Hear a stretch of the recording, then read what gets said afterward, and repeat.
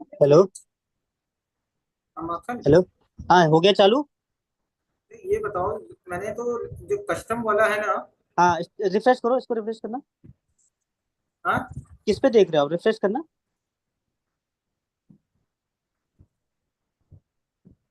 Refresh किया लेकिन नहीं आ रहा। आ तो रहा है, लाइव ही तो है।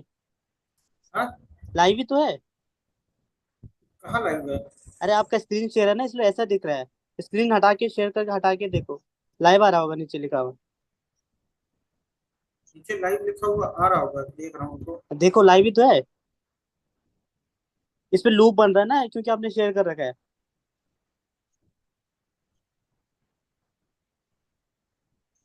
अच्छा, हाँ। हाँ हाँ। हाँ हाँ। ओके जी, मैं जरा निकल रहा हूँ। ठीक है, ठीक है। हाँ हाँ।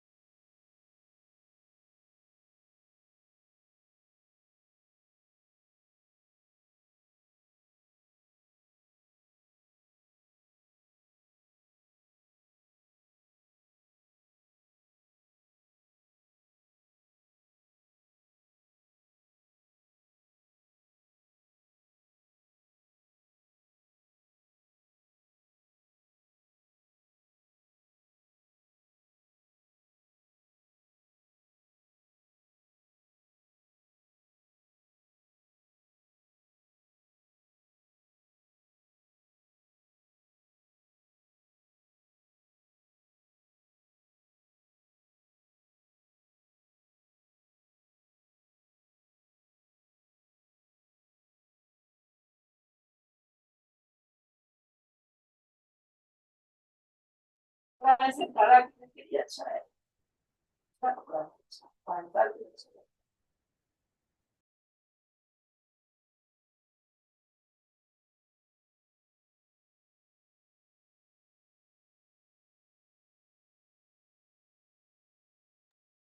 हाय मनीषा। ऐसे खड़ा करने के लिए अच्छा है।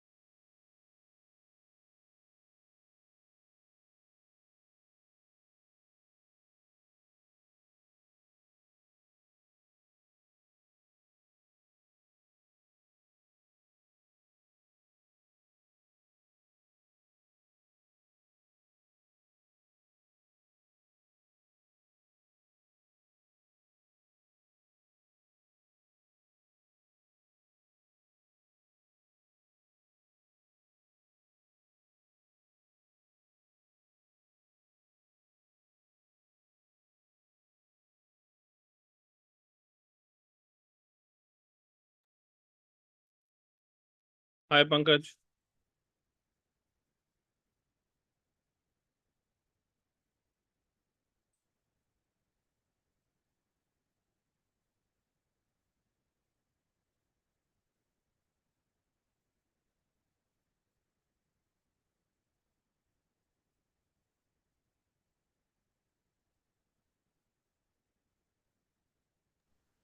हाय।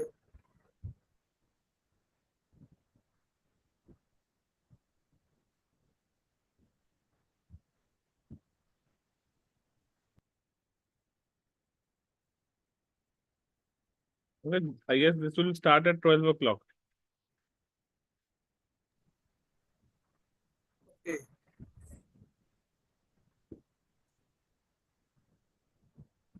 I have enabled the waiting room. Sorry. I have enabled the waiting room. Okay. 11:45.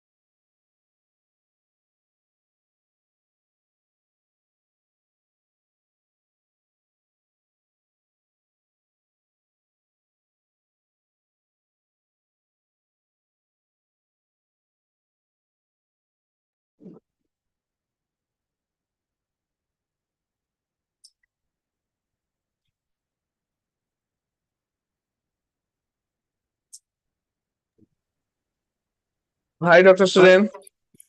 Hello, hi. Hi. I was starting in a minute. Okay, Yeah. that's nice. Yeah, Puneet. You want to rotate your phone to a. Yeah, I'm just connecting on my, yeah, one sec.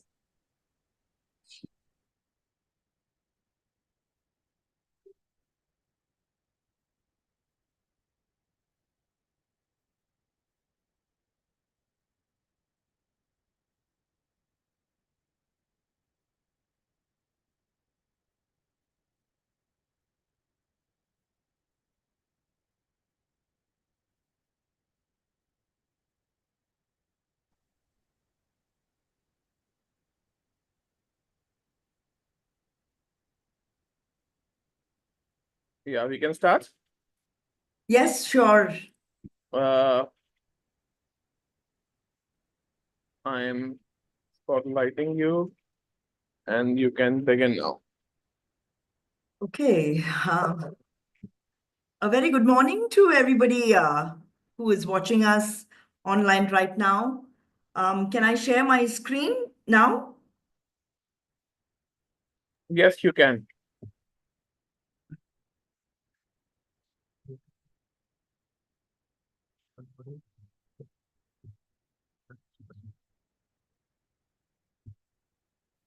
Yeah, are you able to see it?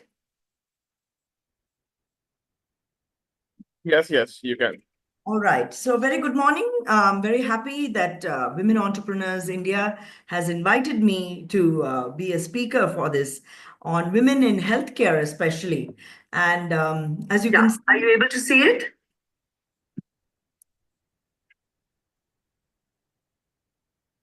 Yeah. So, I hope you're able to hear me. Yeah.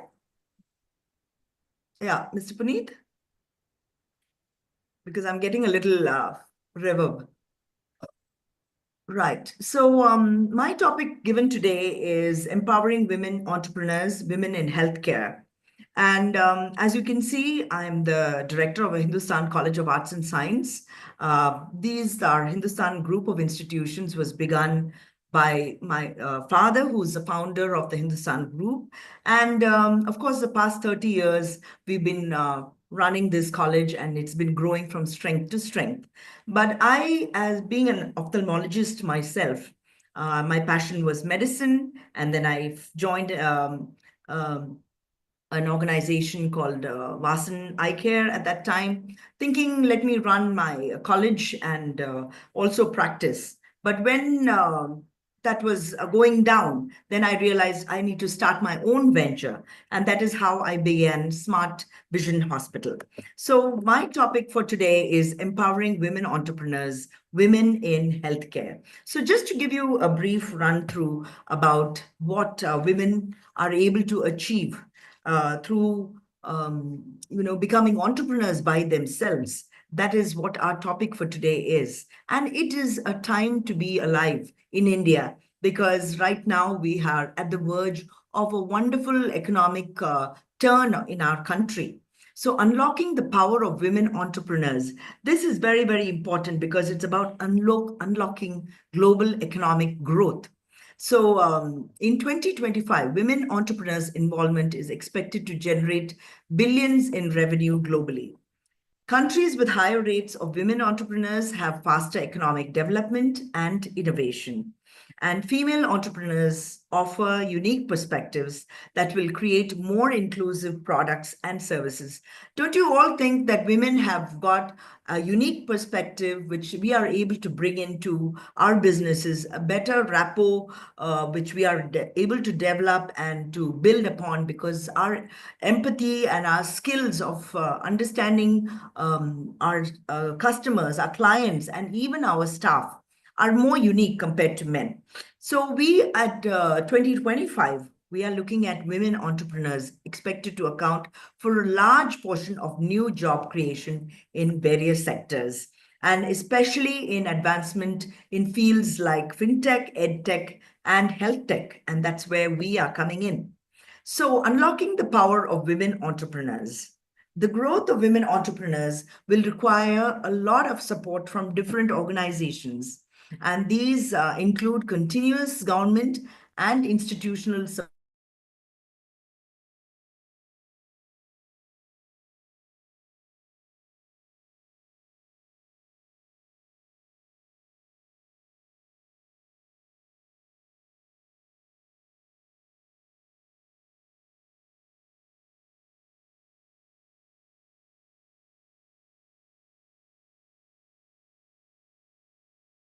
If women are going to be stressed out and unable to handle the problems at home, then it is going to reflect as stress at work. So better work-life balance and reducing gender bias, especially in investment funding, will be essential to our future success.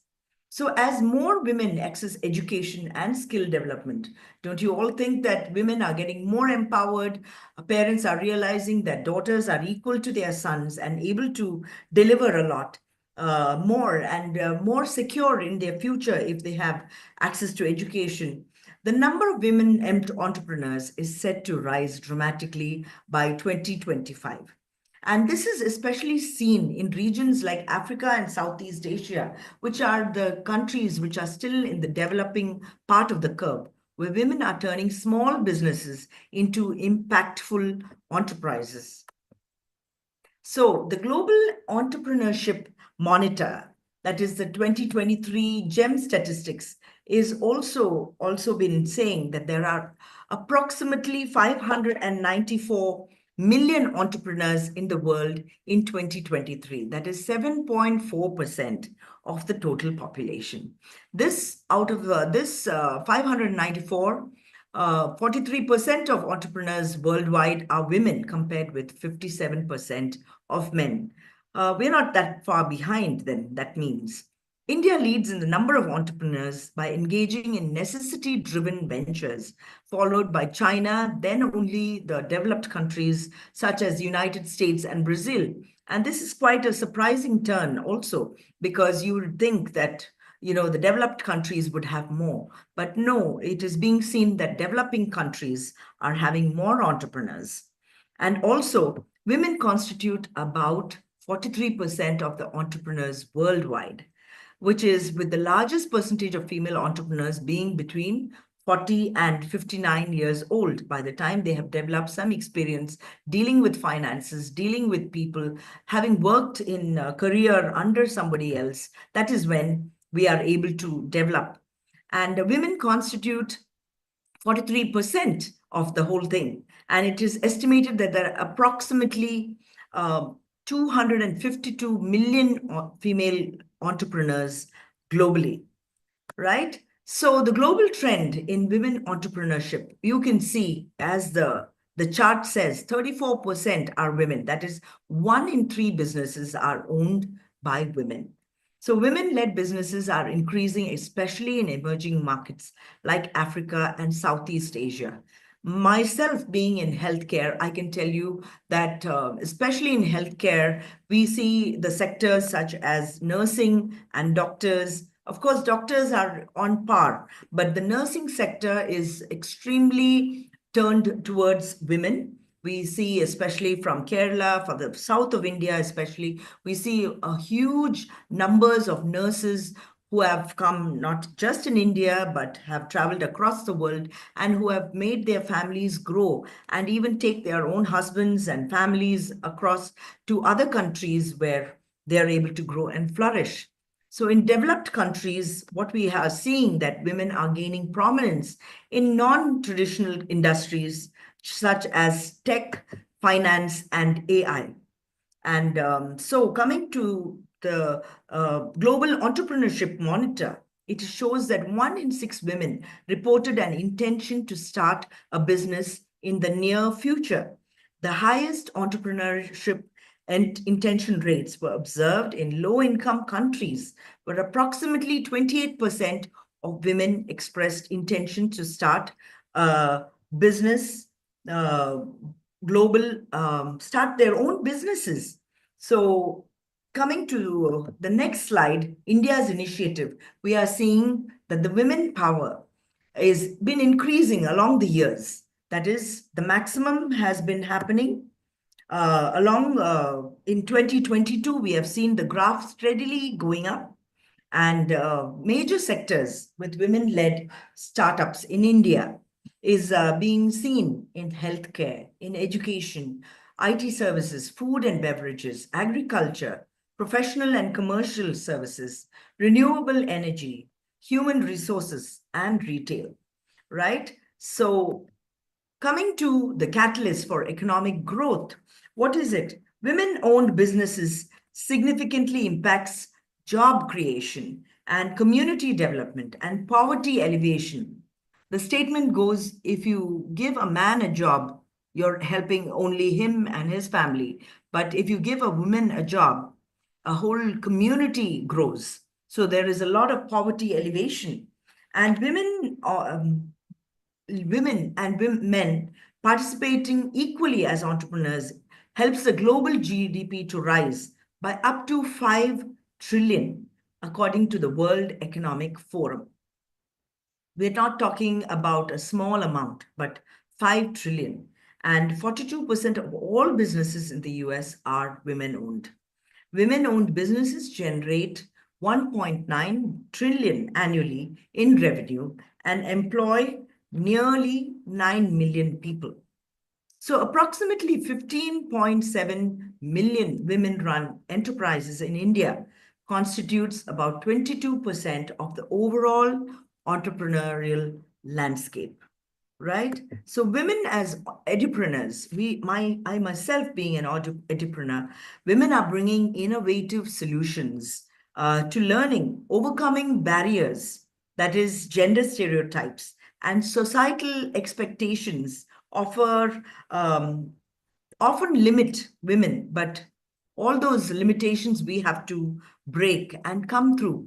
Women-driven on ventures range from founding schools to leading edtech startups and providing community-driven educational services. So the key contributions are innovative learning solutions. How do women jump into the whole arena of being an entrepreneur? How do you do that?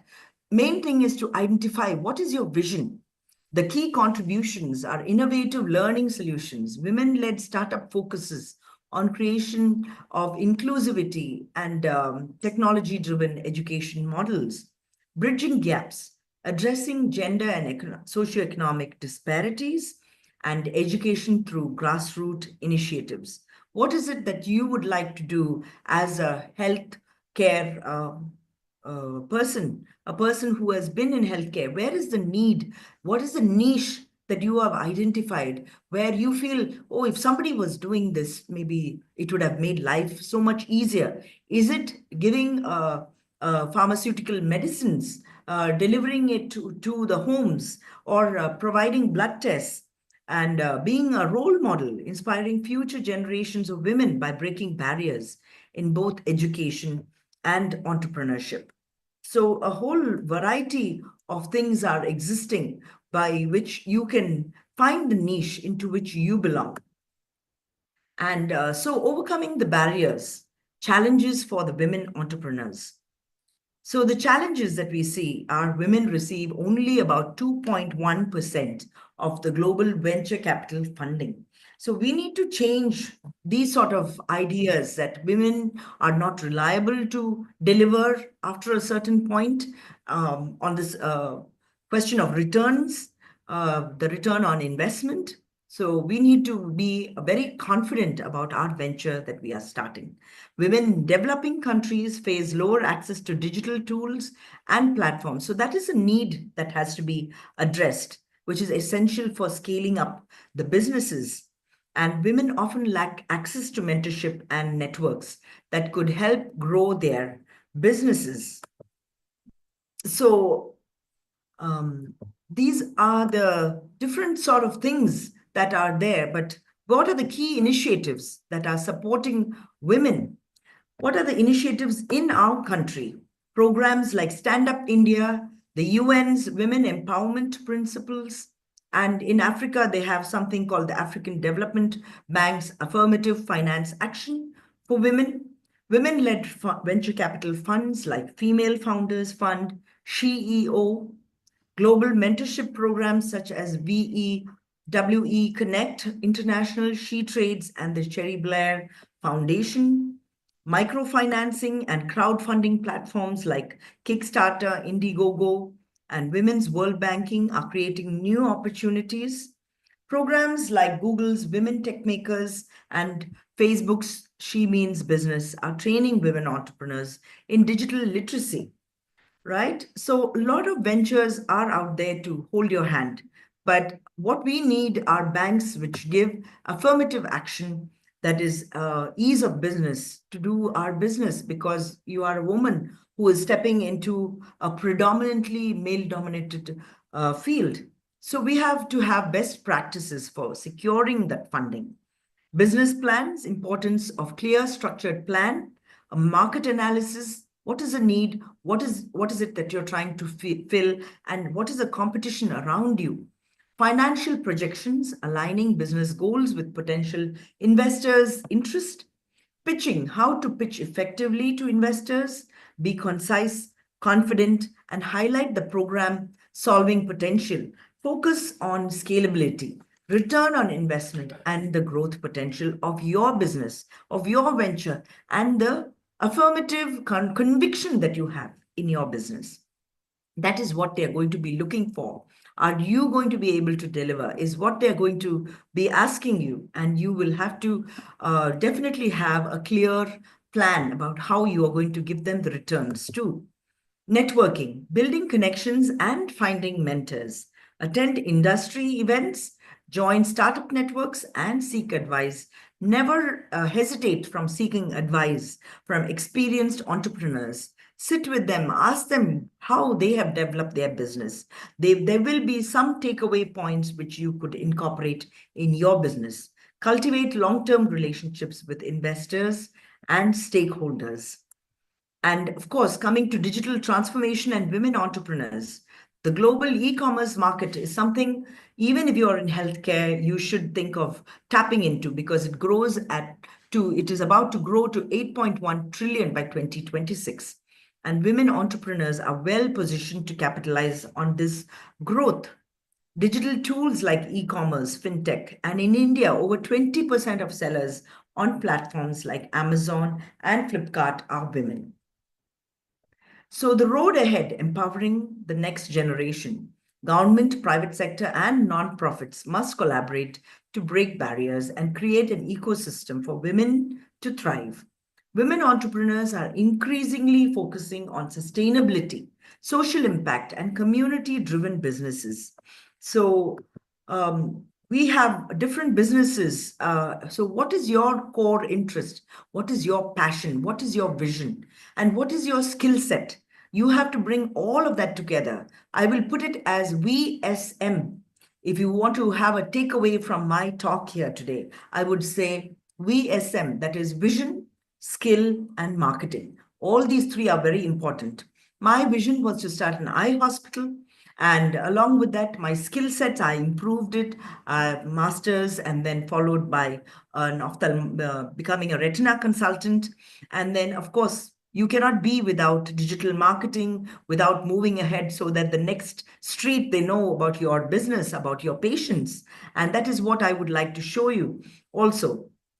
So with globalization, women are now more active in cross-border entrepreneurship, establishing businesses that cater to international markets. So now I have expanded to Germany, where we are having nurses sent from my organization, which is SMART. And so I have now also started Smart Hat, which is launching and sending nurses, because this is a huge potential of nurses who are there, a captive audience in India, who can go to another country where there's such a lot of need for nurses in Germany. And so we are giving them language courses here in Chennai, or online or offline, in Germany, up to in German language, up to B2, and then we are sending them across, those who are BSc qualified nurses. Here is a small video that I use for my marketing for my hospital, and I would like you to see that. as I close my talk. And I hope each one of you have your opportunities. Remember VSM, that is vision, skill, and marketing. And whatever it is that you plan to do, you can achieve it with your goals. So a small video of my hospital. Hi everybody, this is Purnima from the Smart Vision Hospital, and I am here to tell you my pleasant journey here through my cataract surgery on both my eyes. I came here with a lot of doubts whether it is just my power increase or what's happening to my eyes. But then after meeting Dr. Susan, who's a good friend of mine, she told me that I have cataract on both the eyes, and then I was thinking eyes operation, my God. But then in just a matter of 10 days, 5 days gap to each eye, I got it operated, my cataract. And now I'm telling you friends, so much. Hi everybody, this is Purnima from the Smart Vision Hospital, and I am here to tell you my pleasant journey here through my cataract surgery on both my eyes. I came here with a lot of doubts whether it is just my power increase or what's happening to my eyes. But then after meeting Dr. Susan, who's a good friend of mine, she told me that I have cataract on both the eyes, and then I was thinking eyes operation, my God. But then in just a matter of 10 days, 5 days gap to each eye, I got it operated, my cataract. And now I'm telling you friends, so much of confidence. I'm seeing my whole vision has transformed, my world has transformed, I will say, because I'm seeing my skin brighter, I'm seeing my walls brighter, I'm seeing the colors of my sari and dresses, the real color. And it's such a wonderful experience. It gives so much of confidence. I'm driving my car again. I'm back to my old Purnima who was so confident on the car. And it's such a wonderful experience. The doctors here, Dr. Susan, Dr. Anil Chandra, and the nurses here, Shanti and others. Such a warm experience on the whole. I love it. I love that I made the decision to come out of my eye problem. And now I'm fine. Thank you.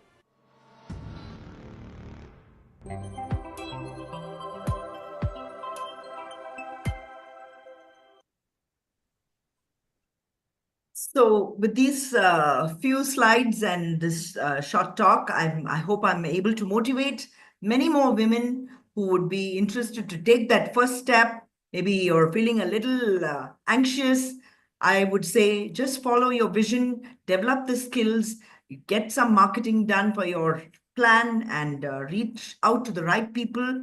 And let's not only empower women to start businesses, but to scale them, innovate, and change the world. Thank you. Thank you all. And thank you. Big thanks to the organizers who have given me this space to address the students and many people who are out there who are reaching out to us. Thank you. Thank you, Dr. Susan. Thanks a lot. We've got next speaker online with us. So I think Satya is here. I would request if you can unshare your screen. Hi, Satya Subramaniam. How are you doing? Hi, Puneet. Doing great. How about you? Very well. Thank you. Thanks for joining in.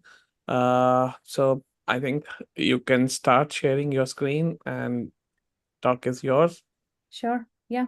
Thanks a lot, Puneet. Before ma'am, if you start, can I give a little intro to everyone present in the meeting? Yeah, Sure. sure. Please. I'll be Miss Satya is a senior engineering manager at Walmart Global Tech India, specializing in big data.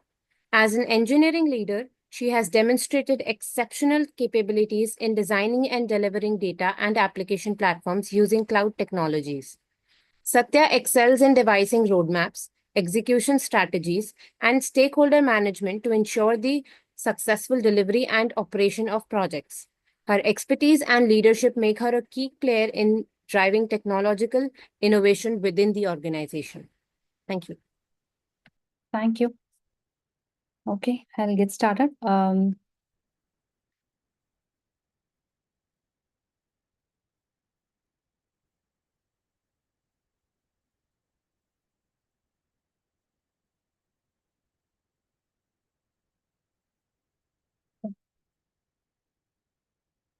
So I just have a very quick and interesting presentation that I prepared for today's speech here today.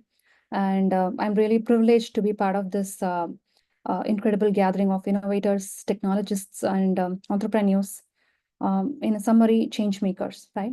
So today I'm representing the women in technology and with more focus towards corporate role models. And I'm not going to be focusing on the regular gyan that we all are able to receive from online and other media and other forums, right? So it's going to be a very different format today. And with that, I'd like to quickly move ahead with the first slide, which is about me, right?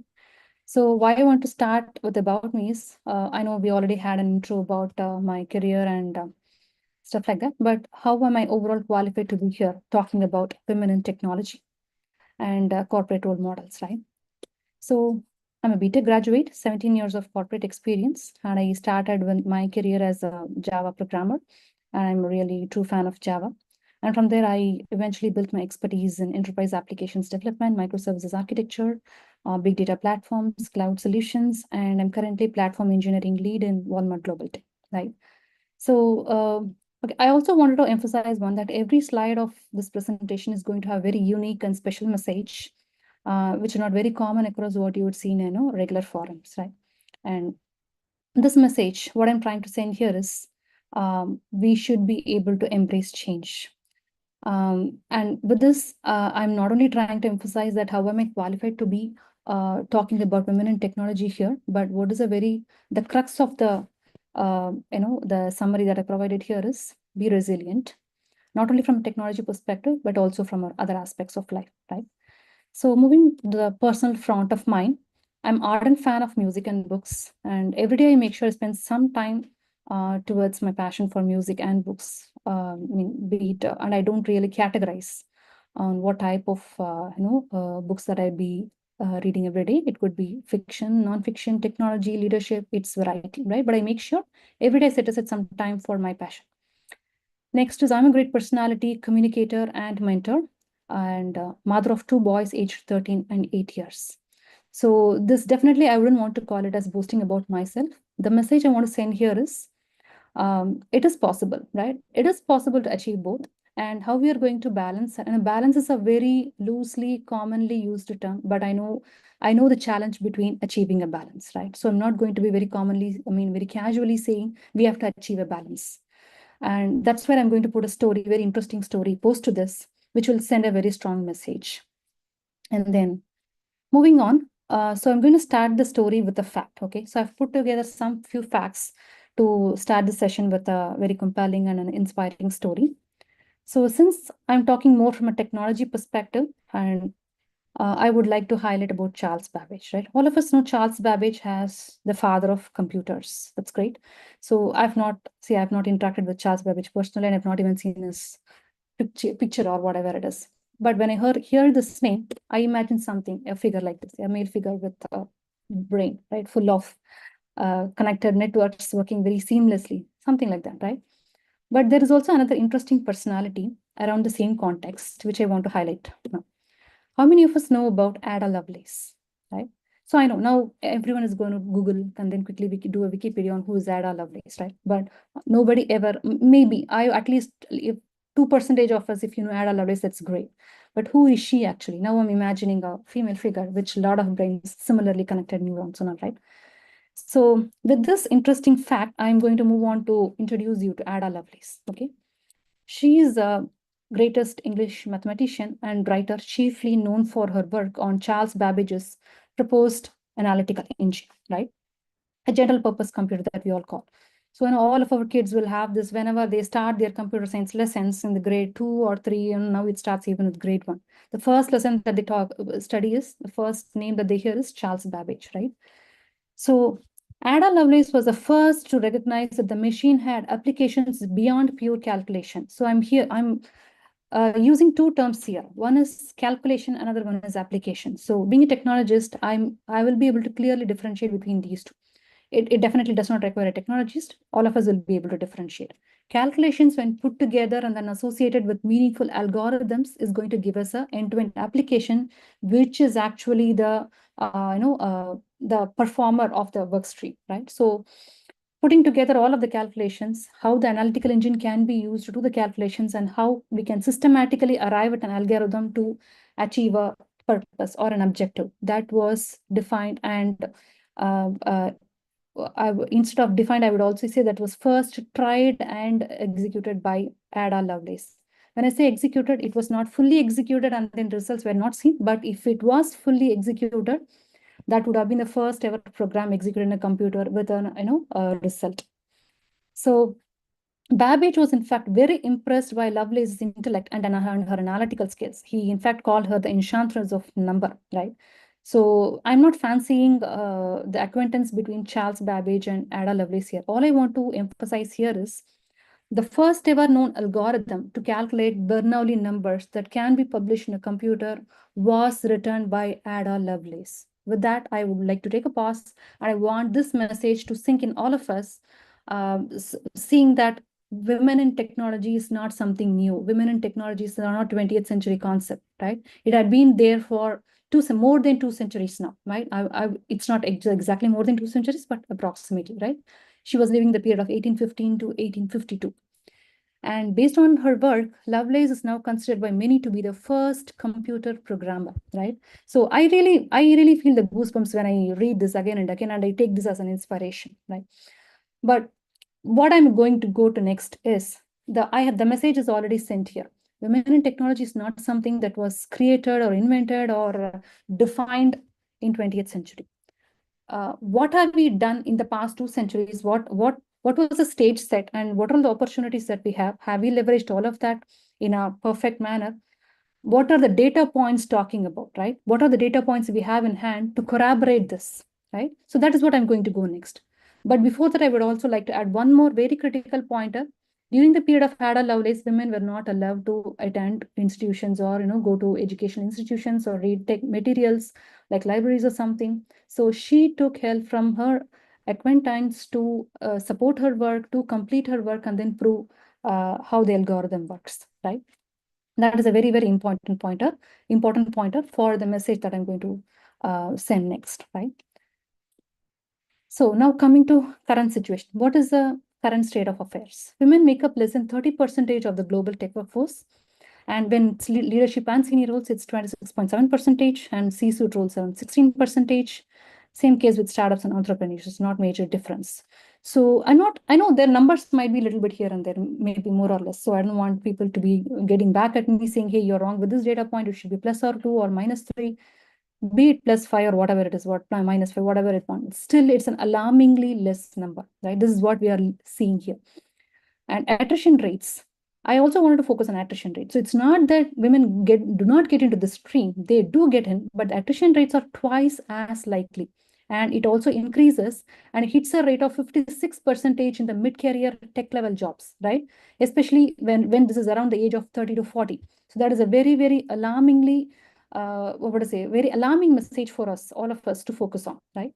So again, I'm going to only attach positive notes to this session here. Even though I have a couple more slides to send very strong messages, and then, so that the message sinks in.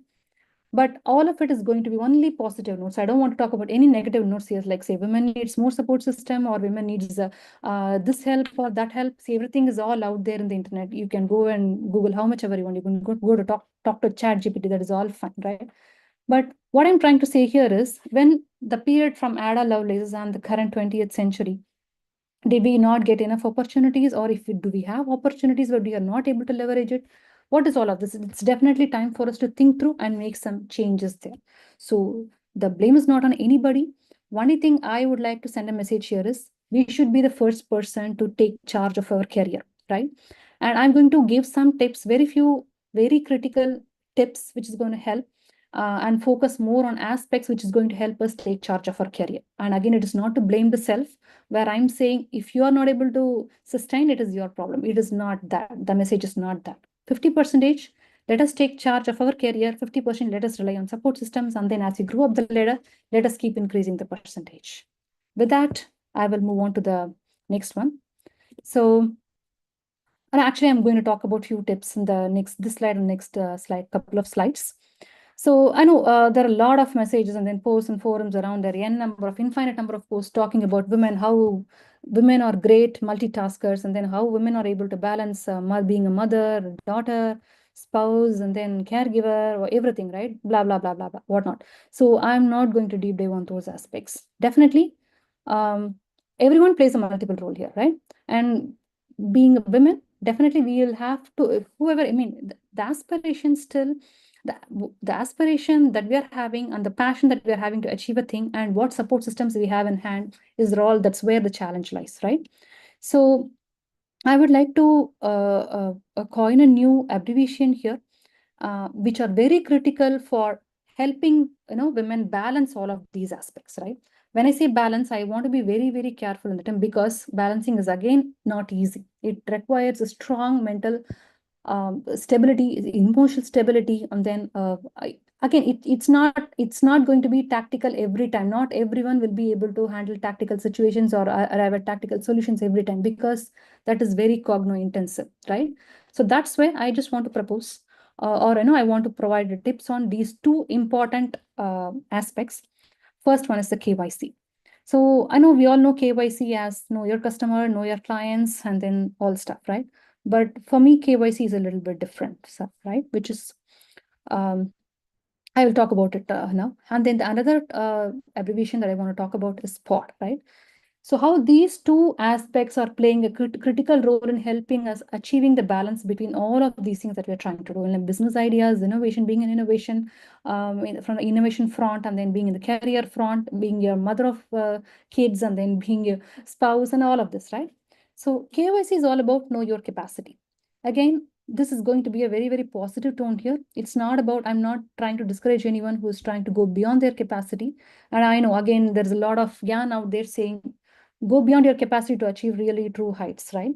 I'm trying to differ a little bit from this opinion. You can definitely, achieve true heights, but how do you manage the capacity? First, do a self-observation of what you're capable of. What is your capacity?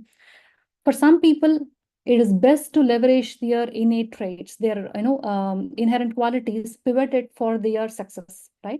For some people, it might be acquired skills. So do a self-observation of what your capacity is, and accordingly try to jot down what inherent skills you can use, what your inherent nature or traits that you can use in order to achieve the success. Apart from that, what are the acquired skills that you're looking at, or skills that you have to learn or gain expertise in that you have to, because that is going to be a little bit strenuous and you will have to set aside a lot of time for that aspect, right? So when you sign up for that, you have to be very committed and dedicated. So for that purpose, do a self-observation of your capacity and then see what is actually needed for you to balance out all of that. And next is POD, which is the power of delegation. When I say delegation, it's mostly looked upon as an aspect of authority, right? I would like to emphasize that delegation is not always about authority. And when I say always, it is because delegation sometimes definitely comes with authority on the need basis, but most of the times it can be used in a very purposeful and on the positive note where you're asking for help, right? I don't want to use the term ask for help, because whoever are the players of your game, when I say your game, this is your game, right? The boundary of your game has multiple personalities, coming into the picture, and then having their own sets of expectations, and then you have your own sets of expectations, how you're going to manage all of that, right? So the power of delegation is all about knowing your capacity, setting the boundary, and then having the other players also understand the expectations and then manage accordingly, right? So delegation is about clearly define what you're capable of and clearly define what others should be able to manage, right? For an example, how do you manage your kids when you're at work? So the kids you should be able to guide the kid. I mean, that's what I definitely have tried and has also worked, right? We should be able to guide the kids. We should be able to give them a right direction and then tell them how things work. Sometimes let them explore on their own, let them fail, understand. Finally, once they are ready, give them the empowerment, right? And that is what I'm talking about delegation. So that's the state where you reach the delegation point. Likewise, you will have to work out the capacity and delegation accordingly to achieve a very perfect balance, right?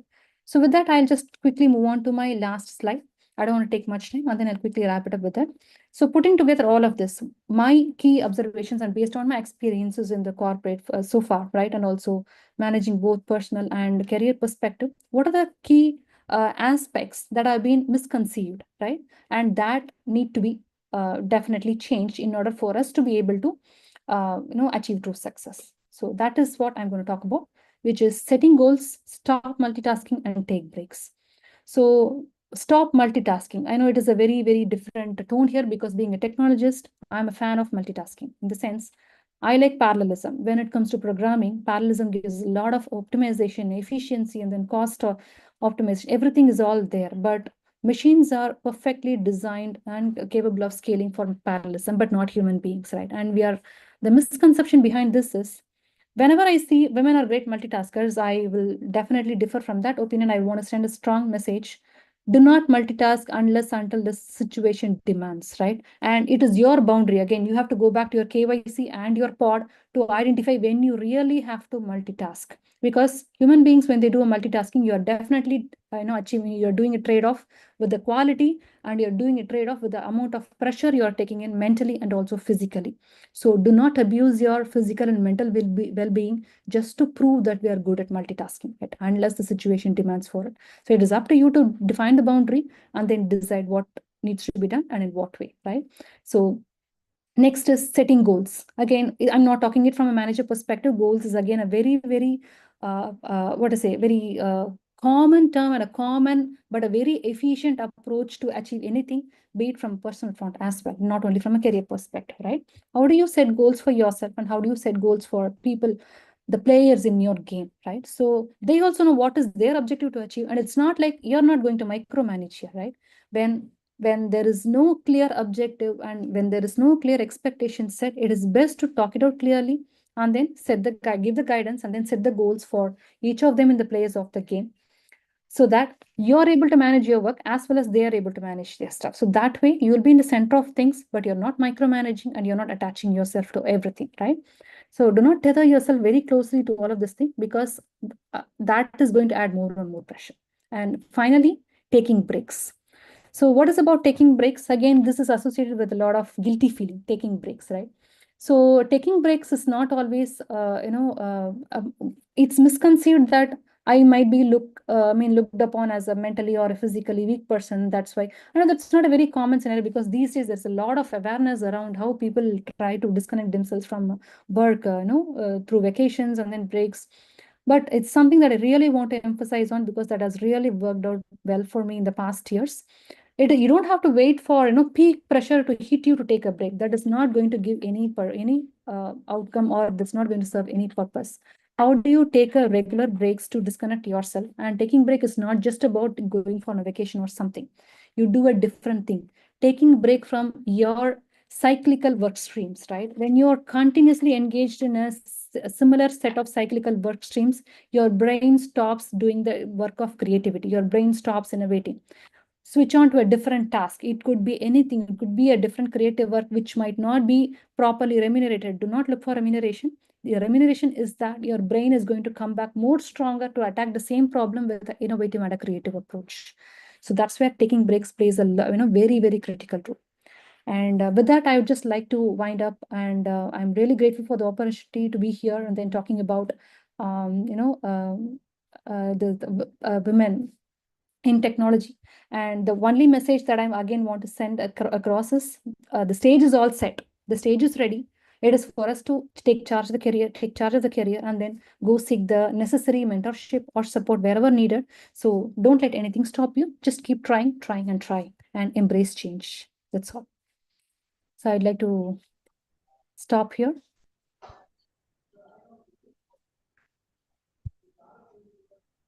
Any questions, or how do we move on next?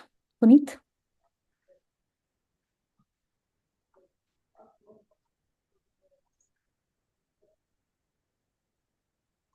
Thank you very much, ma'am. This was very insightful. Thank you, Alisha. I'll go off video and I'll turn off my audio.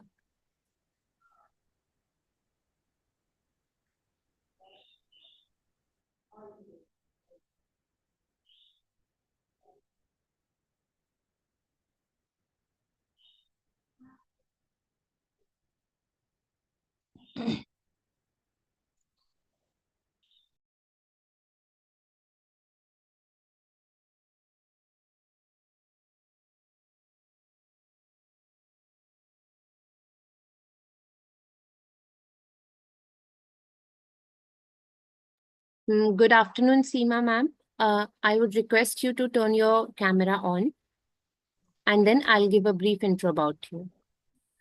Yeah, good afternoon. Yeah, shall I start? Yes, please. Thank you. Dr. Seema A. Kulkarni, she's a PhD, also a seasoned project manager specializing in incubation and startup engagements at RBIH. With a strong background in innovation and incubation, she brings a wealth of expertise as a food technologist with specializations in post harvest technology, food microbiology, and bioinformatics. Dr. Kulkarni is dedicated to fostering startup ecosystems and driving innovation, making significant contributions to the intersection of technology and the food industry. Her deep knowledge and leadership have positioned her as a key figure in advancing sustainable and innovative solutions within her field. Thank you, ma'am. You may start. Thank you for the introduction. I'll share my screen.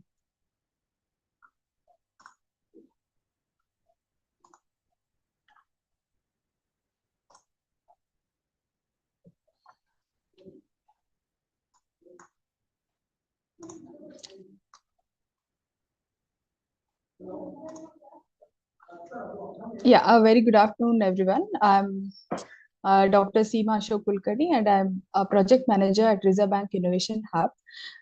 So I take care of the pre-incubation as well as the incubation initiatives at the Reserve Bank Innovation Hub. So this Reserve Bank Innovation Hub is based out of Bangalore, and we support all the innovations that happens in the fintech sector. And we are a wholly owned subsidiary of Reserve Bank of India, which is headquartered at Mumbai. So a very brief introduction to what is RBIH is that our major vision is that we provide frictionless finance for a billion Indians.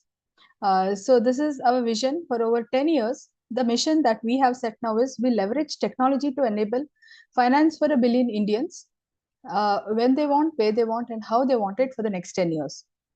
So this is our greater mission. And the motto is that we encourage innovation in the sector of fintech alone.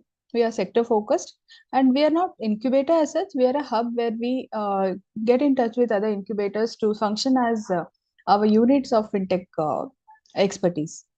And then our next motto is inclusion, where we include the women as well as the people or micro entrepreneurs who have no or less access to finance. And also, we would like to create an impact, because fintech is a sector that is coming up right next to e-commerce. That is a second sector which has seen highest number of unicorns in India. So this is a brief about RBIH. Many have not heard about the innovation wing of Reserve Bank of India. So I thought this is a good opportunity to reach out to people who are into fintech sector.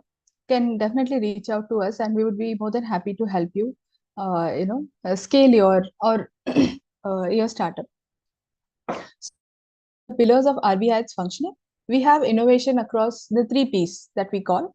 So that is the process innovation, product innovation, and policy innovation. I am mostly involved in the product innovation, where I support the startups from idea to scaling stages. And mostly they have a SaaS or a PaaS product for a problem that has to be solved at the banking level. So we also have innovations that have solved problems in the process innovation, where the process of loan disbursement for the farmers and the self-help groups have been eased out. And these are our biggest achievements in the past 2 years that we have been functioning. So recently you might have heard about the ULI, that is the Unified Lending Interface, that has been launched, and that was completely conceptualized and developed in RBIH. It was called the Public Tech Platform for Frictionless Credit, and now it has been renamed as ULI. You all must be aware of UPI, that is the Unified Payment Interface, and now we have a similar interface for lending, right? So we also innovate in terms of policy, and that has been ongoing. So who we work with? We are a wholly owned subsidiary of RBI, and we are directly connected to the RBI through the fintech department that is based out of Mumbai. We are also in touch with various government agencies like NABARD and other government agencies, and even the top premier educational institutions across India. We are also tied up with the other regulators such as the IFSCA and the IRDAI, and we are in touch with global innovation hubs. Presently, we have partnered with the Central Bank of Angola and also the Central Bank of Rwanda, right, and Tanzania too. So we have partnered with about 20 banks who are facilitating POC studies for our fintechs. And of course, fintechs are a greater part of what we are working with. We have gotten in touch with technology companies like NASCOM and Google. We also have on board with us certain industry associations like BCIC and academic research institutions all over India. We work all over India. Pan India is our access, and other incubators, local as well as global. We are in touch with VC investors who have started investing in our scaled startups, and also with the central and state governments. So how we fit in? So people always ask me what is RBIH and how we fit in into this ecosystem. So this is an ecosystem. RBIH cannot exist on its own. So we are a subsidiary of RBI, and we are also, and our ecosystem comprises of the central and the state government. The financial institutions could be non-banking or banking. The fintech startups that we support. RBI plays a very important role in providing all the necessary programs and events for them so that they start scaling, and also the digital public infrastructure that weaves together all of these segments in our ecosystem. So now coming to what is RBIH Fast. So this is the team in which I work in. It's called the FinTech and the Startups team. Right. So we call ourselves Fast, RBIH Fast, and we support all the fintechs that approach us in terms of mentorship, masterclasses, and the other 3 M's, which I'll be talking about in the upcoming slides. So who are we? Who is RBIH Fast, and what do we do to make a difference? So the Fast team is an initiative of RBIH that is dedicated to fostering a very thriving ecosystem to accelerate the journey of the fintechs across India. So we operate pan-India, and all our programs are carried out in hybrid modes. So FAST is at the forefront of transforming India's fintech landscape by orchestrating a coalescence of fintech startups, incubators, financial institutions, and other key stakeholders so that we accelerate innovation and financial inclusion. So FAST is also on a mission to make India a fintech nation. So FAST is actually an acronym for fintech and startup acceleration. So FAST could also mean that we accelerate fintech's journey. So the ecosystem of RBIH Fast is such that we have various banks, at least 20 of them who are onboarded with us. We have a pool of mentors who are mostly the co-founders of unicorns and soonicorns of fintechs across India, and also the ex-RBI employees, experts in the banking sectors. They're all in a pool with us as mentors to guide the startups that are getting incubated with us. We are in touch with incubators across India and all the top incubators who have focus sectors in fintech, other regulators such as the IFSCA and IRDAI, and also investors. So this is the framework of RBIH. So we have 4 flagship programs that we run. Those are the hackathons, the pre-incubation, the incubation program, and the acceleration program. So these are targeted interventions across various startup stages and also the stakeholders. So for the pre-idea to idea stages, mostly where this is constituted by the students of the colleges and with relevant fields in finance, in management, and in technology. So such students are given real-time problem statements from the bank so that they come from the pre-idea to idea stages. We take them through this stage over a period of 1 month to 3 month hackathons that we run, and the solutions that come out of it are real time because the problems are real time, and then this becomes a point for the pre-incubation program. Here in the pre-incubation program, which is usually spanned across 3 to 4 months, right? There we take these startups from idea to MVP stages. that is the minimal viable product stages. This is a program that all of our programs, okay, are run by or actually conducted by our implementation partners. So they have a strategic plan to run these programs, and mostly all the top IIMs, IITs across India, and some private institutions like ISB and BITS Pilani are our partners who help us in conducting these programs. So since we sit at the regulatory body, we do not conduct any of our programs at our center, but these are undertaken by our implementation partners. And incubation program is about 20 weeks long, and this has been co-created with our implementation partners, and we take all the startups from the MVP to early traction stage. So all the necessary interventions where we give them knowledge about the business model canvas, we link them with the startups and how their pitch should be ready, pitch readiness, bank readiness, investor readiness, uh, and all of these IP, all of these interventions are given to them at the right stage over this 20-week long program. It's a cohort based and a structured program.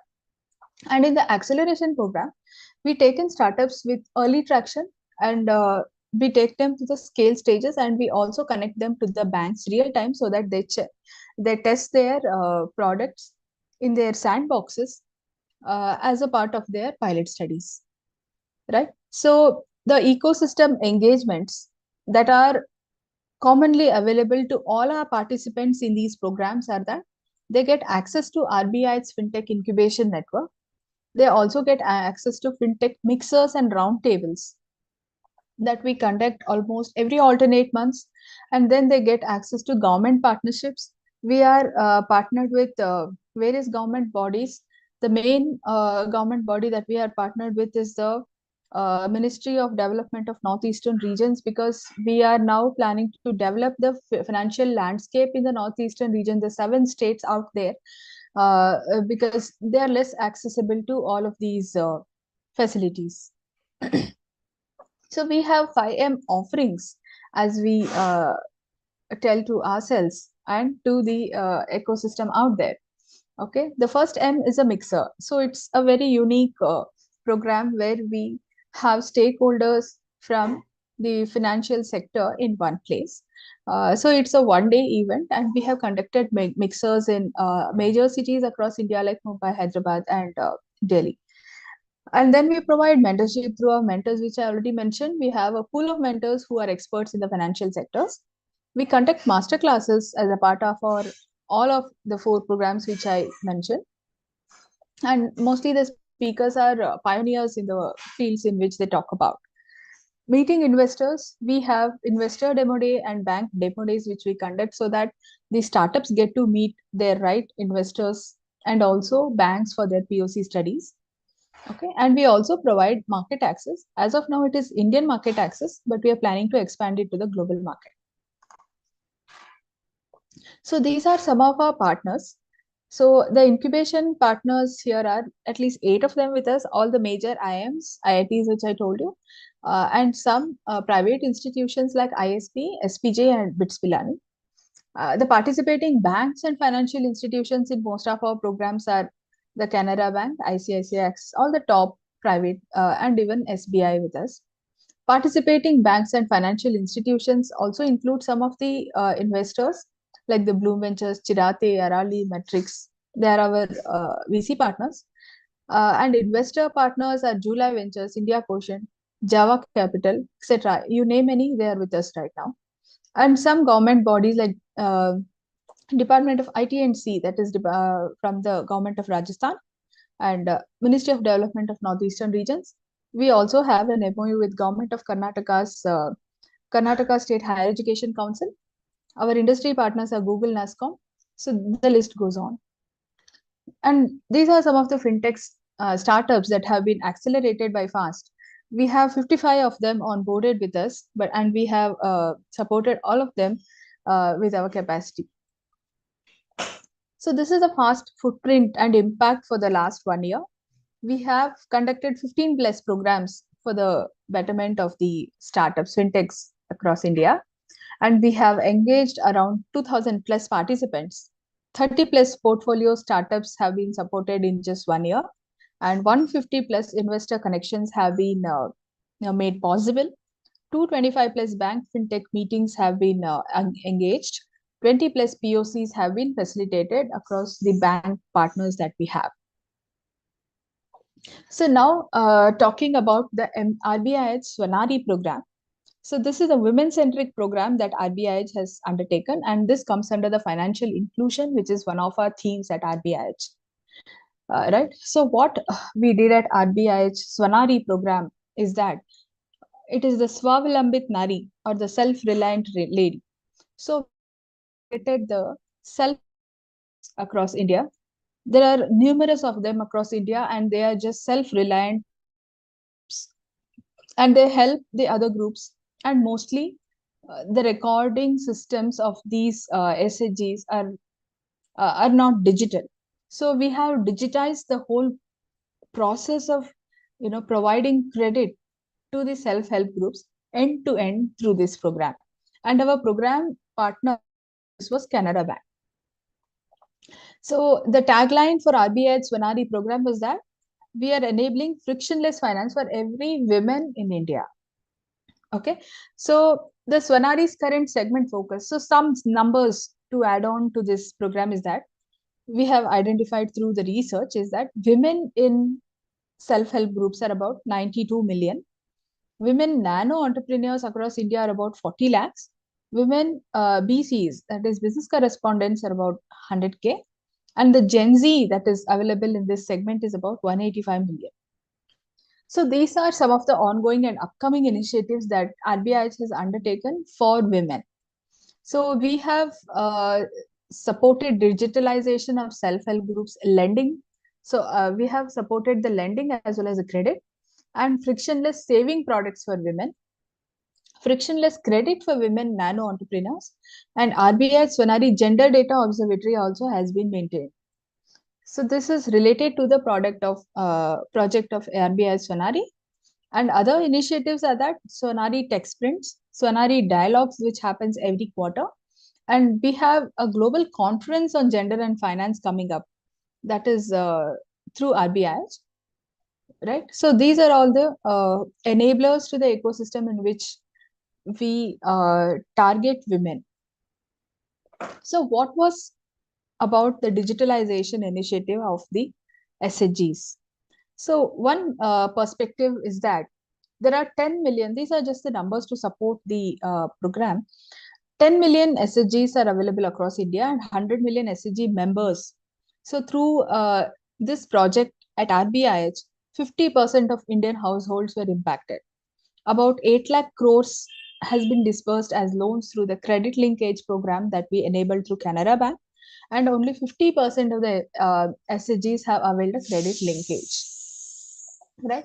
So through the field research, we have impacted about 8 states. So these are the impact numbers, and about 15 districts, 30 plus bank branches, and they're mostly the Canara Bank. 45 plus SHGs have been impacted. So the numbers are increasing. This is an ongoing project, and 450 plus SHG members have impacted. 8 SRLMs, that is the state rural livelihood missions, have been gained some benefit out of this program. So RBI has assisted end-to-end digital solution for SHG lending is that in the phase 1, we have onboarded the SHGs and we have opened savings account for them. In the phase 2, internal savings and loan disbursement within the SHGs have been achieved.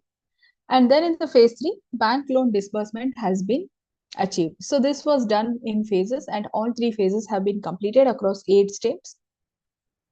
So what were the key benefits and impact of this solution is that from 100% reliance on physical documents, all the records were in physical documents written in ledgers. Okay, from that we went to 100% digital capture of every individual member's transaction. Then from up to 5 bank branch visits leading to wage losses for the daily wage workers, it became 0 branch visit because the whole process was digitized and they were trained on how to use it on mobile, and no wage loss. From 100% reliance on cash and checks, now they are trained to operate, through cashlight operations. And the turnaround time of up to 3 to 4 weeks to avail a bank loan was completely reduced to 24 hours to avail a bank loan. So this was the impact that was created for at least 45 HSGs in the last 1 year. So this was about its women-centric program. We do have other programs coming up. So stay tuned. You can visit our website or also get in touch with me if you know of any fintechs who are doing great and would like to get in touch with us for any kind of support or any programs they would like to participate in. So thank you so much for this opportunity.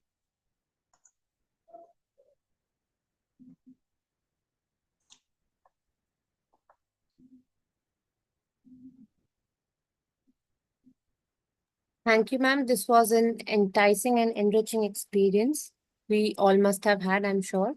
Thank you very much for your time. Thank you so much, Alisha.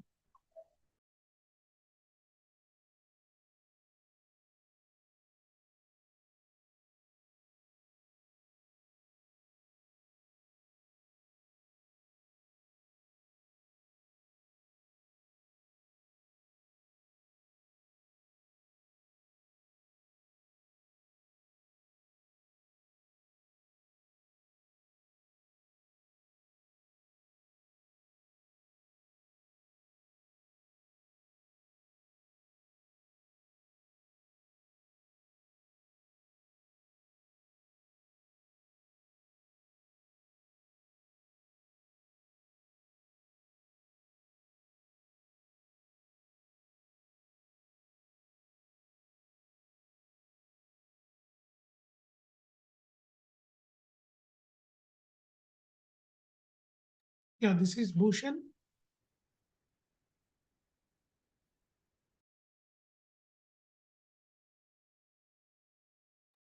Good afternoon, sir. I welcome you to this session. And before you start, I would like to give upon a brief intro, which is Professor Bhushan D. Sudhakar is a highly accomplished, strategically focused professor with around 28 years of progressive teaching, research, and administrative experience. A guarded extrovert, an old school, innovative, and sustainable thinker and practitioner, a sensitive, tough, straightforward presenter, currently serving as a professor at the Department of International Business School of Management, Pondicherry Central University, Puducherry. Dr. Bhushan is extensively involved in corporate training, focusing on marketing and brand building. He is also a visiting professor at Friedrich Alexander Universität, Germany. He teaches marketing, advertising and sales promotion, business communication, and negotiation skills, and brand management in Asia for the MBA students at FAU, Germany.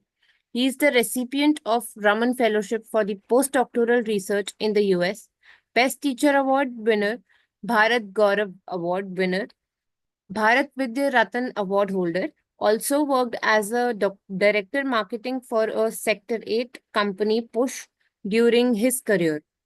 He has also published research papers in indexed, peer-reviewed UGC Care List journals. Thank you, sir. You may start. Yeah, very good afternoon to one and all. I'm really honored to be here at this Women Entrepreneurs India. And thanks to Miss Mahalakshmi Saranan for inviting me. And yeah, I like to begin with, I like the word which is with Women Entrepreneurs India, great feats ahead. So yeah, we look forward for the entire nation that this young India would get into a lot of feats, which takes the economy of India to a greater heights. So with this, I was given the task of what is the role of institutions in creating student entrepreneurs. So as you have seen, I'm a professor. I teach in the university at Pondicherry. I'm teaching handling subjects of business communication to marketing, branding. At the same time, I'm also looking after entrepreneurship promotion cell in the university. I also worked as a director for a Section 8 company which is called as PUSH, Pondicherry University Step Up Hub. In short, I was into this dealing with entrepreneurship, the spirit of entrepreneurship, I should say, for the past 15 years, imbibing into the students and their style. So let me just begin. I understand you can see my slides. Yes, sir. Yeah. I want to begin the entrepreneurship ecosystem. Considering university, the teaching learning process, as I'm into MBA, students come with an attitude of business, no doubt about it. But at the same time, innovation is something which they are not aware of, or which they're not looked into as such. Though somebody comes with a business background or family business, so on. So today I will touch upon what is the role of universities or the role of government, the state as well as central governments, how at the university level these things can be imbibed the culture as so. So I'll start saying entrepreneurship ecosystem, which I call it as UB. So university stands for a pivotal role of local innovation systems, say it as from the economic, cultural, social, or even political factors. So what is this UB? Which is as university ecosystem as, it is part of all the ecosystem of the nation. So currently the government of India is into many such schemes, which I will talk about it in my later slides. So what is this entrepreneurship ecosystem? It is where the conceiving of a business idea, build on it, launch it, and scale up the activities. As previous speakers, many of them from the morning we are hearing, it is not a one-day journey. It is a lifelong journey for an entrepreneur. And many of us have ideas. Each one of us have gotten ideas. It is that how do we build on that? At the same time, how do we launch on that? How do we scale up on that is what is the entrepreneurial ecosystem where in the universities we are trying with the students. So secondly, I would like to touch upon the attitude of the university or the students, which I call it as Utah. And universities are complex settings, let us understand it. And in India, we have so many universities. Education is the top priority. At the same time, every university has got its own vision and goal. And as we compare and see each and every university, we transfer their attitude towards the entrepreneurship. We are trying even in 21st century. I've been to a few universities and I've seen the system there.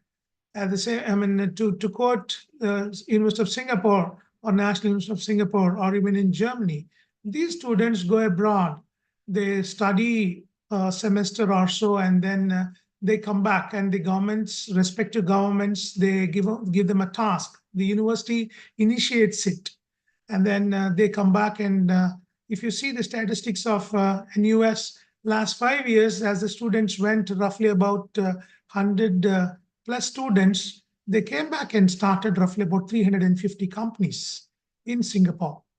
And that is where we are talking about entrepreneurship spirit. So here, as we understand, especially in our countries, developing countries, as you see that we have, I quote here, Said and Trivedi, and there are 4 types of perceived university support for entrepreneurship. The number one, as you see there, PES, PCDS as second, PBDS as third, as well as PECDS. What does it mean? Perceived education support. Well, it refers to the traditional role of university in which the focus is only on knowledge, skills, and internship, though some networking opportunities happen. So I am bringing this particular model to understand where the universities are today, to which level. In our previous speakers, all of them said they have tie-up with one of the best universities. We are a central university, no doubt. We have a lot of support. We have a very good faculties around in all the functional areas, as well as with the students. At the same time, still we were trying to come out of this PES system. And the second one is as pursued concept development support. PCDS refers to the university's support in business development of ideas, the knowledge required to start a new business, and introductions to entrepreneurial role models. It deals with the whole process of transforming ideas into a workable concepts. Now, this is where it relates to the curriculum or even the teaching process, where the introduction of new models to be introduced, what they learn from the theory.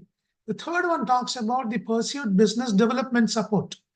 This is one of the biggest thing where in the universities, as I have seen last 15 years, it's the students, though they have an idea, they stuck with the financial arrangements. So university systems, the support systems or the networks, should get into a seed grant or the incubation facilities, connecting with the business community, say like CII, Confederation of Indian Industry, and at the same time, knowledge transfer to a commercialization of the whole idea. So this is where PBDS is a third stage of university system. And the fourth one is pursued entrepreneurial characteristics development support. It reflects one's innermost skills, abilities, and thoughts on what they have, what is needed to perform certain tasks successfully. We all know that universities are the places where it becomes a kind of a, though as a degree, as a final education spot, they complete their formal education, though somebody may go on to do some more courses or even PhD programs, but otherwise. So what kind of processes are there at these universities? So this is where I would like to bring in the beginning university attitude towards this entrepreneurship. The secondly, my topic is on what are the role of institutions. It brings with the curriculum and academic support. Of late in management schools, it is more like a placement than a knowledge center. Let me say it upfront. Students get attracted towards 100% placement, and so on and so forth. But let us also understand what kind of a curriculum we have which addresses towards entrepreneurship or business development, or the supports, the ecosystem support, entrepreneurship support that we have, which comes in. So the course, when it comes to the curriculum and academic, how many courses leads to entrepreneurship development. That is where one of the primary role of institutions to bring in. Second is, as I said already, entrepreneurial ecosystem. It is not that to be learned, business to be learned in four walls, and it has to be university like Pondicherry. We have certain, platforms to go and, open up yourself with, you have a business idea. Entrepreneurial ecosystem. For example, we have at IIT Madras as IIT incubation cell. Even at IIM Bangalore, we have an incubation cell. And even as I said, as even the previous speaker, we do conduct a lot of competitions with respect to entrepreneurship, hackathons or business idea competitions and so on. So this is number one as curriculum and academic support. Number two as entrepreneurial ecosystem. And as I wanted to bring you, look at the university or a college orientation with respect to the students. If it is a 4-year engineering course, as I've understood across engineering colleges, even as universities, in the universities precisely students stay for 2 years as opposed at a post-graduation level.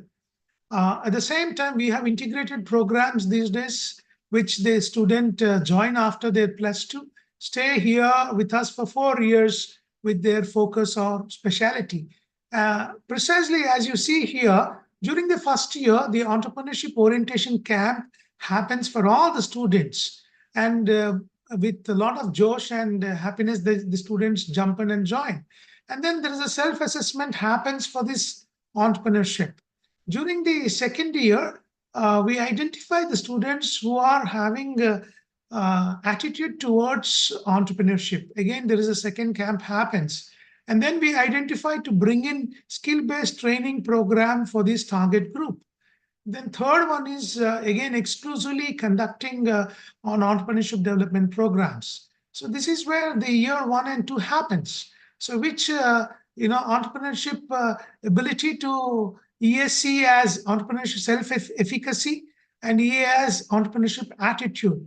These three clubbed in brings in EM, that is as entrepreneurship mindset. So this final year and third year, we try to develop the mindset. Rather, in a postgraduate course, we try to help students, whereas it goes very fast. We consider it as semester 1 and 2, and in third and fourth semester, we try to bring that mindset, the willpower or a goal of an entrepreneur. So, we are in a global economy, we are plagued by high levels of unemployment across, and students doesn't stick if they don't like a particular job.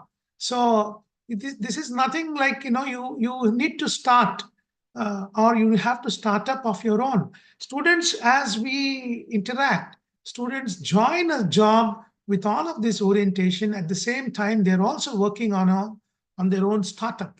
So this is where we have seen as a university or a college orientation towards entrepreneurship. As I continue, what is the role? You see here industry collaboration. From my beginning of teaching, we were working on industry institute collaboration.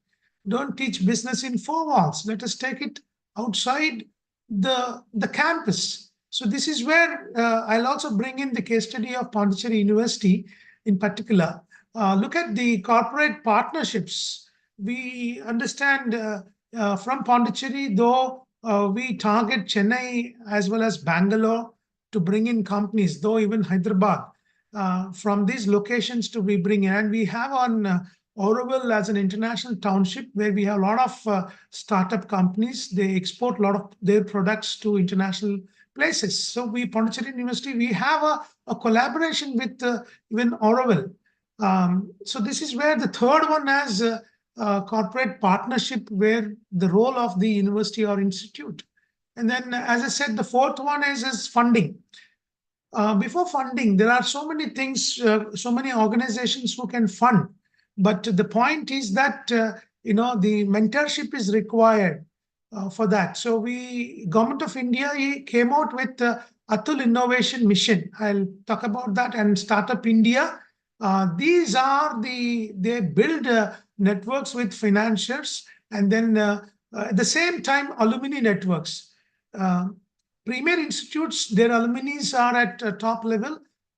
At central universities, even though our alumni are at top level, so we are trying to network with the alumni and see that our startup gets some funding as well as mentorship, which we even conduct at our university. And directly from the government also supports. And we have seen entrepreneurship cells that is at IIT Bombay, which is in Asia's largest business model competition which happens. And I will also touch upon the government initiatives and support. And skill development workshop. This is the buzz in India today, the Skill India. So many, under that banner, there are so many workshops and seminars being held. Even at colleges and universities, Government of India is giving certain grant fund to conduct these seminars where they can pitch their ideas and models across and see that students understand the need for entrepreneurship. At the same time, building entrepreneurship mindset, which I said, which is part of most of the curriculums today. And then third one is, today morning we were hearing about the legal and financial advisory, which is even at Pondicherry University. We have tied up with patent lawyers for intellectual property rights, for the legal formalities. So we have a direct access. We give a student direct access for all their ideas or property rights, intellectual property rights. They can register with that. So we are giving that advisory. And there are so many examples where premier institutes, which I have mentioned here, so they have conducting courses and workshops across. So this is the major role what we are trying to do with the university or institute. Let me quickly touch upon a few of these programs, as the topic is that what is the role of institutes in promoting entrepreneurship. We are, it is gender neutral. We want entrepreneurship to be pushed in the university. So under Skill India mission, if you see, there are so many short-term training programs under the government of under Skill India mission. Look at we all professors, we write to this agency and we get a grant and we try to conduct this short-term training programs, including some of us are project directors in Government of India funded projects. So part of that also, our professors conduct these short-term training programs which benefit students. So under that, we have Pradhan Mantri Kaushal Vikas Yojana, PMKVY, Pradhan Mantri Kaushal Kendras, and Jan Shishan's Shantan, JSS, which we call it as, and India International Skills Center, school initiatives and higher education. So these are basically targets the short-term training programs. At the same time, we also have under Skill India mission, we have long-term training programs. Under that, we have a craftsman training program, which we call it as CTS, crafts instructor training scheme, advanced vocational training scheme, especially for the women, as the conference highlights women entrepreneurship. We have from the Skill India mission, women entrepreneurship schemes and training by the state and central governments. So we write to these agencies and then we get this and then we try to train our students at the university. At the same time, for entrepreneurship also, the Skill India mission is giving national entrepreneurship awards, pilot projects on entrepreneurship, entrepreneurship development and training programs, EDTP, by the state and central government. And the fifth one is under Skill India mission, the Startup India seed fund schemes, state government schemes for incubators, and Aspire, a scheme for promotion of innovation, rural industries and entrepreneurship, startup leadership program, Atmanirbhar Bharat app, innovation challenge. So there are other skills apart from that, as MSD and E 2022 tells all of this. So I'll spend next couple of minutes and then I'll conclude. This is something of Atul Incubation Center. It is a part of Atul Innovation Mission AIM. This is a flagship initiative by the Government of India to promote innovation and entrepreneurship across the country in the educational institutions with reference to. So what are the key features of AIC? It's a comprehensive support for a startup. Last I think 5 years, we have this Atul incubation in the university, and many universities, they give a seed grant of roughly about 1 crore. And we use that fund for the benefit of all the incubees, people who tries to develop their own entrepreneurship thing.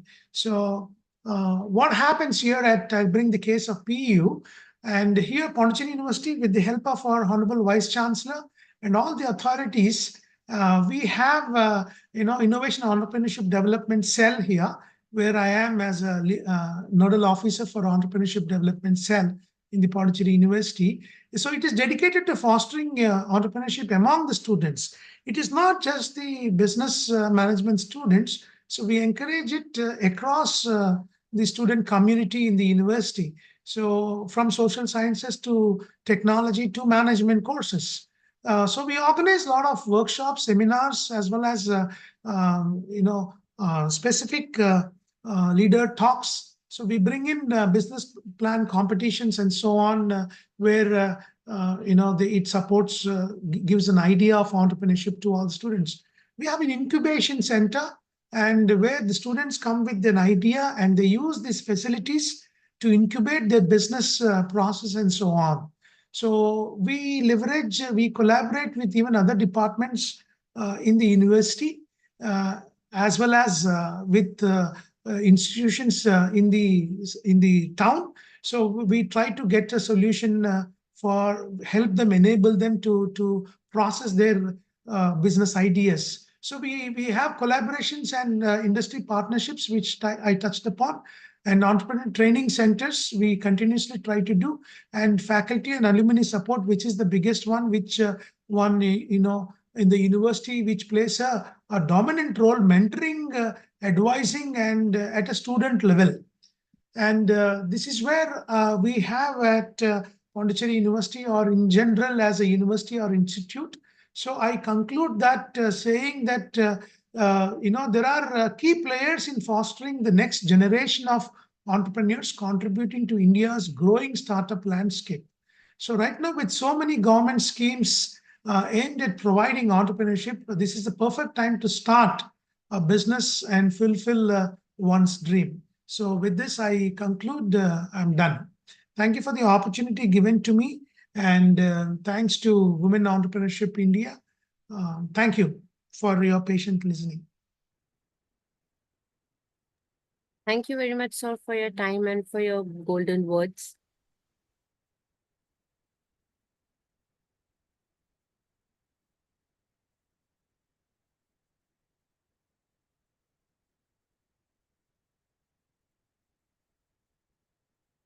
So can I?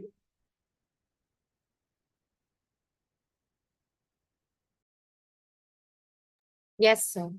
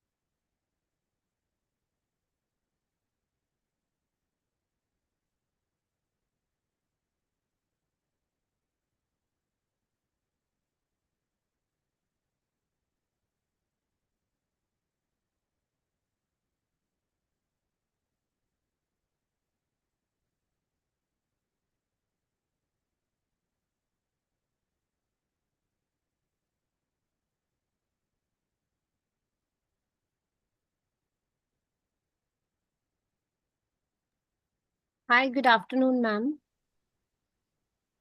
Good afternoon.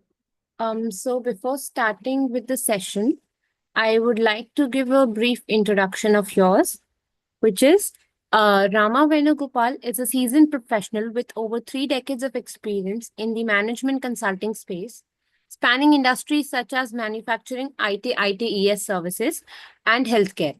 A commerce graduate, she possesses a deep understanding of management systems, including standards, certifications, and regulations, while also offering strategic advisory services. Rama had made significant contributions to promoting responsible business practices and fostering entrepreneurship development initiatives through various trade and industry development forums, positioning herself as a key advocate for sustainable and ethical business growth. Thank you, ma'am. You may start. I give over to you. Yeah, thank you so much. I hope I'm audible. Yes, ma'am, you're audible. Yeah, excuse me because I'm actually on the road. I'm on the move, so I just stopped the vehicle and to take this session. Thank you to the organizers for providing this opportunity. This is slight change in my session topic because considering this particular session and grouping of the various topics from various speakers, I have requested for another topic where actually I wanted to brief women entrepreneurs and the aspiring entrepreneurs about the go-to-market access related norms that they have to understand. Being a consultant for many years in this space and being part of various industry initiatives, interacting with startups and innovators, understanding the market access norms, the knowledge is below average, or not much awareness is there in the market. That is where they always find it very tough to go to the market. So I just wanted to have this conversation on this go-to-market focus that businesses that they have to build, and by understanding this market access norms is very critical. What's market access norms basically is when there's a manufacturer or a distributor, reseller, or an importer, when they have to take their product or a service to the market to sell this in the market, they need to understand that every market has got very defined market access norms actually. This is how globally the international trade also is connected. That is how it works. So country, whether the market access is required in the domestic market or in the global market, businesses need to understand that, all these things emerge from WTO, actually World Trade Organization. So country specific requirements and cross-border requirements. Somebody wants to export or somebody wants to import. All these things are defined in the market access norms. This is where the awareness is a little less and weak, even for the industry corridors. And just imagine the aspiring entrepreneurs and young entrepreneurs, how they have to focus on all these topics. Generally, these market access norms, they control the trade and commerce, whether it is the domestic or in the international market. What are these market access norms basically? They are nothing but a set of conditions or some regulations, maybe financial regulations or technical regulations, some tariffs in the form of some duties and taxes, some quotas, the value and the volume of products or services can be exported or imported from a country, etc. These are all the items which are called as market access norms. Okay.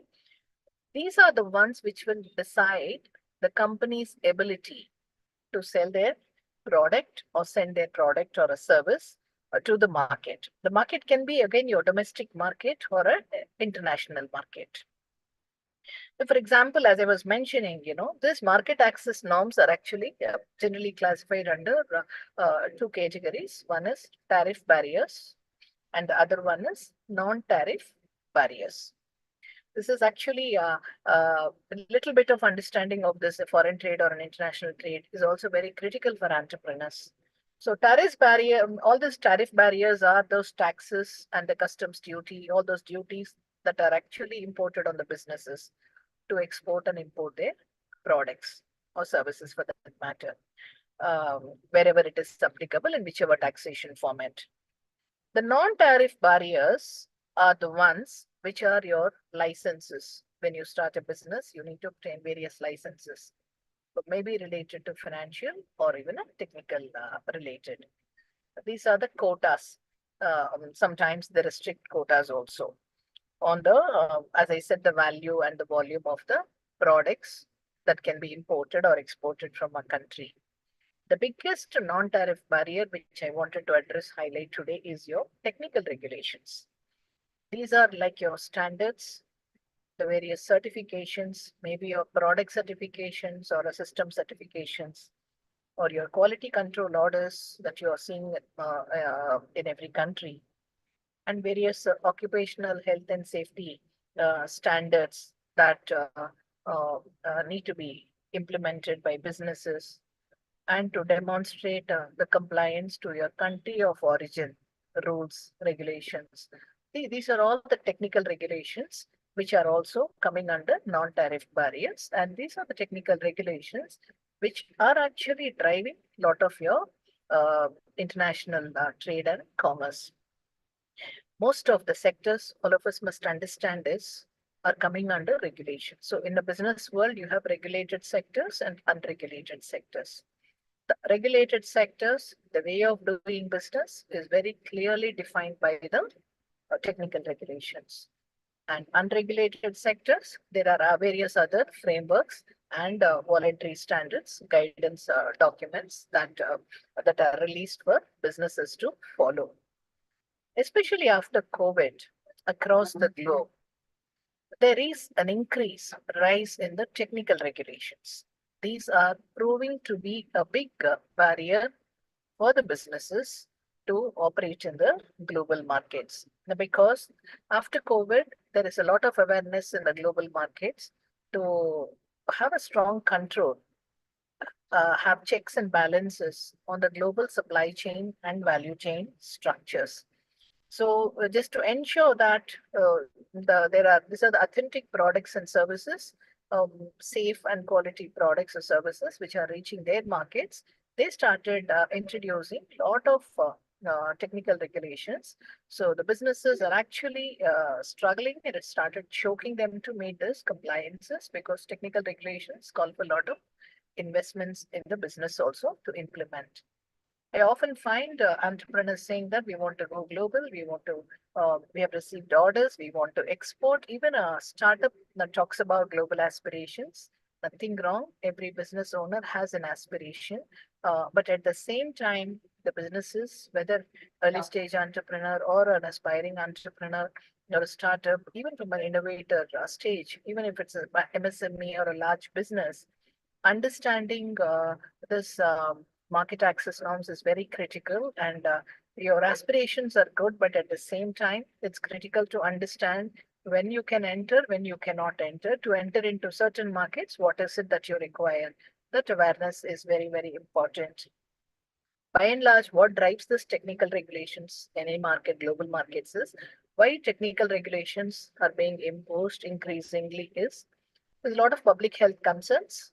So when something is going to impact public health or a community at large, or there's a societal impact, then a regulatory frameworks will be introduced. There's a strong environmental impact, which is going to affect the public at large. Again, the regulations will be imposed on the industry, businesses. A lot of counterfeit products that markets are witnessing a lot of counterfeit products, products which are not safe, which are not of standard quality, but which carries a lot of fake labeling, misleading claims. So these are all the scenarios which call for a tightening of the regulations. Business responsibility failures, where businesses fail to have a strong control on their product or service quality, or a lot of compromises on quality and safety practices. And finally, the last one is your increasing public and consumer grievances at the end of the day.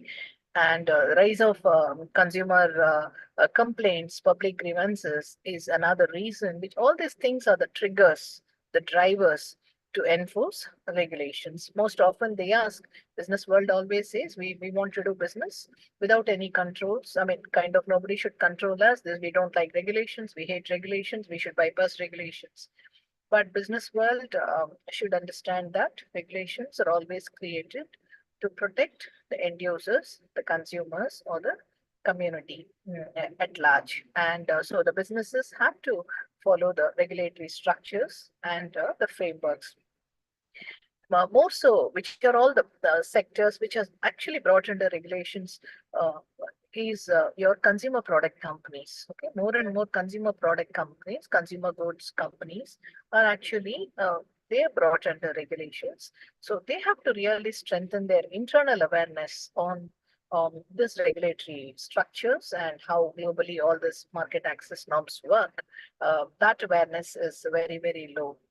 At the same time, there is a lot of pressure on the businesses to have a strong checks and balances and controls on their supply chain and value chain.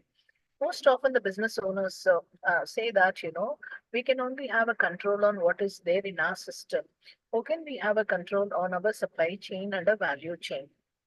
So, when as a business, when we don't have a control on what is coming into our system, and based on which our finished good or a final product is made. So how can we assure that our final product is of quality and it is safe? When we say that we do not know what is coming inside as a incoming material. So this kind of statements are not acceptable, not justified also. So there are a lot of issues with the supply chain and the value chain of the businesses across the globe. That is why there are a lot of regulations that are introduced in the financial regulations, also in the technical regulations after COVID, to call for businesses to demonstrate their business responsibility by ensuring that they are also checking and monitoring their supply chain value chain compliances, that their supply chain value chain partners also take cognizance of all these regulations and they are in alignment with their business goals and objectives. So regulations are the flavor of the season. Businesses like it, businesses don't like it. Regulations will continue to raise and they're going to enforce, tighten, strengthen regulations. And this is a way of, this is actually regulation is a path for protectionism and by global markets, because they wanted to ensure that what comes inside into their markets, into their economy, uh, has got a strong responsibility quotient, and they want only to give market access to those products and services which follow the regulations and compliances. So businesses have very little any recourse when it comes to all these things, because even domestic legal structures or international legal structures cannot protect businesses when they don't follow all these things. So this is something. This is still a gray zone, gray area for many entrepreneurs, and so we really wanted even the aspiring or young entrepreneurs to understand the regulations first. It is the regulatory structures and the frameworks which define the market access norms. It is the regulatory structures which defines what kind of technical infrastructure, the personnel you should have in your business, what kind of systems, what kind of standards, what kind of certifications that your business should comply with. And this differ from country to country. So when you want to export to specific markets, understanding the market access norms in the form of all this regulations, you need to understanding the buyer requirements. Any buyer from those markets also will ask you to comply with all this. They will not come out with any specific request. Regulations are only a minimum requirement laid down by the governments. Anything beyond that, the buyers may ask you for 1,000 things. So, but this businesses don't focus so much on this quality assurance and regulations and compliances, and this is what is actually proving to be a burdensome issue, and this is where the businesses have to pay a lot of attention. So, through this session, I just wanted to create this awareness to the entrepreneurs and requesting everyone to pay attention to this market access norms in understanding all these requirements. So that's all it is from my side. Thank you. Thank you for the opportunity. Thank you very much, ma'am. It was such an insightful session that we all must have gained a lot of knowledge from it. Thank you for your time and your golden words.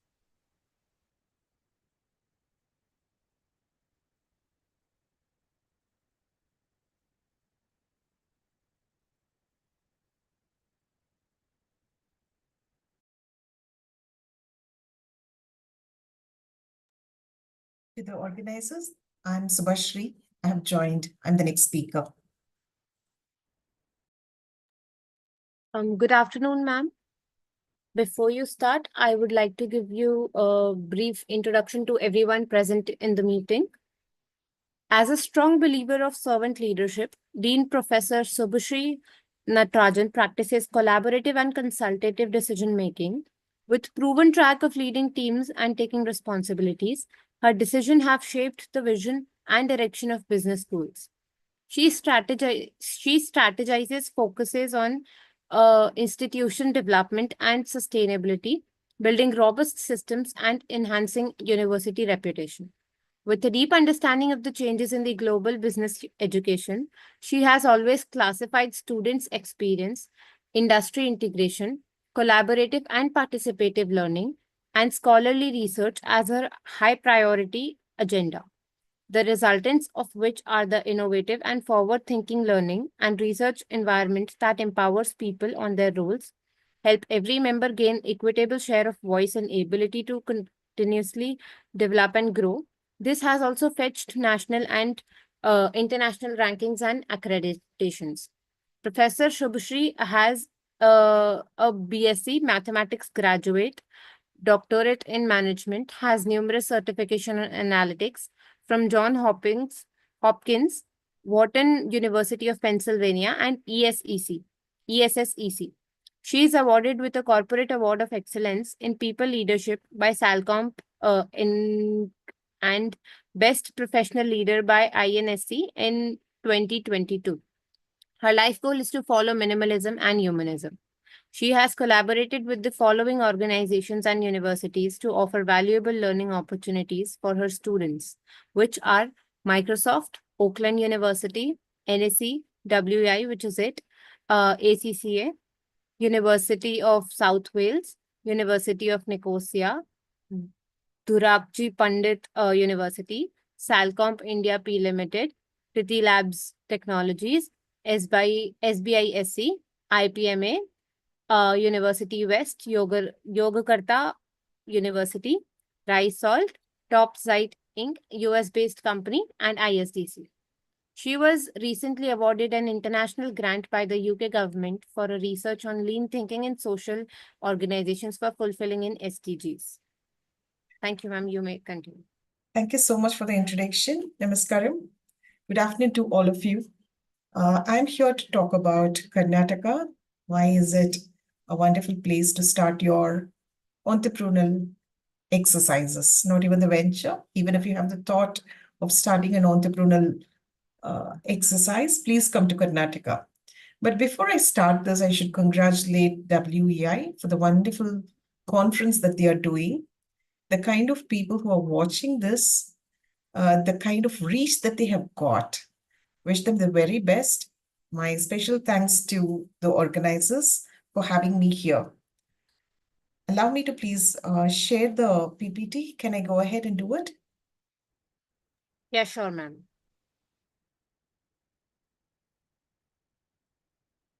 I'll keep it simple so that everybody can understand. Is my PPT seen? Yes, ma'am, we can see. Thank you. Thank you, Alicia. Why Karnataka for entrepreneurial exercises, for venture creation? What are the advantages that are there? How we can use this? This is the topic for today's discussion. When you think of Karnataka, what comes to your mind is the list of companies that originated from here. Karnataka, many of us equated to Bangalore only. It is fair enough to do it. because Bangalore is the prime place where the entrepreneurial ventures actually take shape. To give you a quick history of how we are growing and where are we as a country, we are on number 3 state or rank when it comes to startups. The first country which has got number of startups, successful startups, is US. The second is UK. And can't believe the third one is India. That's basically because of the progressive steps that the government has taken, the kind of money that they have infused in, the infrastructure that they are providing, the backup of the universities that are there in order to nurture entrepreneurship. If you look at India, the number of startups that were there in India in 2000, we hardly had about 20 startups which can be named, which were successful. Today we have got over 800 startups. In 2023, we had about 763 startups.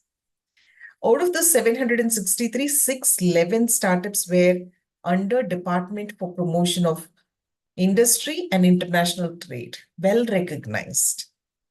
It had the fundings flowing in from different countries, and they were present in 56 sectors. Out of the 611 startups, 111 were unicorns, and about 5 were decons. To give you a quick picture, everybody uses your mobile to make the payment. The payment gateway, Razorpay, is from India, Karnataka. Zivami brand, which many ladies know, is from Karnataka. Zerodha, Byju's, Grow, Creed. All the students must be knowing about Creed. Yeah. The Daily Hunt, all of these and many more are from Karnataka. What makes Karnataka the hub for the startups? Why is it the good place for the entrepreneurs? It's because of the climate, the location, the robust infrastructure, the kind of supportive ecosystem, the moving population, the kind of skill sets that are there. Karnataka leads in innovation, leads in technology, and the government is 100% supportive. Whenever I go attend any conference by any government official, they talk about 2 things. One is about entrepreneurship, the startups. The second thing that they talk about is sustainability. Invariably, this is going to rule the world, and therefore, they are very clear.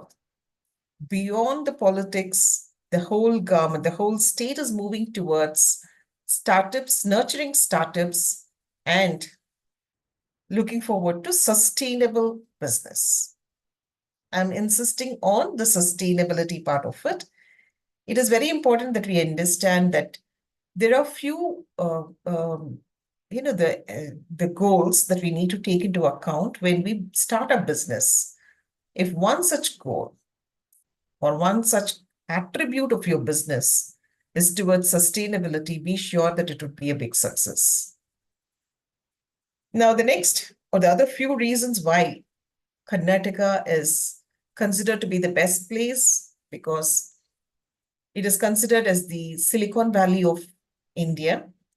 A lot of ITES startups.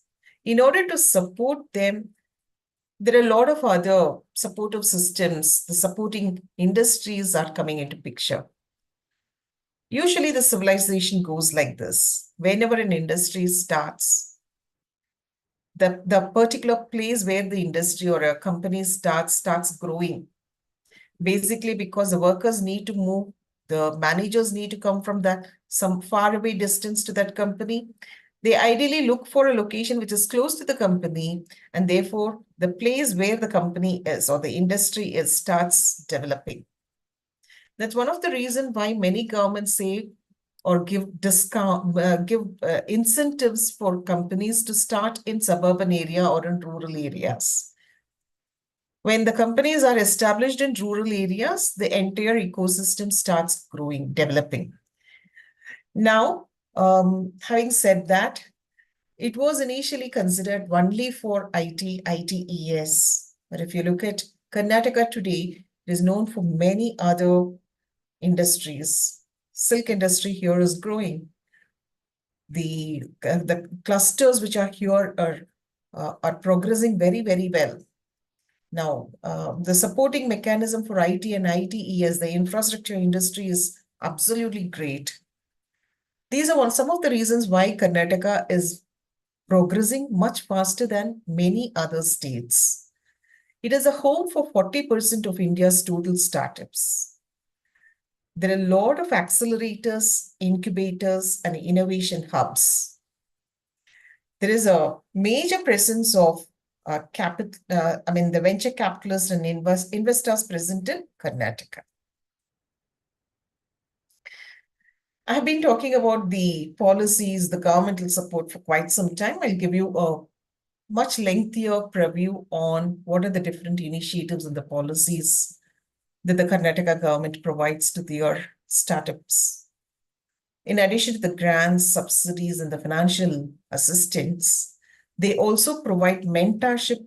They also provide a lot of technology support and a lot of support for the women entrepreneurs so that they could create a kind of a social impact. In addition to the policies, they have implemented some of the frameworks that helps the policies. It's very important to understand that India is known for framing beautiful policies. But when it comes to the implementation part of it, we are handicapped. We have a lot of impediments. But to ensure that these policies are not crippled, Government of Karnataka has come out with some of the frameworks that will nurture the policy and make the implementation much easier. Some of the policies which I have listed here, which may be helpful for you, is I4 policy, which supports IT, ITES, innovation and investment policy. The next one is BMP policy, biotechnology millennium policy, which looks into the biotechnology part of it. ESDM, which supports the development of electronic systems, their design, their manufacturing. The next one is very, very progressive one. We all know that AI is picking up. We all know that analytics is picking up. We also know and we also are involved in gaming. Karnataka government has got a policy for animation, visual arts, gaming, and comics. So this is something which is taking over. This has got a huge impact in the gaming industry, in the entertainment industry. To support all of the above said policies, there is another policy which is called as GIA MAP policy, which was introduced in 2022, which helps the companies to go abroad through partnership. And this policy is called as Global Innovation Alliance Market Access Policy. So it is like an end-to-end package. When a company comes in, you get the support. When you want to go abroad, there is somebody with whom you can network, take your idea abroad, and expand your horizons. Some of the other reasons why Karnataka is a nice place is you have very high skilled pool of laborers. They have a portal for it. They say that, look, we have got a portal where you can register your talents. And therefore, as entrepreneurs, if you want the talent, a specific talent, you can just pull it from this particular portal. Like what Canada does. Karnataka has got a talent pool. Many other states have got it. As I'm talking about Karnataka, I would like to highlight that there is a portal which is called as Karnataka Skill Connect portal. It's one of the very progressive initiatives. In addition to this, it's just not industries. The industries need to be backed up by good institutions which does a lot of research. For example, we have IISc, we have IIM Bangalore, NITK. All of these institutions provide a lot of technical and managerial support. Large number of software engineers are present. You want an app for your company, you don't have to go anywhere, come to Bangalore. Even the students can create an app to you, to your business. There are a lot of data scientists present, a lot of technological professionals present. There are a lot of digital marketers present. Some of my students on weekends take up assignments on digital marketing.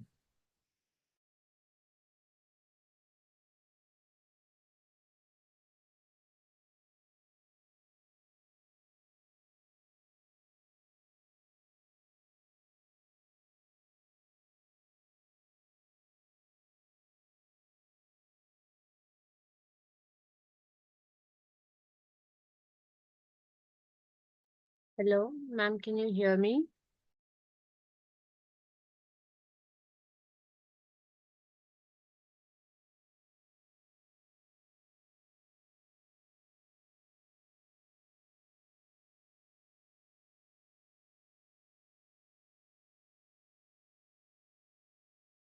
Hello.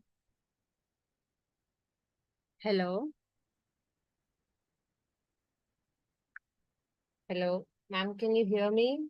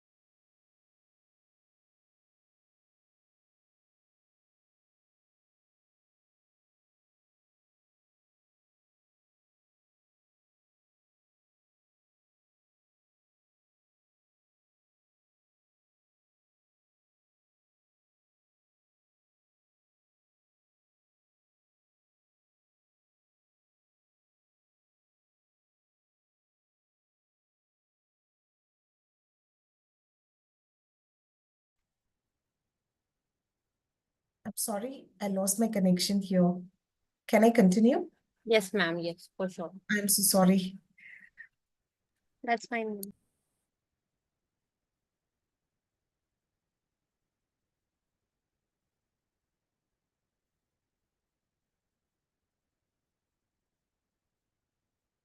You're able to see my video, my presentation? Yes, ma'am.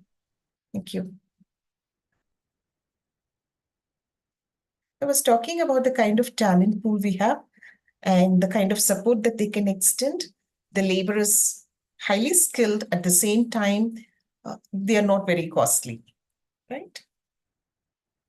In addition to this, if your ideas are really good, there are a lot of opportunities for us to mobilize funds. There are a lot of venture capitalists present, angel investors here, private equity funders are present, and therefore this makes it very attractive. Different kinds of industrial sectors, as I already told you. The thriving industries are IT, biotechnology, aerospace, and agriculture.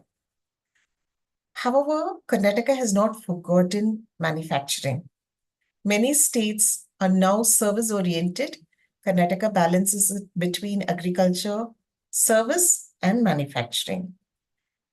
The evergreen and the rising sectors are edutech sectors. Byju's is an example. Yeah, Byju's is undergoing some kind of an issue right now. However, they were the pioneers. Fintech, medtech, and talk about Swachh Bharat, clean tech. Sustainability part of it is also taken care here. There is a lot of diversity and inclusivity. You see a lot of people from different parts of the country present here. And their approach here is entirely different, very safe place to work. Another aspect which actually bothers the industrialists and the entrepreneurs is the infrastructure. Bangalore's airport is one of the best airports that I have ever visited. Their industrial parks are awesome. You should be here to see that. They are picking up on the road transport. However, the metro connection is absolutely great. The roadways, yeah, there are a lot of traffic jams, but It's a part of Bangalore. That's the beauty of Bangalore. We accept it and move forward. Otherwise, the metro connections are absolutely great. Airports are well connected, and it's a nice place to be in. Vibrant culture. You should look at Mysore during Dasara. What a wonderful place it is. In addition to the heritage, they also are very strong in healthcare, in education, and in the recreational facilities. Tourism is a thriving business here in Karnataka. Again, I'm putting this forth just in case if you want to recall why Karnataka, I want to insist that the big companies had their start here. Be it your Flipkart, be it your Byju's, the entire Karnataka works on apps. We have to book our cabs through Ola and Uber. You want something, a grocery, we don't step out. It comes through Blinkit, Swiggy, Big Basket, and a lot more. So all these companies started only from Karnataka. As I already told you, traffic jam is a big problem, but that's okay. They're working on it. Given the plethora of benefits, small discomforts are acceptable to us. Karnataka is well connected with the world. We all need to understand that you want to you want to take your business abroad very soon, then this is the right place. You get the right connections, right support, and the right kind of skill set, resources.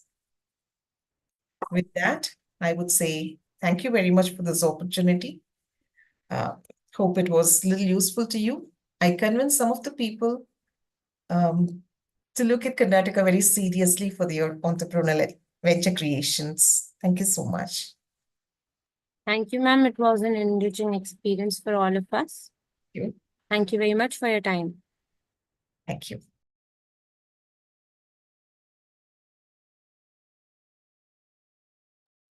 I will stay back to listen to the next speaker. Yeah, sure, ma'am. Thank you.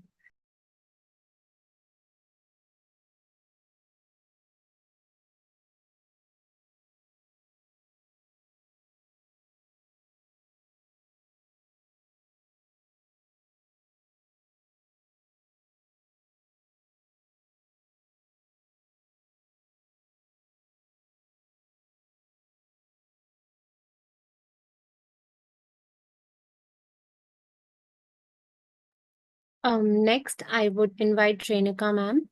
And before inviting her, I would like to give her a strong introduction of her, which is Renuka ma'am is the founder of AMEA Academy, a leading institution specializing in English enrichment classes.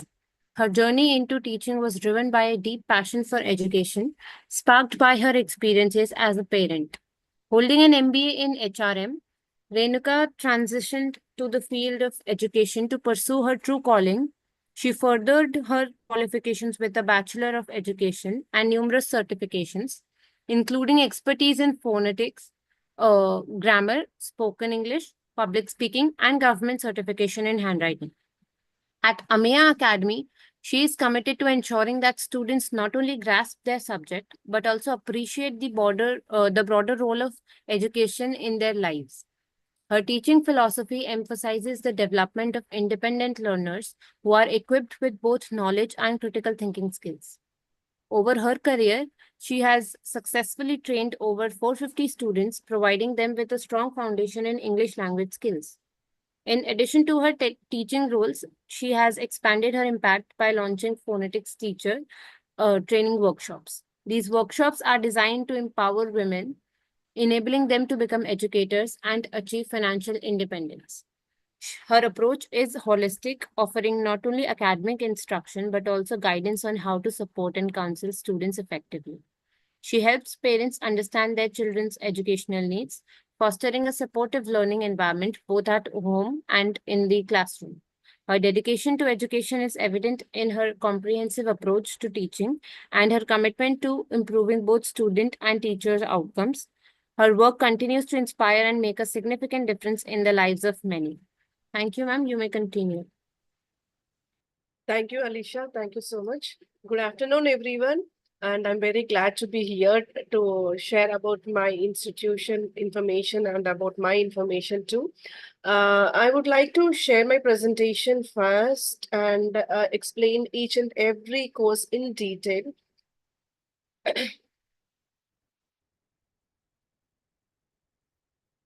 Um,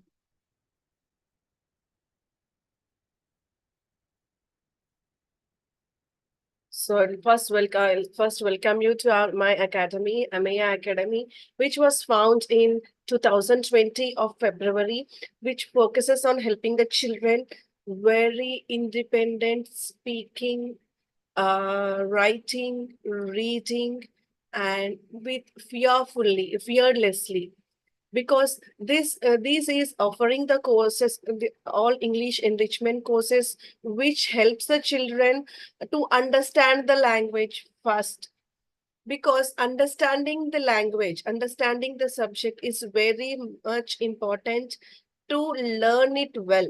So for example, the elders also says us that understand first and then go to the topic next, right? So Amaya Academy does it. So we concentrate on understanding the topic, understanding the concept first, and then we step into the learning way. So this helps the children to become a confident communicator, to become a confident writer, to become a confident speaker, and to become a confident reader too. And I can say that Anvaya Academy is a stress-free environment which helps the children to learn happily. And we offer the courses in English enrichment, that is phonics, which I called it as a basement of house, and grammar, I consider it as a pillars again, and the remaining courses, handwriting and remaining courses comes under the windows, walls and the roof, everything. But the two things which are very much important is phonics and grammar, majorly which I'm focusing in my institute. So first and foremost course which I offered and which I have started my institute is phonics classes. Yes, many institutes are there in this world teaching phonics. Why to choose my institute especially is, in my institute, I follow Jolly Phonics methodology. That means not just covering off that 48 level 1, level 2, level 3 phonics, that 48 pages of each phonics book and sending the children out. No, I use the pedagogy of Jolly Phonics, of synthetic phonics method. There are 4 types of methodology to teach phonics, but Jolly Phonics use specially synthetic phonics where the children will understand and learn it. Okay, so Jolly Phonics methodology is first formation, to know the sounds of the letter, formation of the letter, and blending, segmenting. This is the more important strategy which is followed by the Jolly Phonics. And why Jolly Phonics to learn in my institute especially is, here I'm not even giving, I'm not only giving only the phonics knowledge. I am giving a proper foundation to the children. That means proper foundation in the sense, I can say directly that they can rock in their grade 1 classes happily.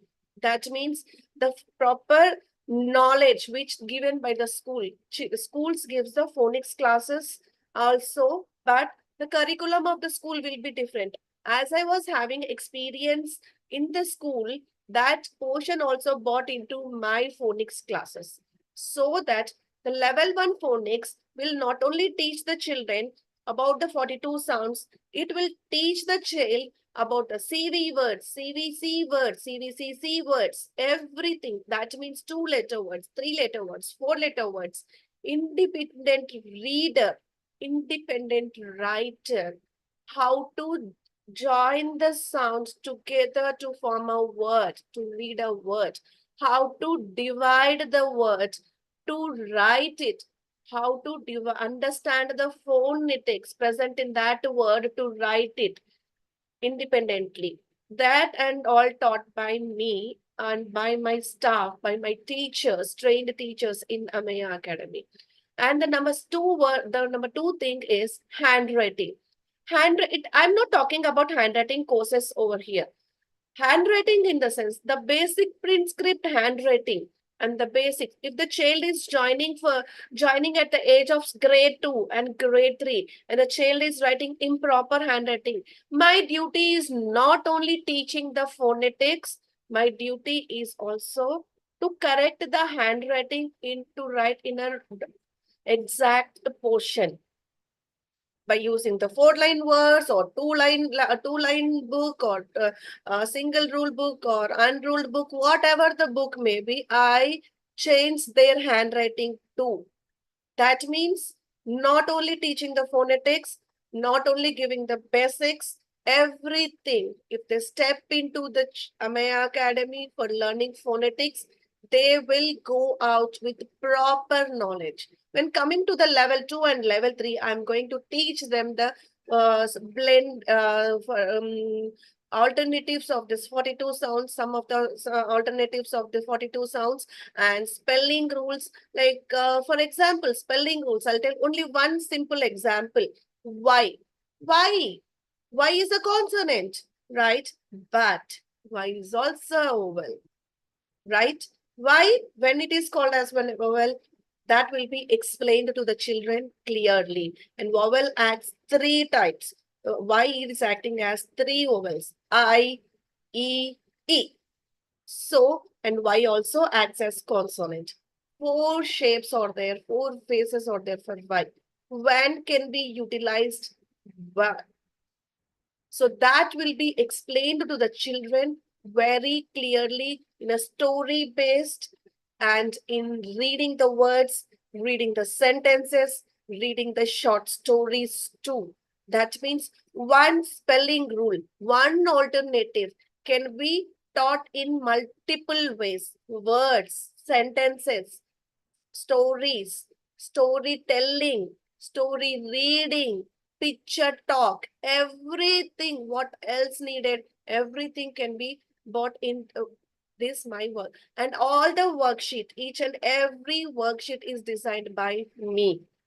Every worksheet is designed by me, and I am going to use, I have seen multiple children, multiple mentalities. According to that multiple mentalities, I have made these worksheets. For level 1, I have 270 of worksheets with me to the children to give enough platform to introduce English language. And when coming to the level 2 and level 3, and again, it is having 350 plus worksheets where the children are going to explore making of sentences, reading of sentences, words, everything, reading and writing maximum. If the child is in 0, please do not point out the child as a dull student. The children having nil knowledge also will go with 70 to 80% of knowledge out from the academy. In that way, the platform will be given to the children. So when coming to the grammar courses are like grade 1, grade 2, grade 3, grade 4, grade 5, grade 6. There are 6 types. When I use for the when I want to teach jolly grammar, there are totally 6 levels again, but I will teach both. According to the jolly grammar, I am teaching according to the school syllabus. School syllabus is not particularly one school syllabus. It is globally done. International grammar will be covered in my grammar classes. CBSE grammar, state syllabus grammar, everything will be covered in my grammar classes. Grade 1 and grade 2 grammar again comes with a brushing up of spelling rules studied in the phonics classes, and some of the advanced level of spelling rules also will be covered in grade 2 of grammar classes. That means what I can give some examples that are silent words like writer. We don't say it as writer. We say it as writer, where W is silent. Why W is silent over there? Knowledge. It is not knowledge. It's knowledge, right? So why this knowledge is there? Why it is not knowledge? Why it is not know? Everything will be taught to the children in understandable methodology only, not in a mug-up method again. So the children can able to drag the information from us and implement them. Implementation also, not just teaching the course and sending them out. Implementation, what they are learning in the course can be implemented in their daily school books, how to implement them, how to utilize this course. Because many children are thinking that phonetics classes, grammar classes, English classes, or some like extra curriculum activities. They are not aware that these are all helping them to roll their world in the school, right? Rule the school subjects. But what is happening? The children are not understanding this. So to make them understand this, these courses are helpful for them in their daily routine academics. I am asking the children to read or to implement the same in their academics too, so that the children can able to understand why these courses are and they give importance to them. So coming to the level grade 1 and grade 2, after completion of grade 1 and grade 2, grade 3 and grade 4, every grammar will be step by step according to their class-wise portion and advanced spelling rules also. And now coming to the third standard child needs to learn the grammar. Does they need to go for the grade 1 grammar? No need. They have to step into the basic grammar courses and advanced grammar courses. Basic grammar courses help the child to rock till grade 5. That means if they join in the grade 3 class, that course completes in the beginning of grade 4. That means it may takes 13 to 15 months to complete basic grammar course. So when that is taking that much of time, that is giving lots of information to the child, where the child is going to explore more in doing lots of practice again, so that the child can rock even the 5th grade grammar also if they attend at the stage of 3rd grade. And coming to the grade 6 children, if the grade 7 children needs to be joined the grammar classes, we are assessing them what they need exactly. If they need if they are nothing, they have no prior knowledge of grammar and all, we suggest accordingly. So, if they are enough good, and they can directly take the advanced grammar, which is again helping them to complete that course in 2 years of span, which gives the which gives the platform till grade 10, grade 11, grade 12 also. But an essential daily day-to-day life, they need to do the brush up, right? For that brush up also, if they are after completion of the course also, if they are having any doubts, children, now even my children who have already completed the courses, they are having any doubt, they text me immediately. If they are not in a position to text, they'll send me the picture and they'll do the voice recording by asking some doubts.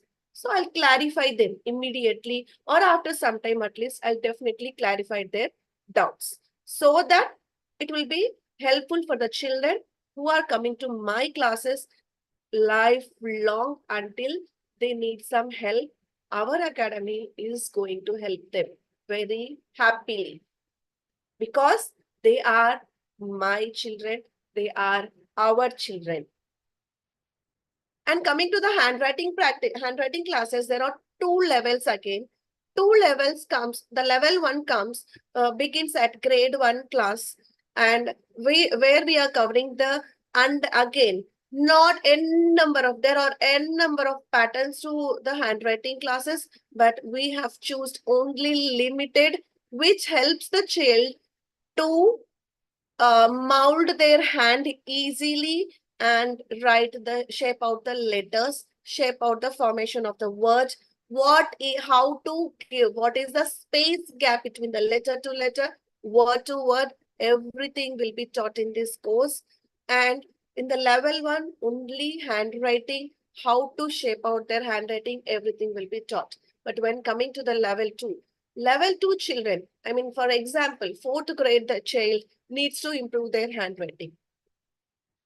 If they are joining, we give them level 2, because in the level 2 course, not only the letter formation, not only the space gapping, not only the word and sentence formation, we are going to give the practice of I mean, like page to page difference. I mean, 4-line page practice, single rule practice, 2-line practice, unruled practice, speed working also, speed writing classes also, we are giving practice so that the child can rule it happily. And coming to the spoken English classes,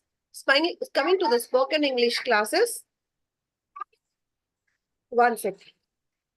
So coming to the spoken English classes helps the child, only children. This is not for the parents again. This is only for the children. So how, again, what we are going to cover in this spoken English classes? We are going to cover 40 major essential topics for their lifetime. Okay, that 40 topics will be taught very clearly, pictorially, and pictorial vocabulary will be helping them to form their own sentences, to form their own paragraphs, to speak very politely. Everything will be taught very clearly in my spoken English classes again.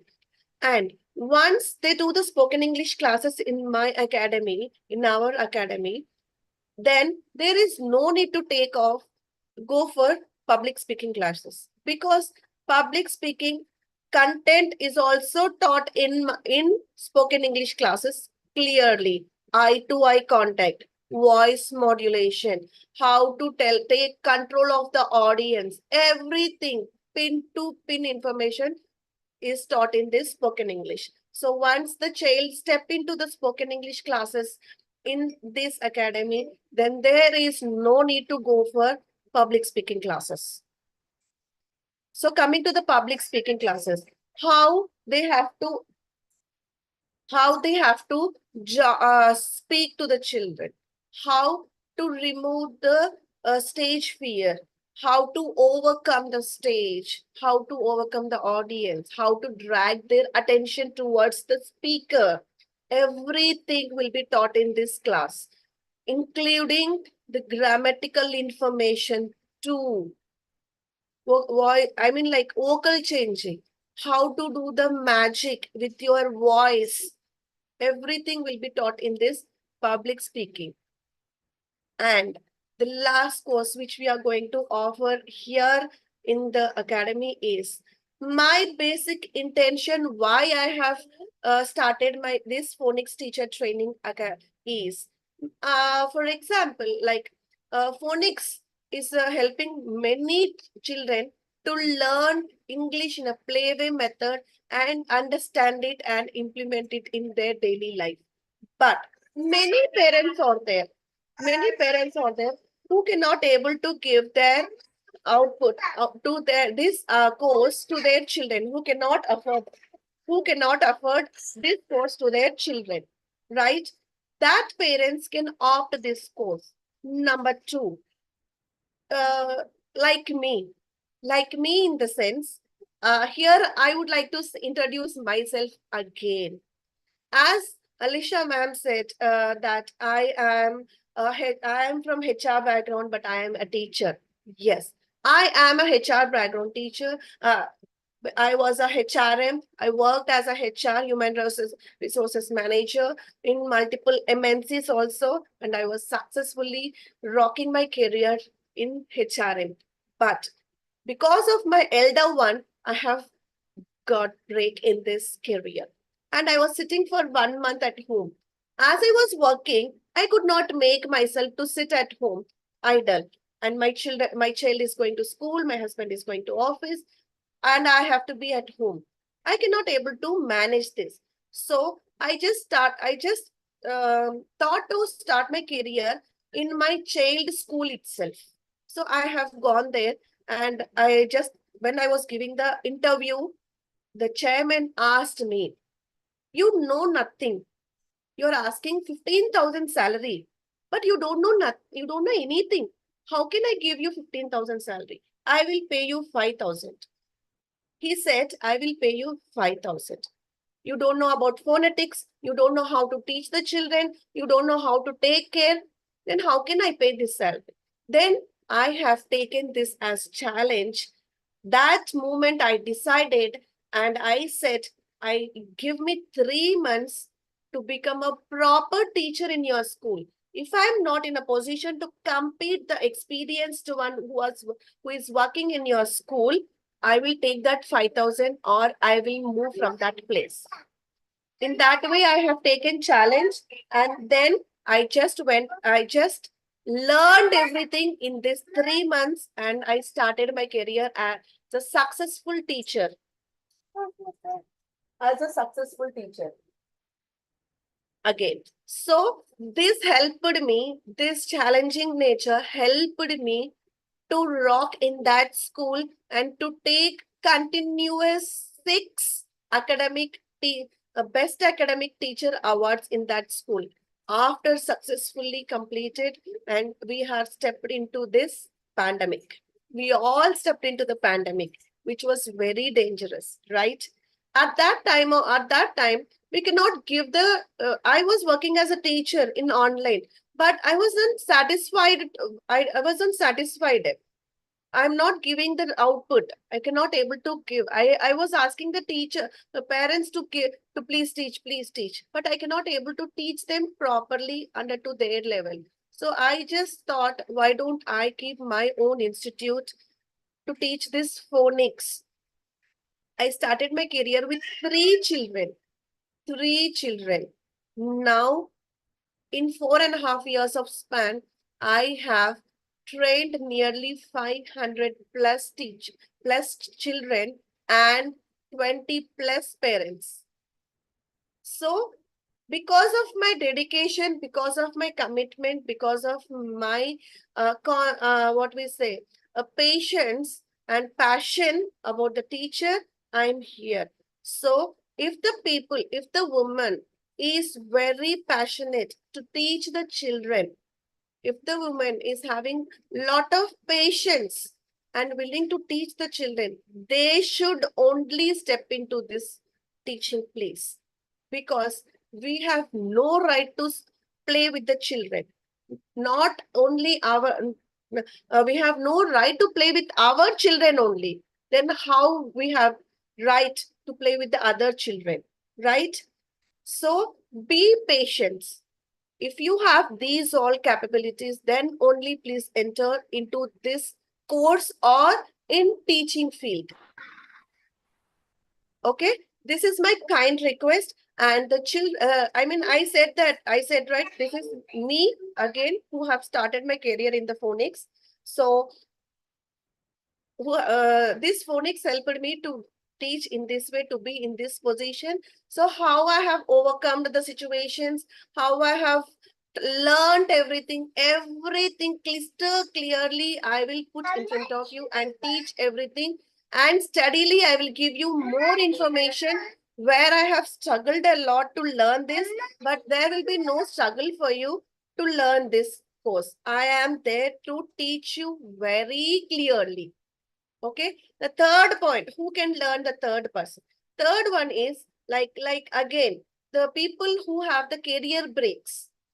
They are willing to work, but they cannot spend much time. They have to take care of their children and as well as the family too. So at that point of view, they can take up this course again. They can teach for 1 or 2 hours in a day and get the enough income which helps them to fulfill their expenditure and their children expenditure too.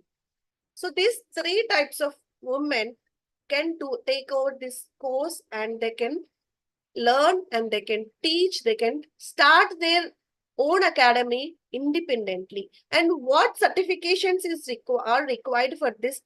Everything will be guided by me clearly. Now, you can question me one thing. You are all doing this much, but are you giving certificate? Yes, my institute is certified by government, MSME and ISO. So I am right enough to give the certificate and train you. Clear information will be given to you so that how to start teaching, how to go under to the child level, how to drag the child attention towards your world, how to make the child world, how to change your atmosphere into the child world and teach them how to mold their brain into teach a learning way. Everything clearly will be explained to you so that you can learn these all tips and implement directly with your children. So learn with me, come and join to the learning journey and enjoy this by teaching to your children. And these are all the pictures of my classroom and my academy, entrance of my academy and the classroom pictures. And these are all the children where some of the children where they are coming for the offline classes. I haven't taken the online classes. I have very few collection again. And my institute is certified with these two government organizations. And there is a small video for you where I'm going to offer my courses.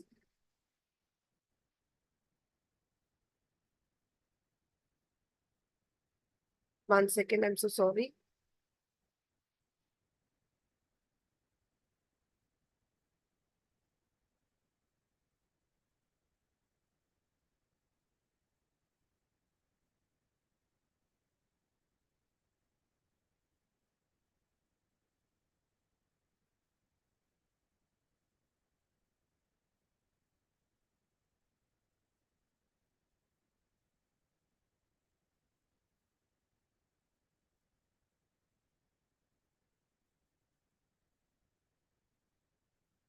So before I conclude with this information, I would like to, I'm going to stop sharing my screen.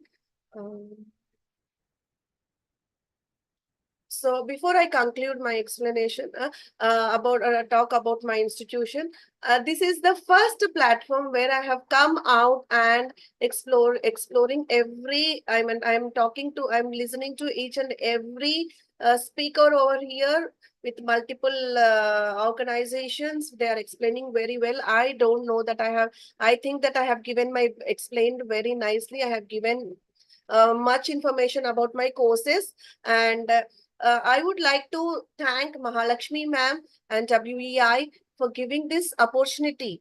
I haven't go with the social media for my marketing. I haven't do any marketing so far. I am here today with 500 plus students and 20 plus educators with me. And my offline institute is having 7 staff, including me, 8. We are working 8 for my offline classes, and online classes are taught by me only. And these are all done without any marketing, only because of my parents satisfied well, and they are supporting, they are referring. This is my first platform where I'm explaining about my institute and where I'm coming out to talk about my institute just because of Mrs. Mahalakshmi ma'am. I should be very much thankful to give this opportunity to speak in front of you all to Maha ma'am. Maha ma'am, I'm very happy. I'm very glad that I am a part of WEI, and I try my best If the people approach me, I try my best to train them properly and make them to start their career. This is my assurance from my side, as you have given me this opportunity. Thank you so much to all the team from WEI, and thank you, Mohammed.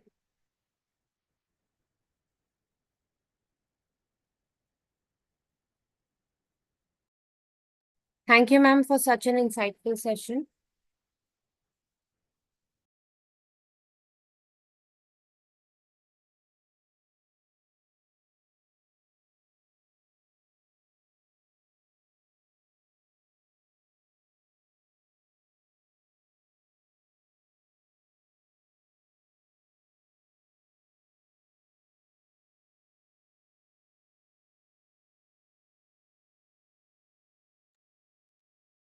Thank you, ma'am.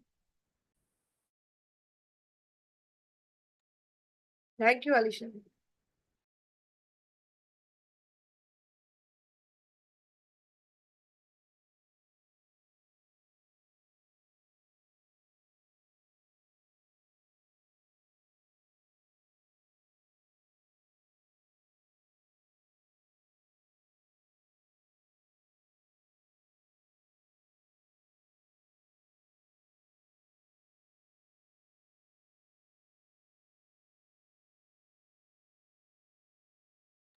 Next, I would like to call upon Mr. Venkatesh.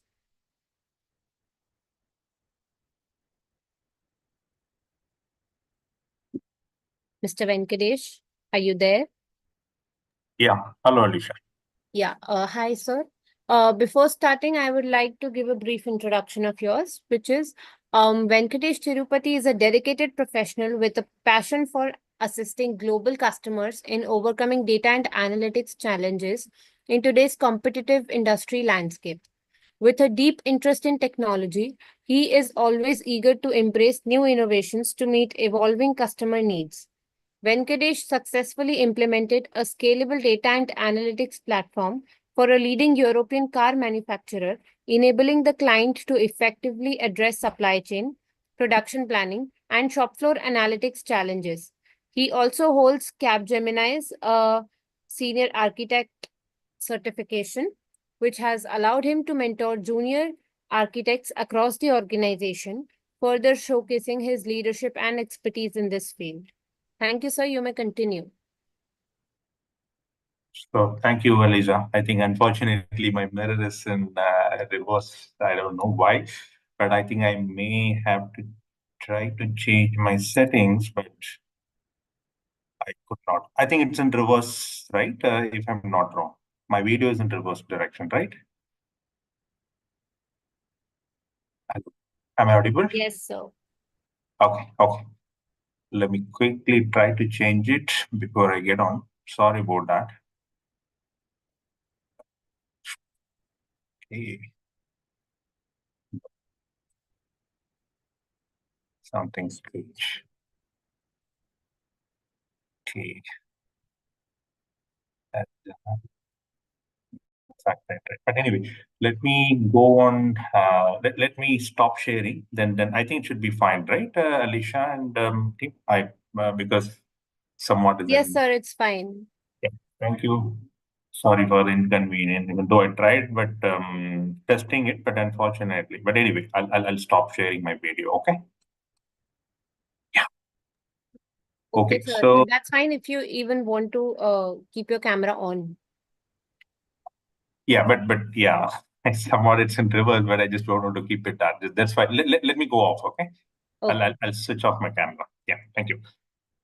Okay, so yeah, thanks, Eliza and team. I'm really happy to be here, and I would like to say thank you for the opportunity. And I was keenly watching the other presenter who have presented so far. A couple of sessions, I was able to join and understand their experience and then the industry focus and whatnot. Right, I'm really happy to hear all of it. And with that said, let me quickly introduce myself. Okay, so my name is Venkatesh Tirupati. I'm working as a enterprise architect in Capgemini. belongs to IND, which is Insights and Data Group. We deals with data and AI solutions, okay, predominantly for with the global customer, right? So we should be able to provide the solution for them with respect to data and AI side of it, okay? And I do have around 18 plus years of experience in the industry, as because I have started my career as a developer, then moved on to a different level. Now finally I'm into the architecture space, where we help the customer in terms of the solutioning and any means for that, right, as an architect. Okay, that's a quick summary. With that said, let me get on to the slide. Let me share my screen first of all, so that I can quickly start present. Okay. Let me know. Yeah. I hope my screen is visible. Yes, right? sir, it is visible. Thank you, Eliza. Okay. So, yep. Put on the slideshow. Okay. Thank you. Thank you once again. Okay. So, the topic we have chosen, right, to talk about the data and AI trends, right? Since we are in 2024, I mean, I just started my focus from 2024. Then, it not just 2024, it should be beyond that, 2025 and 2026, at least for couple of years from now, right? So that is the topic which I have chosen. Okay, so with that said, let's get onto the slide, because we have, I think, a very limited time, probably 15 to 20 minutes maximum, if I'm not wrong. Stop me, Eliza, if I'm overrunning. Okay. So I would like to structure my presentation into two sections. Okay, one is data and AI, because for anybody or any organization to do AI enablement or implement an AI solution, definitely you need a data. Right, data is a fueling factor for AI solution to get implemented. Right. So that's why I just wanted to talk, what is the trend in the data as a first step, then what is the trend in the AI, right? Which will eventually use the data construct and make use of the value for the business, whom we are trying to support, right? So that's a crux of it. So this is the first part of it, what you are seeing on the screen, right?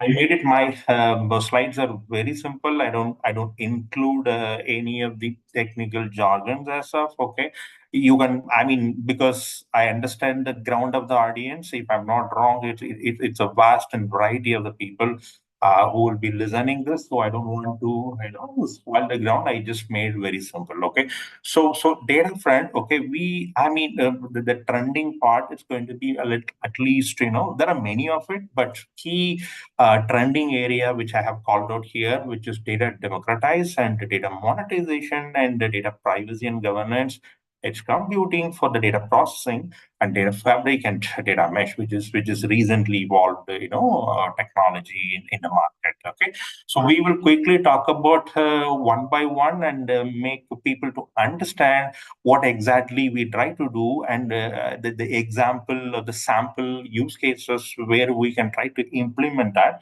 and what is the benefit we are going to get out of it. Okay, all these three aspects we should be able to talk through quickly in the coming slides. Okay, the left side part, what you see here, predominantly, mostly industry is focusing on cloud these days, because one of the key challenge from the customer or the consumer or the business is mostly on the scalability and then latency and whatnot, right? So to make sure that how we can ensure the scalability of the data, the amount of data what we are trying to process. We all know how much data we are generating day by day, right? So how we can able to process in an effective way. So pretty much we may have to rely on the technology, like cloud-based technologies, right? Like the major giants like AWS or Microsoft Azure or Google GCP, which is Google Cloud Platform. Right? There are a couple more as well, but mainly the platform perspective, the cloud platform. So we have to rely on these three major cloud providers. Okay, so whatever you see it on the right side, it's a mix of all these three players.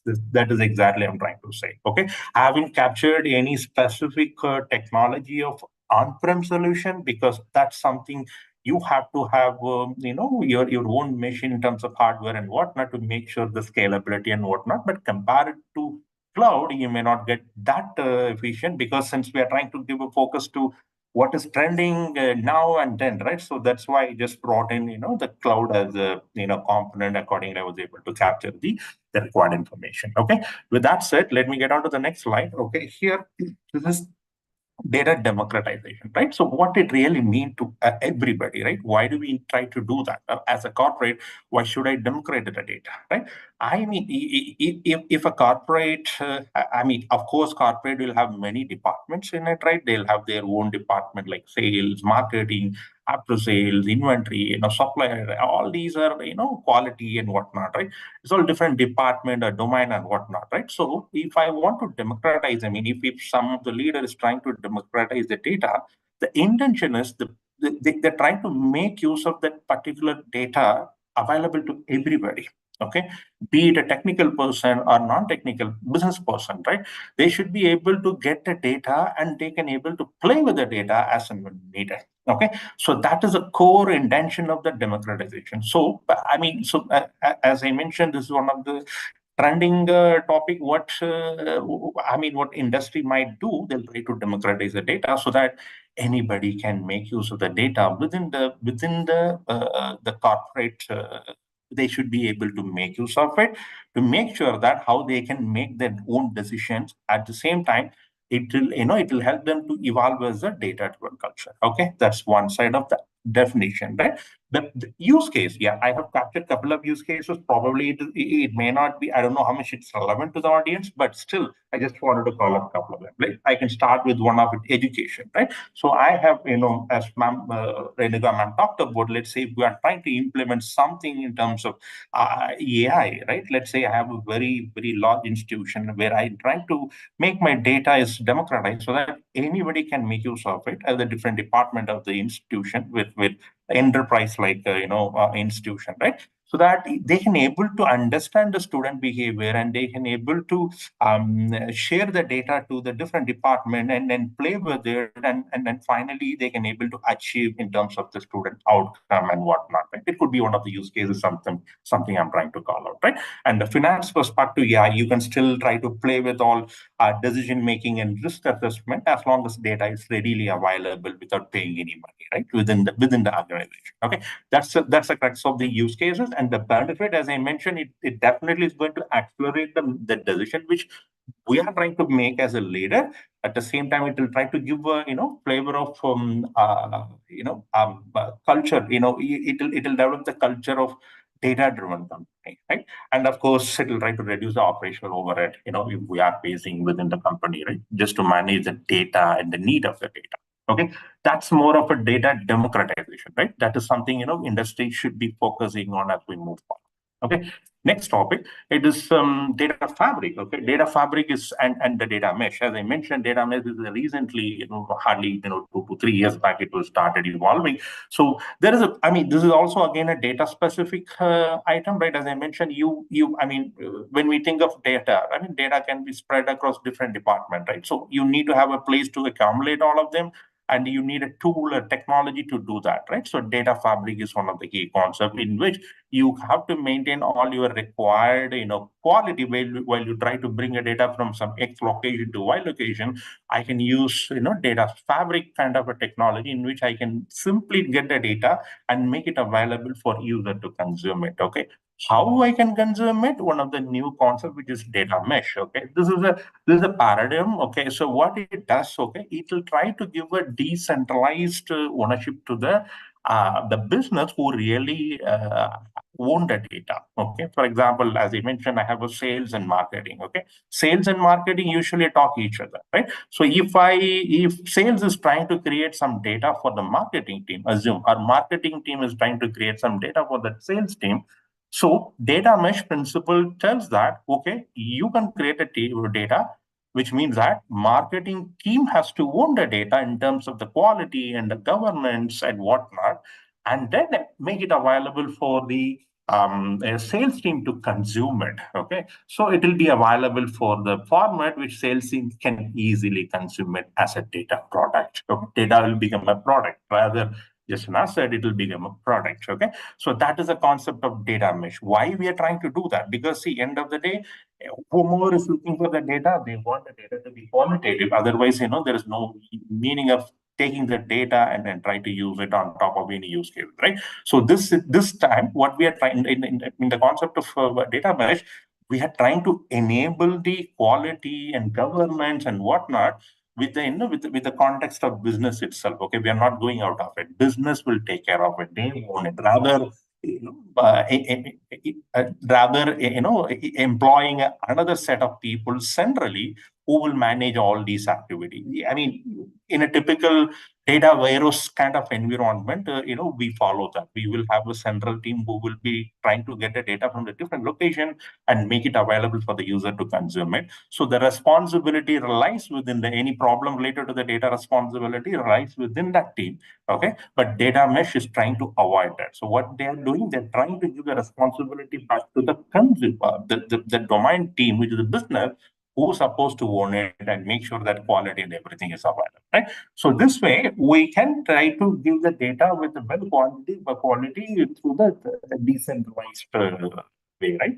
And the benefit I was able to quickly call out, right? So, I mean, because it has a qualitative data, right? Data quality is in place because you have to use a couple of software tools to ensure that the quality is in place, right? And then access perspective, as long as the particular team, as I mentioned, sales wanted to access the marketing data, then sales team representative should be given access to the marketing data, which marketing team hosting it with all the security and everything is in place, right? So that they can easily talk through and they'll have a better control who is accessing the data and what is the benefit, who they're going to get it. All these kind of the benefits we should be able to achieve it. Okay, there is a difference between democratization and data mesh, right? Because democratization is more of centralized way we manage it, but here we are trying to remove the dependency through the decentralized fashion. Okay, with that said, next third one is it's more of a monetization. Okay, now money matters, right? So now, as I mentioned, sales and marketing, right? Both team is trying to share their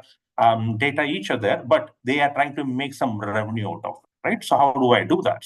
So I have to have some structural in terms of the the architecture structure in terms of the data hosting, where I'll try to make money out of it. If marketing is asking something, then I can say that, okay, this data hardly $50. You can simply subscribe to my website and or the service through which you should be able to get the data, but pay for it, right? So that's the level of implementation is also is really trending these days. Okay, so that is why as I mentioned, telco, right? The real-time network usage, many companies look for it, right? If you want to understand how the data usage of the network, right, that definitely for the advertising agent, right? So network service provider definitely can sell the data, right? And manufacturing, right? Equipment performance, right? For the maintenance activity. All these kind of use cases definitely can be implemented using this concept, which is data monetization. I mean, as I mentioned, every part what I'm talking about will have its own technology stack in between, using those key cloud provider AWS, GCP, or Microsoft. Okay, I'm not going to that portion for now. Okay, the benefit perspective, as I mentioned, it's going to give you the revenue stream as long as corporate wanted to implement this. At the same time, it will a couple of other enhance customer loyalty with the service based on the data analytics, right? Because you're giving something to the customer who is really looking for, and then of course they'll be happy about it because they are getting what they are looking for, though they are paying for it, right? Right. So that is the more of the data monetization concept perspective. Now, okay, this is another interesting topic. We might hear about many cases, right? This is edge computing, right? Edge computing is more of the definition as such. It will allow for us to process the data at the edge location itself. Okay, you can think of any example for that matter, right? For example, in manufacturing, right? If you look at the shop floor of the manufacturer, which is the place where actual assembling or manufacturing is going to happen, right? So there should be plenty of sensors, camera, and whatnot, right? So the telco as an example, like modem, CPEs, and whatnot, right? If I would like to do analytics on top of it, how do I do that? Either I have to get the data from that device to cloud and do the data processing. Obviously, it will cost and it will take its own time and the latency and whatnot, right? Rather, I can do the processing with the device located at, right, through the edge node, right, which is very close to the equipment and whatnot. And finally, we should be able to get the benefit to the cloud, meaning that the process data can pump into the cloud, in which we can able to do the analytics on top of it to understand any use cases for that matter, right? For example, telco, right? So network performance, right? I need a network data. I will do processing at my edge and make sure that data is get pumped into some other location where I'll try to do the analytic on top of it, right? And for the healthcare, so medical equipment, right, which is very good use cases, right? And this is more of a edge computing and the data processing perspective, and of course from, as I mentioned, many benefits, like you don't have to process the data or transform the data over the network, which will again cost, right? And rather you can do it there itself. The processing, I mean, one side of the processing, I would say, right? Rather, see, we are not completely ignoring all the processing, right? The very initial processing, we are trying to remove it. Then it will come to the cloud or any other platform in which we will try to do the further fine tuning as per the requirement. But still, there is a cost saving, right? All these can be called out as the benefits of edge computing, which industry should look for. Okay. And the last but not least, with respect to the data, which is privacy and governance, right? Because data, everybody talks about data. You have to have a proper privacy and the governance. Otherwise, you will get into the so many problems, be it policy related issues, the country specific and whatnot, right? So that has to be, that has to be thought through very consciously, and we have to put very, very strong control for that. Otherwise, we will run into the many issues, right? So company, whatever data initiative you do for your analytical need or your simple reporting, BI, business intelligence need, right? You have to have this in place. So company should look for implementing this in a smaller scale or the larger scale.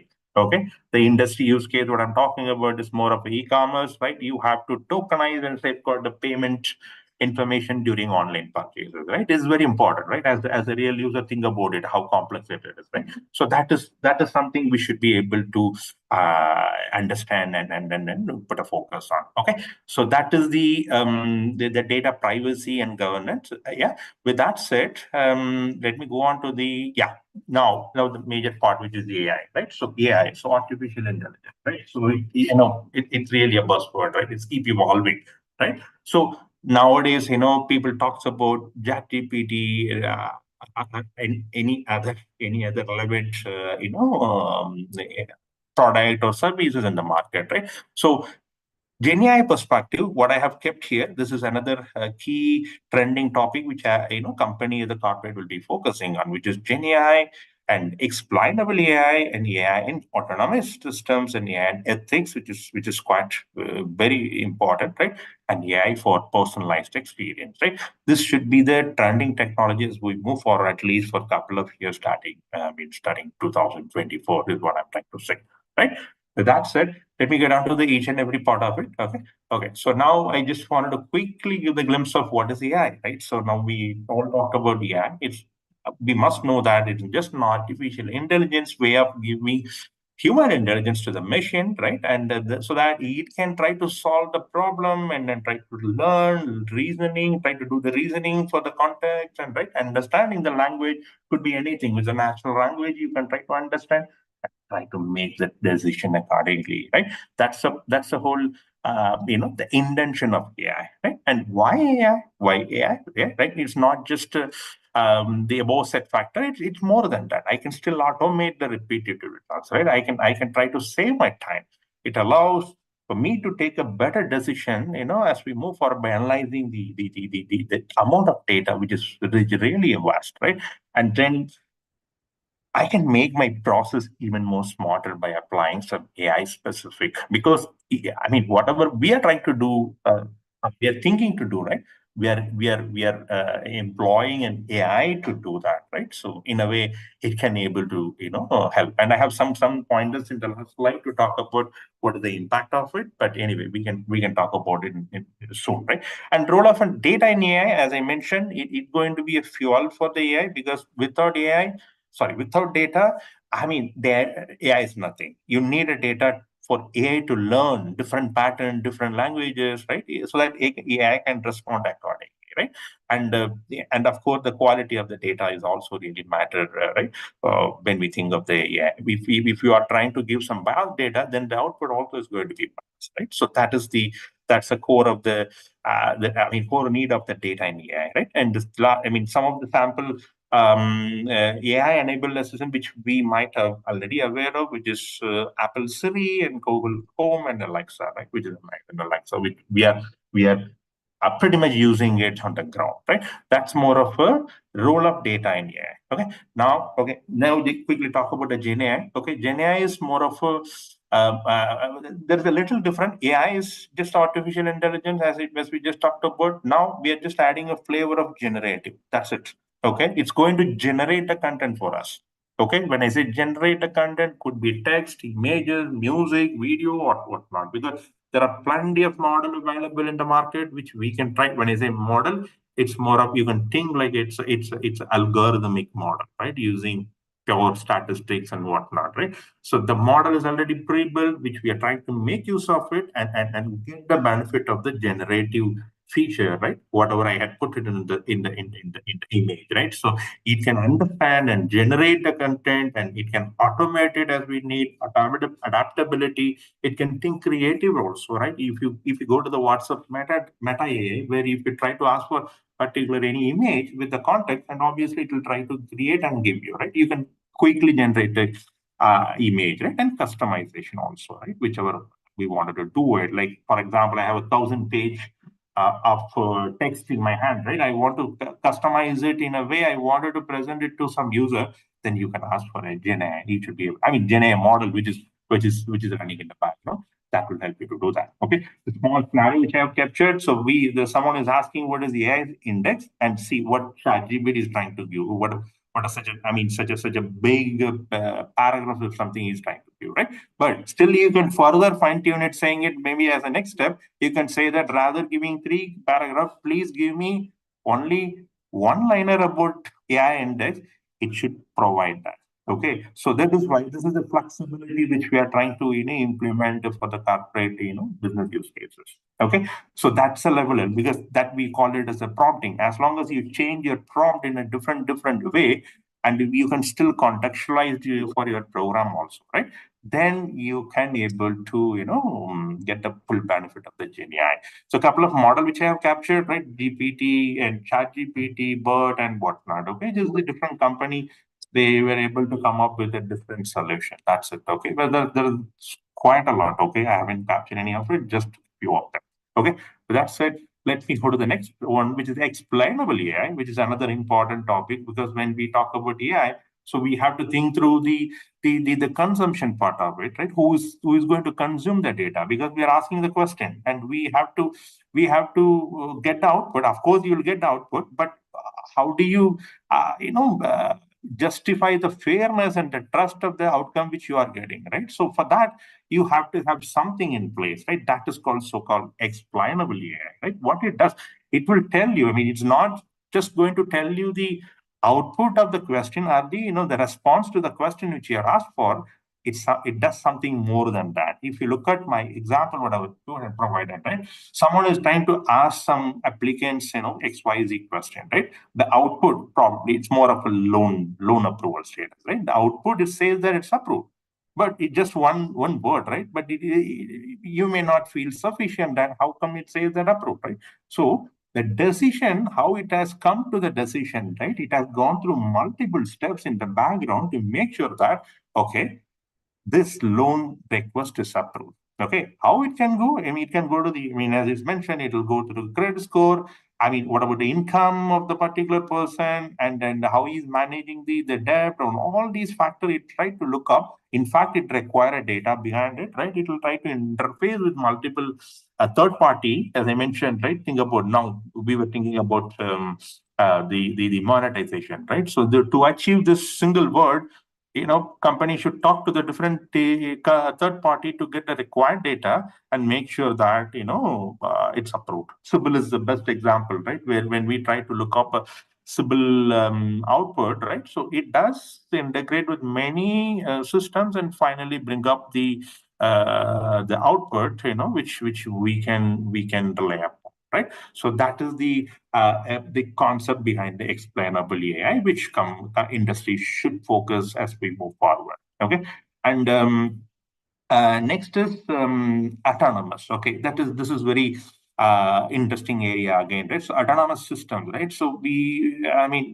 there are many, even in India also, a couple of car makers or manufacturers are providing this feature, right? So parking assistance, right?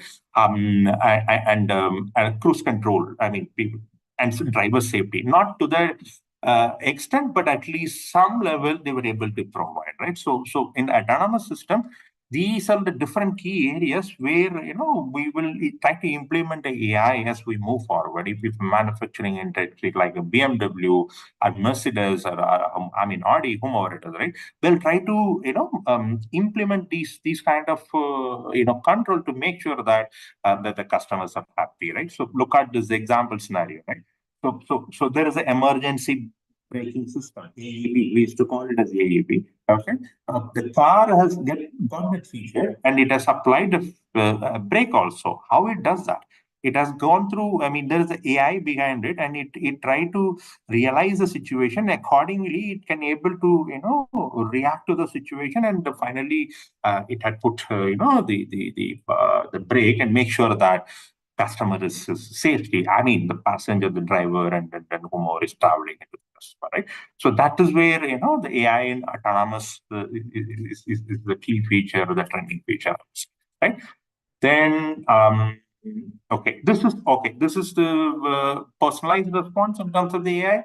Yes, thing from the chatbot perspective, right? At least I mean, there are many bots we have today, right? We are dealing with many bots, right? So how do I provide my response in a personalized way, right? So that is also even more important by applying AI on top of it, artificial intelligence on top of it, right? Look at the example, and here are the features, right? It can do the sentiment analysis, user profiling, NLP is natural language processing, be it English, Tamil, or anybody, right? Or Hindi, or whichever language, we should be able to understand. It should be able to understand, process it, and provide the response accordingly, right? That is the core use case of the chatbot, what we have in many mediums, right? So if you look at the example, so there is one customer who is trying to ask, I need help with my order, right? So what it does, it's trying to do all this, previous order, and finally it's providing the personalized response. The response is personalized, okay?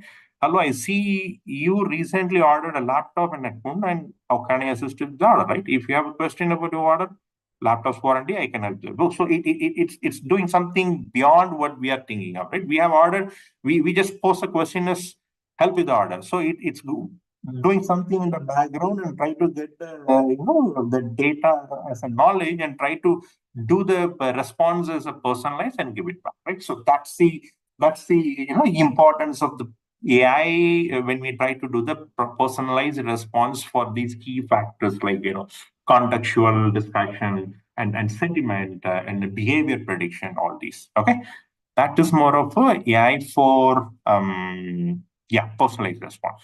Okay, which is, I think this is the last part. Okay, so this is AI in ethics, right? So all we talked about AI and Gen AI and whatnot, right? Now we have to be very careful about our ethics, right? While we respond to it, right? So I mean, how my AI solution is going to be, react to ethics in terms of the ethical AI, right? So it has to be privacy, safety, all these factors should be considered, right, with my AI implementation, right, the solutions for the customer, right? So one example which I have called out, right? So I mean, the user is trying to ask AI bought her any medium that beat my friend. I'm decided to beat my friend. Okay, so beat my friend means AI cannot, ideally it should not give better suggestion for that, right? Because it could be anything. It can be brutal also, right? So but what it is trying to do, right? It's trying in a ethical way, right? It's trying to understand the context first, whether it's a game or anything other than that, right? If it is anything other than that, AI should be able to, the meaning the AI program or the use case outcome should be able to handle that situation so that it can be, highly ethical, right? To make sure all these favors. Okay. Yeah, so I'm done with it almost. Yeah. Okay, so the last slide, which I would like to quickly share, right? I mean, we have around, I mean, this is the deal size of the AI which is in the market, right? We have around, if you look at 2024, it's almost, 28 million.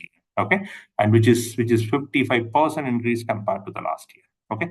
And yeah, this is my last slide. Okay, a couple of pointers which I have highlighted from the report which Stanford University have created, right? Probably, I will share it right after the meeting. Okay, so it has got some good information which we can very well look at it. Okay. Yeah, so with that, I just captured a couple of the use cases which we have implemented in Capgemini for our customers, which is available in the YouTube. Anybody can have a look at it. Okay. With that said, I would like to thank you for the opportunity, and again, thank you for Mahamam this opportunity.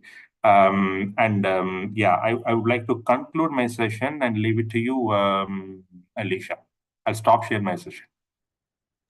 Thank you, sir. This was such an enriching session. We would take the takeaways with us and would not forget it.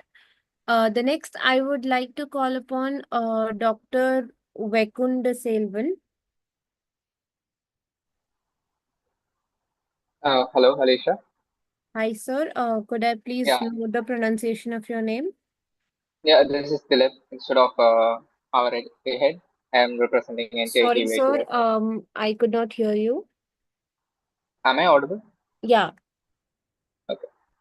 Instead of my head, I will be representing NJTVA today. Okay. So, So, before you present, I would like to give the introduction that he is a BE in Electrical and Electronics Engineering from GCT and an ME and Electrical Machines from PSG College of Technology, affiliated with Anna University. He earned a PhD in electrical engineering from Anna University. With 13 years of teaching experience, he is known for his strong interpersonal skills, fostering excellent parent student relationships, and demonstrating expertise in troubleshooting and problem solving.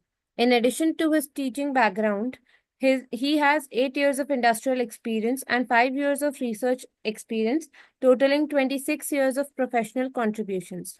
He has organized numerous seminars, workshops, and entrepreneurship programs and has played an active role in IPR initiatives. He has published 22 research papers in international journals and 2 papers in national journals, while also contributing to multiple conferences and consultancy projects. Recognized for his leadership and innovation, he has been involved in consultancy projects, secured significant funding, and holds several awards for his professional excellence. As a member of academic bodies and an MHRD IIC Innovation Ambassador, he continues to make significant contributions to academia and industry with numerous international presentations and collaborations. Thank you, sir. You may continue. thank you. So, I will just share the screen.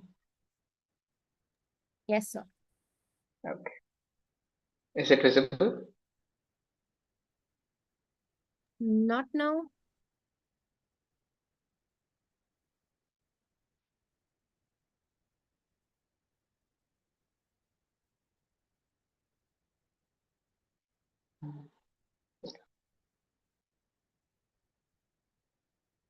Is my screen is like sharing?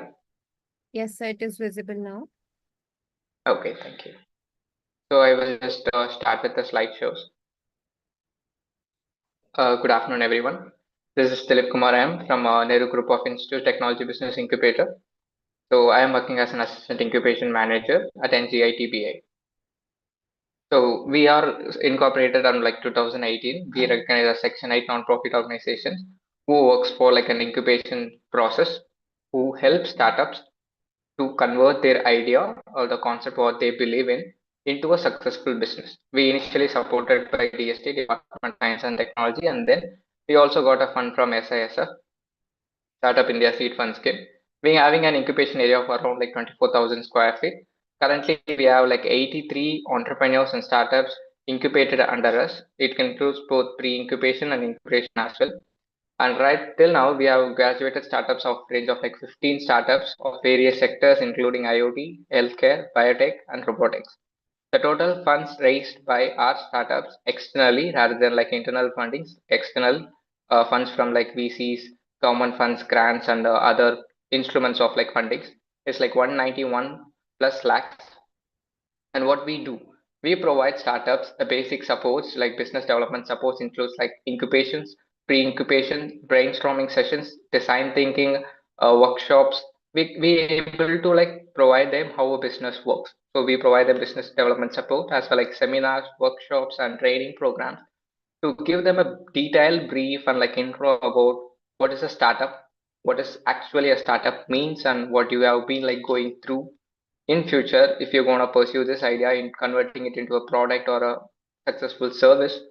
And next, market assistant to make them understand what is a market actually, how to get into a market, how to validate your product which is like market fit, or how to validate a customer needs kind of things. Once they are like cleared with these things, then we will take them to a next source known as like funding support. We fund them to DST funds like SISF, or even we suggest them to get funds from investors and angel investors who are so much eagerly interested to start up investments. And we provide them initial of co-working space, manufacturing support, production unit support, industrial tie-ups for their products into a miniature sales kind of things. So once they get everything, they need some technical mentoring support from industry as well as from research council so that they could able to do their product patented, idea copyrighted, trademarks kind of thing. So we provide them as well. So these are the two fundings what we have provided and what we get supported with. One is like Nidhi TBI.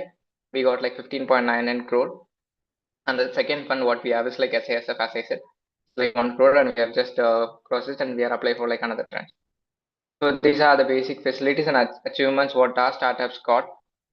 One is like IPR facilitation cell, through which we are concluding ideas of students and young minds into a patented thing so that they can own it and they getting aware of like what is a patent, how can they convert their idea into something like a technology as well. So that is the motive of our IPR facilitation cells. So these are the some numericals of like what we provide and what we have. We offer like 28 courses from the institutions of Nehru Group of Institutions, and we have like 20,000 plus students with us based on engineering, technology, and healthcare base and background. And we have like 2,500 faculties dedicated to research and as well as like patent and innovation technologies. And the 24,000 square feet of facilities have been provided for students to cultivate their idea through brainstorming, design thinking, and other process. And not only letting them to be getting stopped over there, we provide them basic mentor support from our professors, highly skilled technicians, so that they can be logically convert their idea or the spark what they have in their mind into a technological product which can be get into a real time through our production units and the support what we have. And we have till now filed like 1,000 plus patents, out of which 800 have been like published and 25 have been granted. And we have like an excellent mentors on board, which includes like 98 out of which 53 are dedicated to healthcare, because like we are focused on major sectors of like healthcare and IoT. So these are the facilities what we provide to startups and entrepreneurs who wanted to pursue their startup craze. One is like the co-working space, boardrooms, Mind Hub, PCB milling machines, 3D printers, and normal discussion rooms to conduct the basics and central discussions like networkings and get together with the startups. And we do provide them IoT lab support for converting a proof of concept or like miniature prototype of their idea. And we also provide healthcare lab facilities for startups to conduct trials, making a research or getting as much as data to validate their ideas. And we do provide them some basic IoT equipments, components to convert their idea into a real-time IoT embedded systems. So these are some equipments related to healthcare, what we provide startups and students to conduct healthcare related samples. So currently we have two offices registered as like one is in Mottapalam, Kerala, Lakiri campus, another one is like Thamalayapalayam, Coimbatore. So these are our key partners and collaborators with NGI, TBI, Destinary, Startup India, SISF, and EDI. We do have a great connections with the state government initiatives, including Startup TN and Kerala Startup Mission. Since we have like two offices at two states, we could able to elaborate our networks and we could able to get attached with startups from different uh, like locations. One is from Coimbatore, another one is from Kerala. We guide them, we getting contacted with them. We are mostly into converting their idea into a business, and we do like patent attorney as well as our product. So this is a short brief about our NGI Technology Business Incubator. For further more information, or if you would like to get it on board and get whatever the support you want to convert into your idea into a real-time success or a business, we could be help you throughout the process from start to like whatever the scaling up or to a unicorn model, whatever you are wishing for, like we could help you over there. And you can reach out to like either through mail or WhatsApp, and you can even check like as many details you want in our website. Thank you.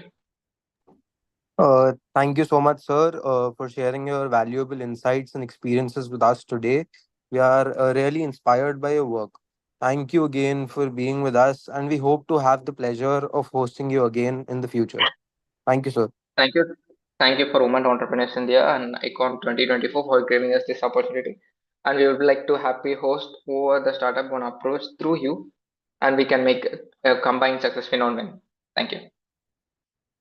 Sure, sir. Next up, we have Ms. Zubaid Akse. Ms. Zubaid Akse, ma'am, are you there? Hi. Hi, good afternoon, ma'am.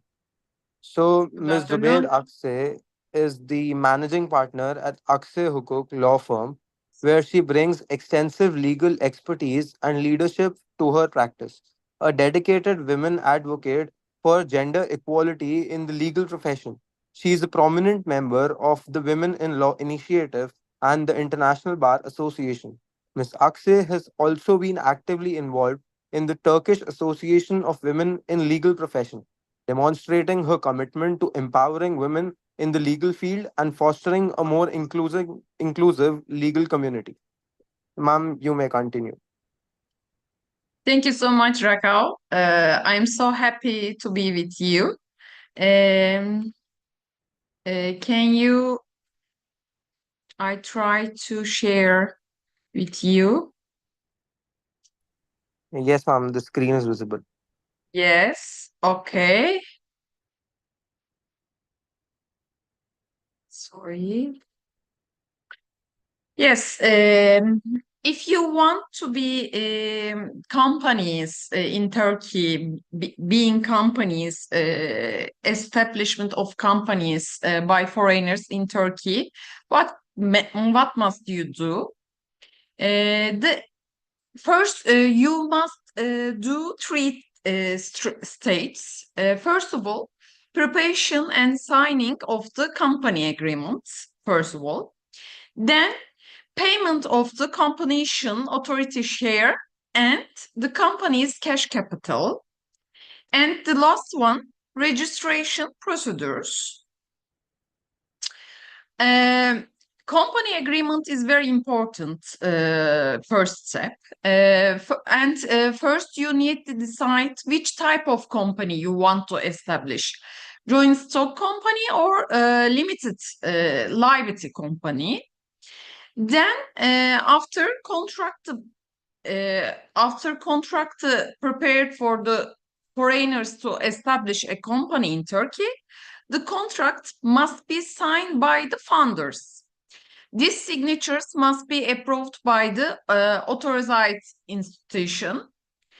The component of authority for signature approval in the establishment of the limited liability company is the Trade Registry Directorate, where the company headquarters is located. It's important. In terms of the establishment of joint stock companies, the authorized authority for signature approval is the Trade Registry Directorate, and any notary office in the place where the company headquarters is located. Following the preparation and signing of the articles of association, the necessary payments must be made. 4% of the determinate company capital is deposited into the bank account of the Competition Authority as the share of the Competition Authority. I will explain how you can open the bank in Turkey. There is a special provision for joint stock companies for foreigners to establish a company in Turkey. If you are going to establish a joint stock company, it's important, you must deposit at the least 25% of the capital shares subscribed in cash. And the last step, registration procedures, of course.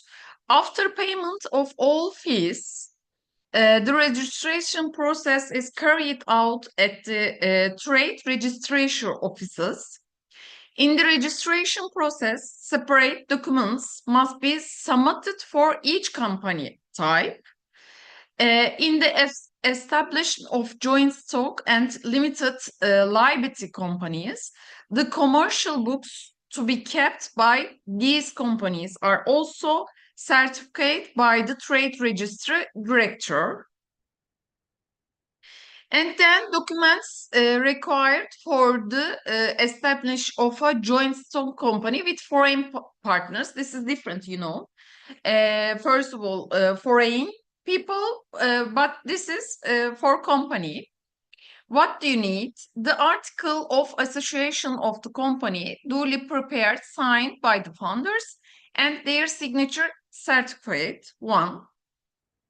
And second, a document showing that the least 25% of the subscribed capital has been deposited in cash into the company's bank account. Second. Third one, document showing that the Competition Authority share has been paid. Third one. And fourth one, if the company has capital in kind, all transactions relate to the capital in kind. You must be careful. Contracts signed between the joint stock company being established and the founders or third parties regarding the establishment, and signature declarations of the persons authorized to represent the company. And then, in addition to the above mentioned documents, additional documents may be requested by the competent authorities for foreigners to establish a company in Turkey.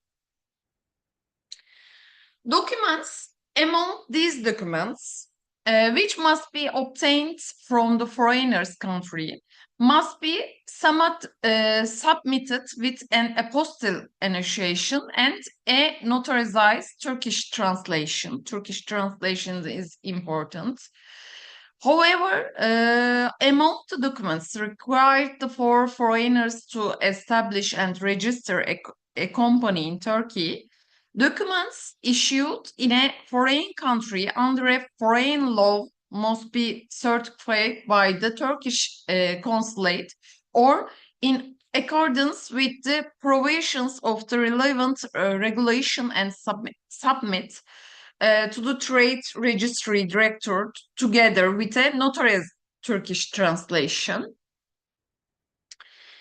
And documents required for the establishment of the limited liability company with foreign partners, if you choose this. The company contracts in which the signatures of the company founders are certified by the competent authorities. It is the same. Written statements of the members of the board of directors who are not shareholders of the company regarding their acceptance of their duties. Receipt showing that the compensation authority share has been paid again. Signature declarations of the company directors. And another one, if the company has capital in kind, all transactions relate to the capital in kind. Same again. Contracts signed between the joint stock company being established and the founders or third parties regarding the establishment. Documents to be obtained from a board must be submitted with apostille and notarized Turkish translation. And you want to think how long does it take for foreigners to establish in a company in Turkey? Normally, it takes approximately 7 days for foreigners to establish in a company in Turkey, but sometimes it can be longer. For foreigners to establish in a company in Turkey, reasons such as the preparation of the articles of association, signature certification procedures, trade registry director procedures, and the workload of the competent authority in terms of registration may cause the time to be extended. In addition, if the type of company to be established is one of the types of companies subject to the prior authorization granted by the Minister of Trade, the prior authorization procedure may also extend the period. And you think how much money costs for foreigners to establish a company in Turkey? The cost of foreigners establishing a company in Turkey varies according to type of company to be established. For example, within the scope of foreigners establish a company in Turkey, limited liability and joint stock company organizations are exempt from fees. The approximate cost is around $600, excluding the company capital. Excluding the company capital, it's important, but 600. Opening, you must open the bank account for the company. How do you do? Opening a bank account for foreign companies in Turkey is one of the procedures required for foreigners to establish a company in Turkey. In order to make this transaction, an application must be made by the manager or partners who have signature authority in the relevant company. The application is completed by applying to the bank with the necessary information and documents. And foreign company partner work permit processes. You want something from India or another country, come here and work. What will you do? In order the foreigners to establish a company in Turkey and for the company to continue its activities, the foreign company partner must obtain a work permit. non-resident board members of joint stock companies and non-executive directors of other types of companies are considered within the scope of the work permit exception. However, these people must apply in order to benefit from the exemption. How about tax, companies tax, contract, registration, complete process? How is it? Capital companies operating in our country are obligated to pay corporate tax. In addition, individuals are required to pay income tax arising from earnings and revenues during the year. In addition to all these, companies may be entitled to benefit from tax exemptions and tax exemptions if certain conditions are met under Turkish law.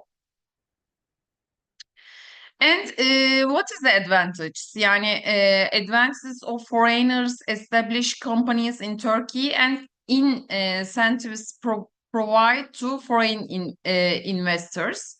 There are many advantages for foreigners to establish a company in Turkey. First of all, foreigners are subject to the same procedures as Turkish citizens in company establishment processes. However, many privileges have been introduced to encourage foreign investment. These privileges can be listed as follows. One of them, the regulations limit the expropriation of foreign direct investments in Turkey. Second, companies with foreign capital can transfer their profits and other income abroad. In case of legal problems are arising in relation to foreign invested companies opening in Turkey, national or international arbitration and other dispute resolution procedures can be resorted to. Work permits for personnel to be employed by Turkish companies with foreign capital are facilitated. Foreign companies have the advantages of opening branches and establish a license office in Turkey. In addition to the above mentioned issues, there are also incentives provided to foreign investors within the framework of establishing companies in Turkey. There are many incentive programs such as investment in incentive schemes, centers of attraction, VAT exemption, customs duty exemptions, and RD incentives. And if establish of foreign companies in Turkey, the establish of foreign company in Turkey by foreign companies is subject to the same procedure as the establish of a company in Turkey by foreign citizens. In other words, foreign companies and national people may establish a company in Turkey. Likewise, it's also possible for them to become a partner in company. You can make a partner. Foreign companies opening branches in Turkey, of course. The opening of branches in Turkey by foreign companies is one of the facilities provided to companies. These companies can open branches in Turkey by obtaining permission from the Ministry of Industry and Technology. First, a fully authorized representative must be appointed to represent the company Turkey. And although it's actually very easy to set up a company in Turkey, I think it's still beneficial to get professional legal and accounting support, I think. Yeah, yes, 7 days enough, minimum 7 days, and $600 enough. But long preparation.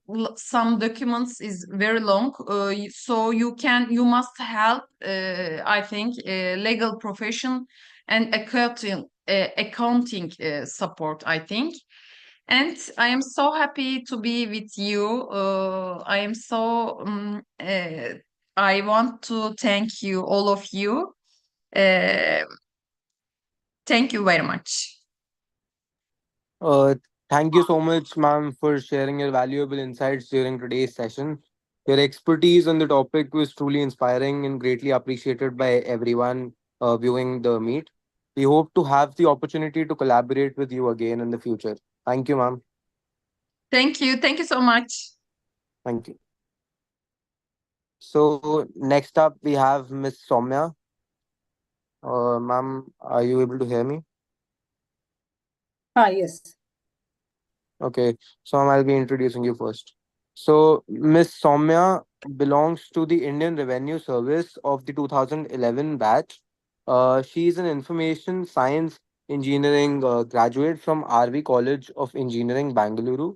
She has pursued her master's in the public policy from Indian Institute of Management, Bangalore during the year 2020-21. She has around 13 years of experience in the income tax department in various capacities like the TDS, investments, transfer pricing, and faceless assessments. She is being awarded and recognized from the Income Tax Department as Best Investigating Officer, Excellence Award on the Income Tax Day, and Best Officer Award for monitoring the 2019 parliamentary elections in Mysore. She was in the chief guest for International Women's Day celebration 2022 at the Central Power Research Institute of Bangalore. Thank you so much, ma'am. You may continue. Yeah, thank you, everyone. Good evening, everyone. So today's session, the next 15 minutes, I'm going to tell you the legal aspects, what a women entrepreneur should keep in mind when they're starting a business or when they're running a business. Because it so happens that we are so much consumed in our day-to-day business that we hardly give any importance to the legal aspects, like whether it is an income tax or GST. And we think we have a chartered accountant or an accountant who looks after, who will take care of it. And many times it so happens that they have not properly taken care of your business legal aspects, and you may end in trouble, and you will not know what exactly to do to come out of these legal complications. So the first and foremost, and most of the things will be handled by definitely by a professionals like a CS, but yet what is that you have to take care when you are running a business is what I'm going to tell. The first and foremost is, if you're starting a new business, it is the PAN number, which is very important for income tax and also for GST. So why this PAN number? If you're running a business, you will run under 4 categories. The first one, you will run it as a proprietorship, as in an individual capacity.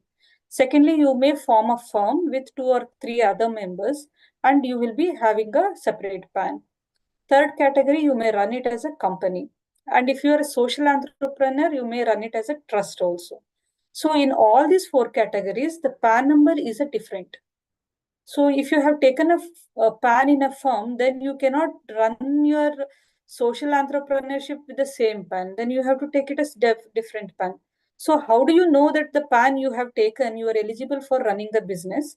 So it is very simple. If you see your PAN number, see the 4th alphabet of your PAN number, it will tell you what category you come under. So like my PAN number is AEAPV. So the fourth alphabet comes as a P. P means person. So it is an individual. So once I have an individual, you can have a salary income. Apart from that, you can run a proprietorship also. If it is a firm, then it should have a F as a 4th alphabet. And if it's a company, it will be C. And if it is a trust, it will be T. So these are the basic things you should make sure that it is correct. So the second aspect is, all of you know that for filing your income tax returns, you are going to log into e-filing portal. And most of you will give your username password to the CS to file your returns. And they will be accessing it. And many times we have seen that The original owners, they are not aware of what is their username password. You have given to them and they have changed it in between, and they have not informed. Sometimes when there is a difference of opinion, you might have changed the CA, but you are still struggling to get hold of your username password.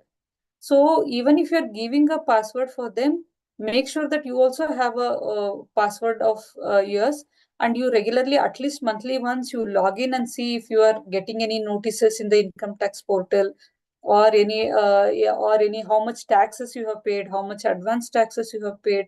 All these things you kindly, at least once in a month, you have to log in yourself instead of depending upon the CAs. So it has become like more fancy for like people to say that we don't know legal aspects or we don't know the tax matters. So it is not. So it's very important, like just like how you run, how you become an expert in running your business, knowing the other laws of the country is also equally important for you to have a smooth function. Once you start a business, how do you file your returns? How do you account for it? I know day to day when you are running a business, you will be keeping an account of what are the expenses, what are the receipts, you will be tracking them. And at the end of the year, you are going to prepare your balance sheet, P&L account, and then you are going to file the returns. So for an entrepreneurs to make it in easy, the government has said that a small business people need not maintain day to day, because you will be running with a very less number of employees. And if you start maintaining all books of accounts, it will be difficult for you to run the business. Instead of concentrating on a business, you'll be more concentrating on collecting everything and keeping it. So what government has told that either you can declare your income on a presumptive basis or on a real basis. What does it mean is, suppose if you are earning some gross receipts, out of that, if you are doing a business, then 8% of it will be considered as your income, no matter what.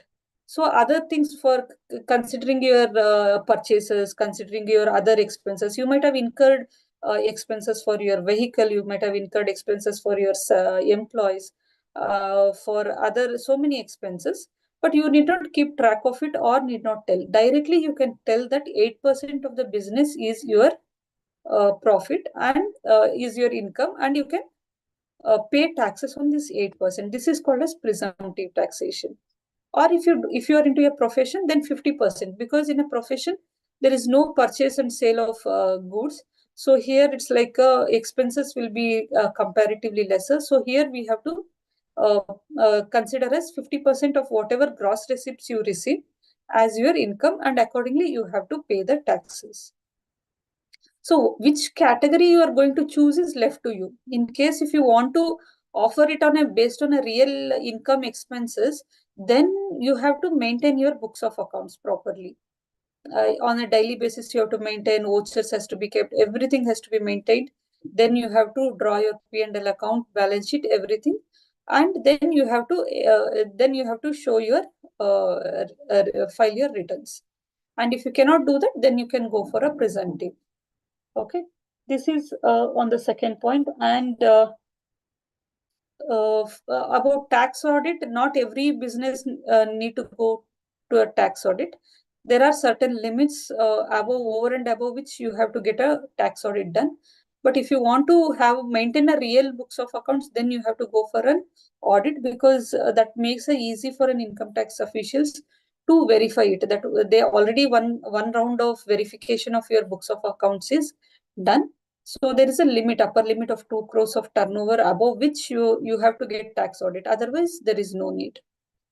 And if the tax audit is not applicable, the due date for filing your returns is 31st July of every year.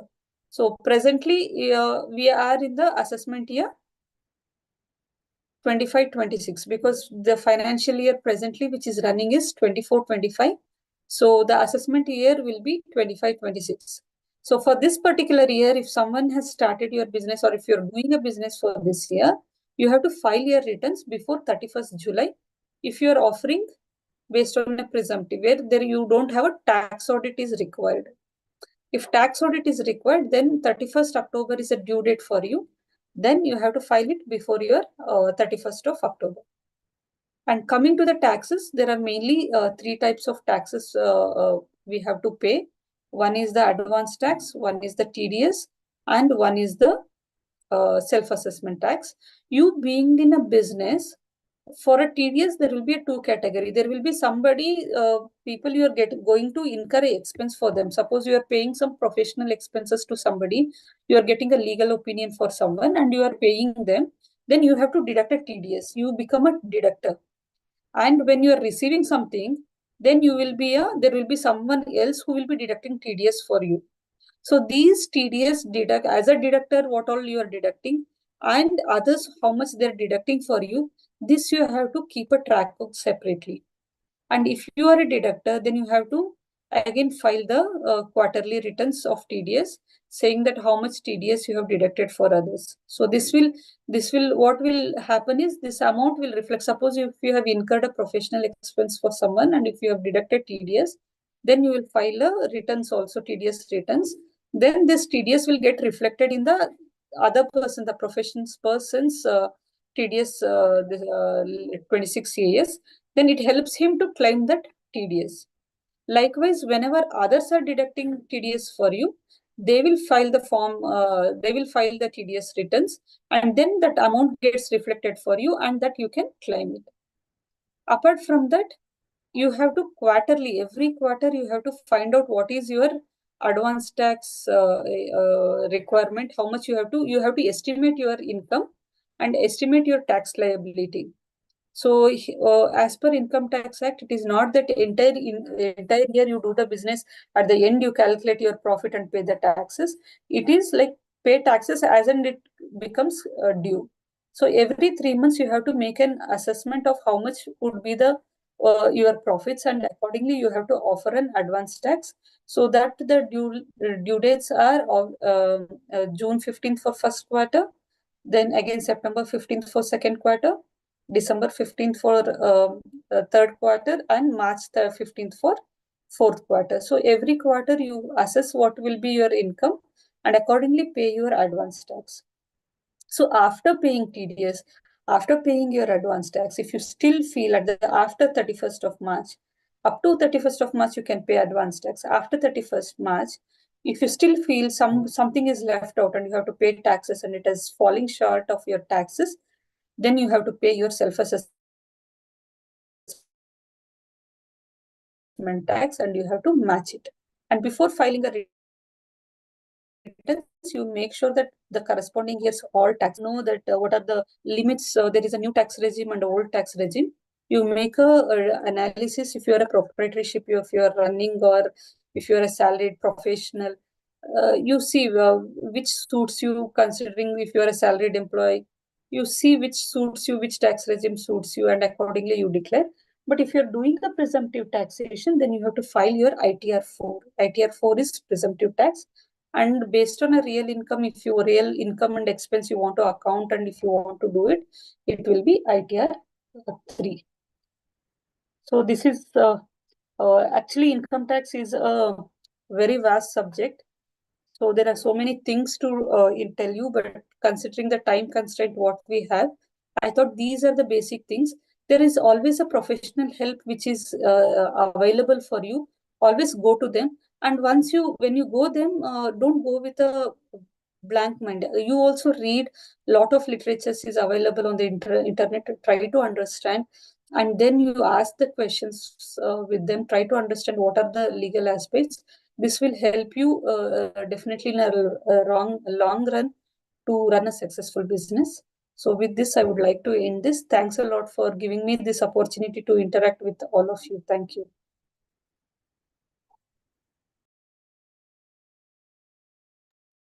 Thank you so much, ma'am, for sharing your insights and experience during today's session.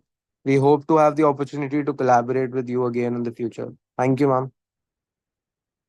Thank you.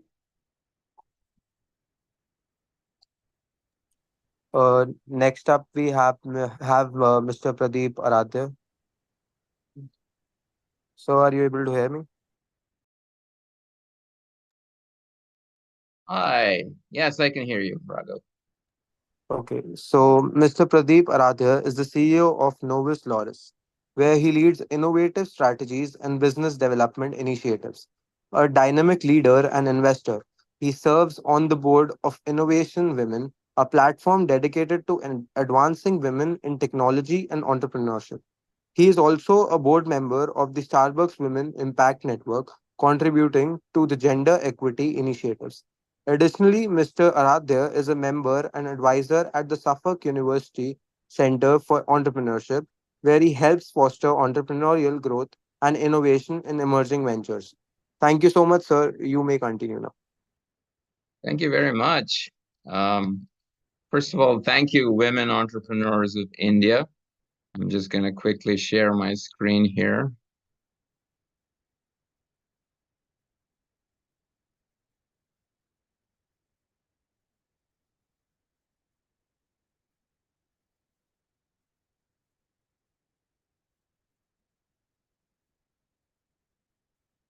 Fantastic. Good morning. Good afternoon, actually, in India. Good morning to anyone watching from the US. Once again, thank you again, Women Entrepreneurs of India, for this opportunity to speak with you and your members. I think I support women and their initiatives. I do not believe that the leadership of the Fortune 500 should be primarily white male. And so my support for women and my investment in innovation women and things like that. My topic is AI and really what it means for women today, women entrepreneurs in particular. I'm sure most of you have actually played with ChatGPT or perhaps some sort of image generation platform. But I think in my experience with all of the different technologies that I have seen, AI is the first one that not just engenders excitement, but fear as well. Will it take over my job? Will it take over humanity? All sorts of things. AI is also the one that cuts across all industries. No matter what industry you're in, AI will actually have some sort of impact on you, will either make your jobs more efficient or perhaps change the way that you work in your job. And I wanted to give just a few examples here today. And what I will do is I will show you a few examples.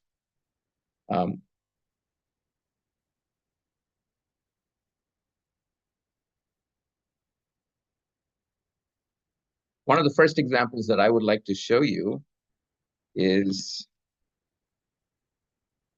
this. Sora, which is OpenAI's video generation platform, is incredible.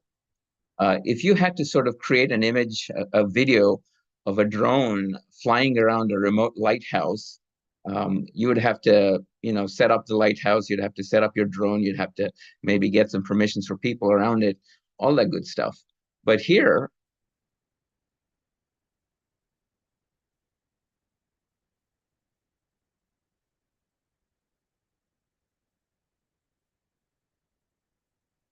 and so in order to be able to get that drone shot, all you have to do is feed it one prompt, one text prompt. And you can actually find this video for yourself and see the rest of that video. But this is the power of AI. Feed it a simple text prompt, and it generates from scratch that video of the drone shot flying over a remote lighthouse with people in it. You don't have to get any permissions. Imagine being able to generate a Bollywood video.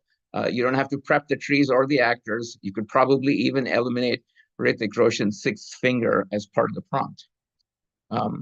It cuts across all sorts of different verticals, if you will. And here's an example of AI being used in biotechnology. AI can now be used not just to develop new molecules as drugs, but to actually find the part of the cell where you can target that drug. And the entire cycle of drug development, which usually takes about 10 years, can be reduced enormously. In this case, this company actually found a target and a molecule and did animal testing in the very short space of just 18 months. You probably have heard of something called AlphaFold. AlphaFold was initially a machine learning algorithm which could predict the structure of protein molecules or any molecule. X-ray crystallography, which is a very huge undertaking, would have to be used in order for someone to predict or see the structure of a protein. But with AlphaFold, not only can you just predict that structure, you can visualize it. And now it has actually predicted the structure of DNA and RNA, a whole bunch of living molecules. I think this is fantastic. Since the human genome was completely unraveled about 2 years ago, and because we have something now called CRISPR, which is a way to edit genes, I think you have an incredible opportunity to actually take human genes, identify particular parts of them, and change them. So I don't know, maybe cures for baldness. Maybe soon we'll have innovations for eliminating myopia, or even better, perhaps one day we'll have a way to turn a knob and have blue eyes for the day. All of this is very possible in the very near future. Possibly the biggest area to look at and to understand how AI is going to be applied is financial technologies. Financial technologies are a great place to both see and understand how AI is going to influence our coming lives. So McKinsey projects that there's going to be a huge addition to the revenue stream from fintech because of AI. And primarily, there's going to be 3 areas. And this is my second slide, which I'll switch to for a second here.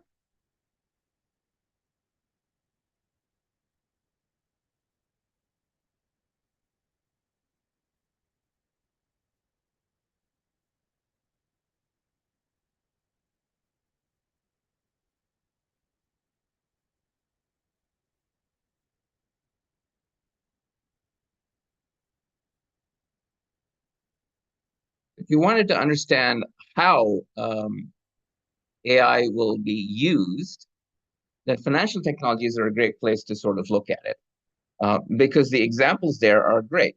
There are 3 stages, really, in which AI are going to be used across almost any industry. And in financial technology, particularly, or any industry for that matter, the first step is going to be just process improvement and automation. There will probably be all sorts of customer support, reporting, and chat bots that will impact how business is done in almost any business. You don't have to be in a bank. You don't have to be in a chemical industry. You don't have to be in manufacturing. Whatever it is, chatbots will help both employees as well as perhaps your customers learn about your business and make things a whole lot easier for everyone concerned. The second area, which is really interesting, is where industry data is going to be handled by AI. I think in financial technology particularly, a very appropriate use would be fraud detection. Any fraud detection, any real-time monitoring, any sort of data analytics. AI is, after all, a data analysis scheme, and this fits very, very well into those sorts of ideas, if you will, and will indeed be used, excuse me, quite extensively for that purpose. Possibly the third area in which AI will become really, truly useful, and I think this is where we begin to see truly fantastic uses of AI, is when you have something that is vertical specific, something, an innovation where AI is used in a manner that takes the business to a whole different level. So in fintech, that would be personalized financial advice. What stocks should you buy? What sort of portfolio management do you personally need? Things like that. Algorithmic trading is already active. Lots of people are doing it. And I think this is going to be another great area in which AI will actually be applied and used to great advantage, possibly creating a lot of wealth for some people and creating competitions that are really difficult to win. Predictive analytics, where you can take a whole bunch of data and start to look at what the future holds and have AI come up with several scenarios in which it predicts, given these trends of data, what will happen to my finances, what will happen to my company, things like that are very much in the offing. They're actually being worked on currently. One of the most interesting things that happened to me was I was on a panel discussing board roles, company board roles, and somebody actually asked whether AI could be given a board membership. This was very interesting. Of course, it will never be given a voting membership because, who knows what AI will say or do. But AI as an advisory board member is a distinct possibility. Imagine taking all of your company data, whatever's going on within the company, whatever's going on outside in the market, a bunch of public sentiment and opinions, and then saying, what should I do next to that AI? It will probably give you several scenarios and say, here are the possibilities. What would you like to do? And that's a very informed way of making decisions for the company. And I think these are the three ways in which AI will probably become a part of the boardroom as well. One of the things that I want to share with you is the almost incredible spread of AI. So I will show you this.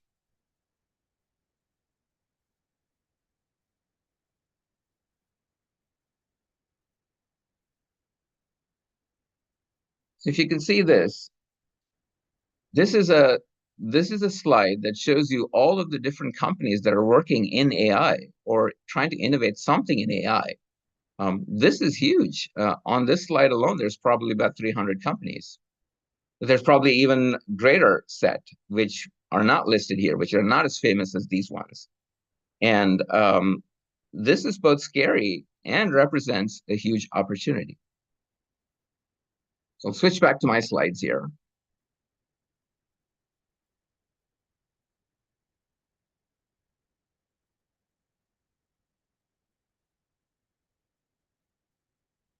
Given all of this, the question becomes, how is this relevant to us as women?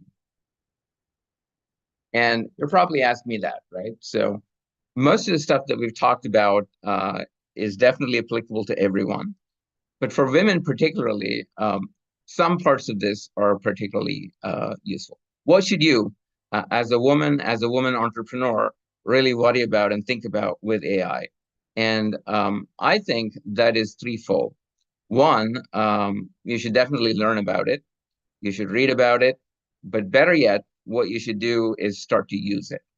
So Chrome provides a Gemini bar, which is an AI by Google. Microsoft provides various ways to access its OpenAI integrations. So use it. Have it write your homework for you. Don't give it to your children. They might use it for their homework for school, but use it, learn it. Most critically, understand the risks it comes with. So the risks are twofold. One, there's something called hallucination. Hallucination is where an AI just makes up things that are not real. So if you ask ChatGPT a question and it doesn't quite have the data for it, or even sometimes if it does have the data for it, it will make up an answer that is not quite real. And I think this is very, very interesting to see. And there are various measures being taken to prevent this, but this definitely is happening and you should be aware of it. The second big one is bias.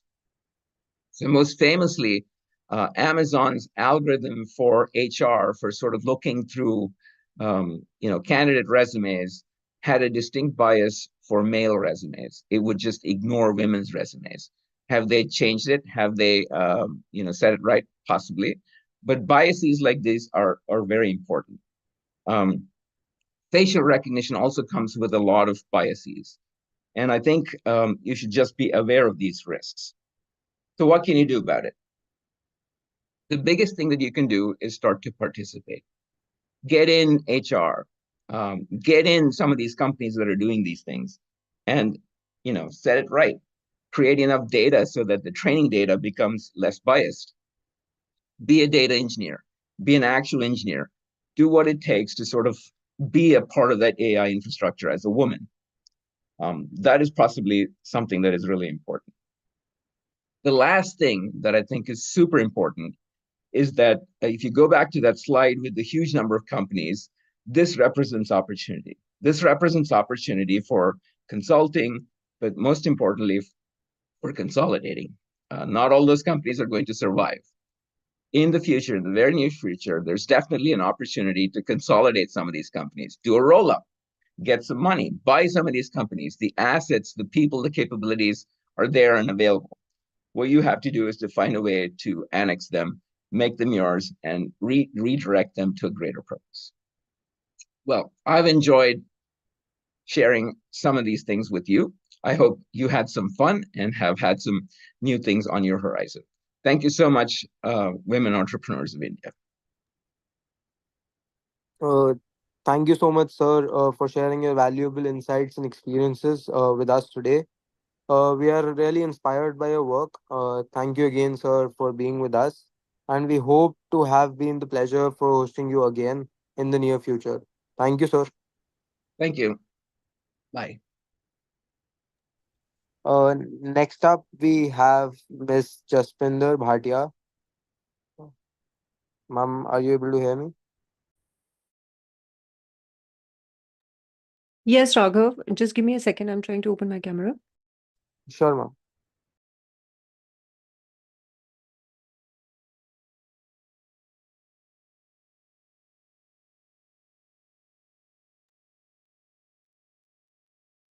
Till the time I'll introduce you to our viewers.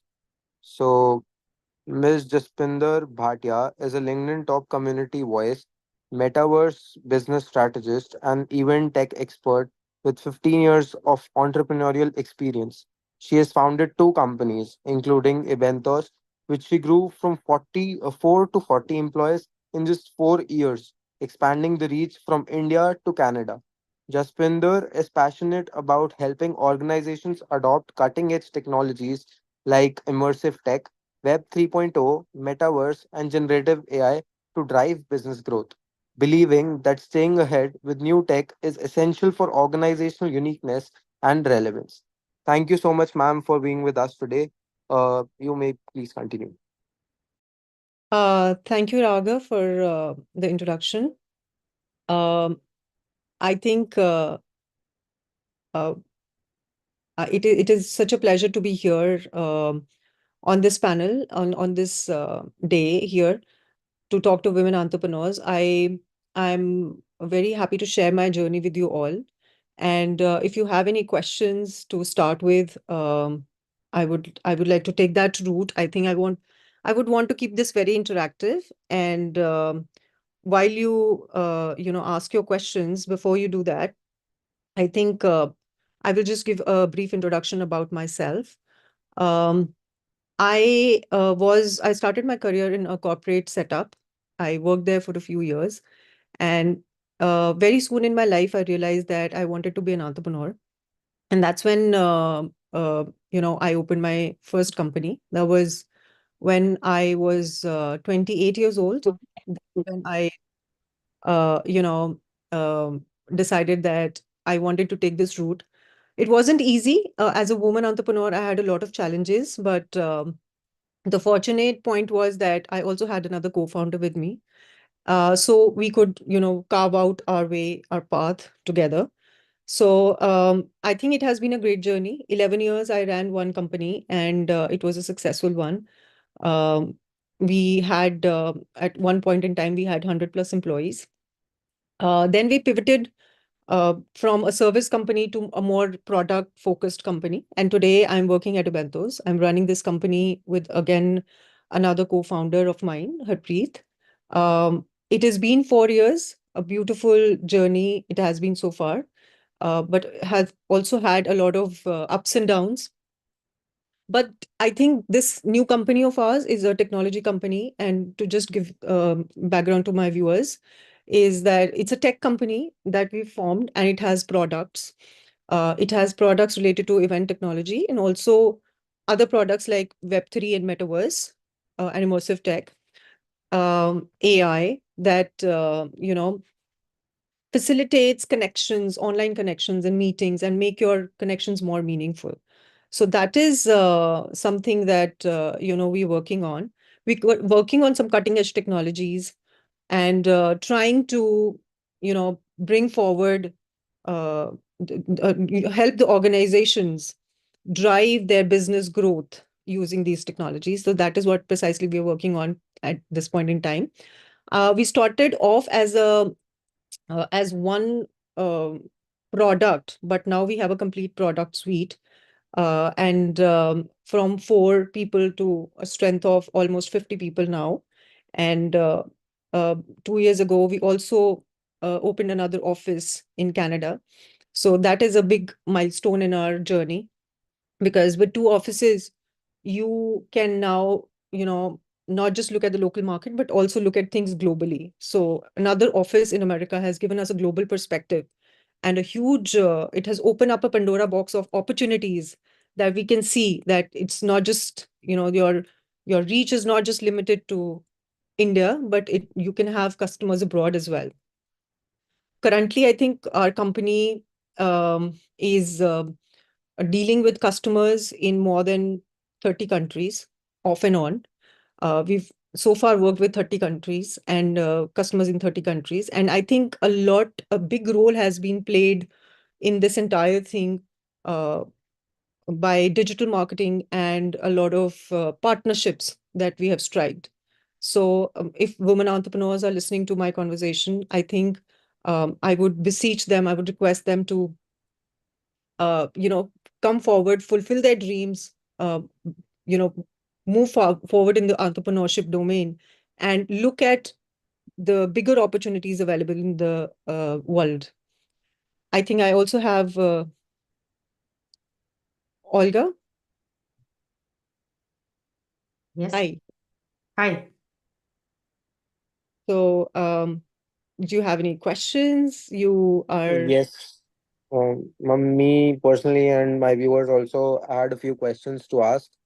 Like, why do you think, ma'am, innovation is so important, and how do you initiate a culture of innovation within your team at Eventos, especially in this digital age? I think any any organization can only stay relevant if it is constantly innovating, Raghav. I really think that you have to stay at the top of the technology, no matter what industry you're working in. Because if you do not constantly upgrade yourself and update yourself, then you lose relevance. Eventually, you start losing out on business because the customers need value for the money that they're spending. If you're not providing them that value, if you're not providing them with the latest technologies or innovation that they deserve, they will eventually move on to some other competition of yours. So I think because innovation always brings something better, right? There might be a little risk involved in the initial stages, but going ahead, it might just offer you more flexibility, more accessibility, more reach, lesser cost. Innovation is always meant to, make things better for us. And it is absolutely mandatory for every organization, I think, to look at this aspect of things.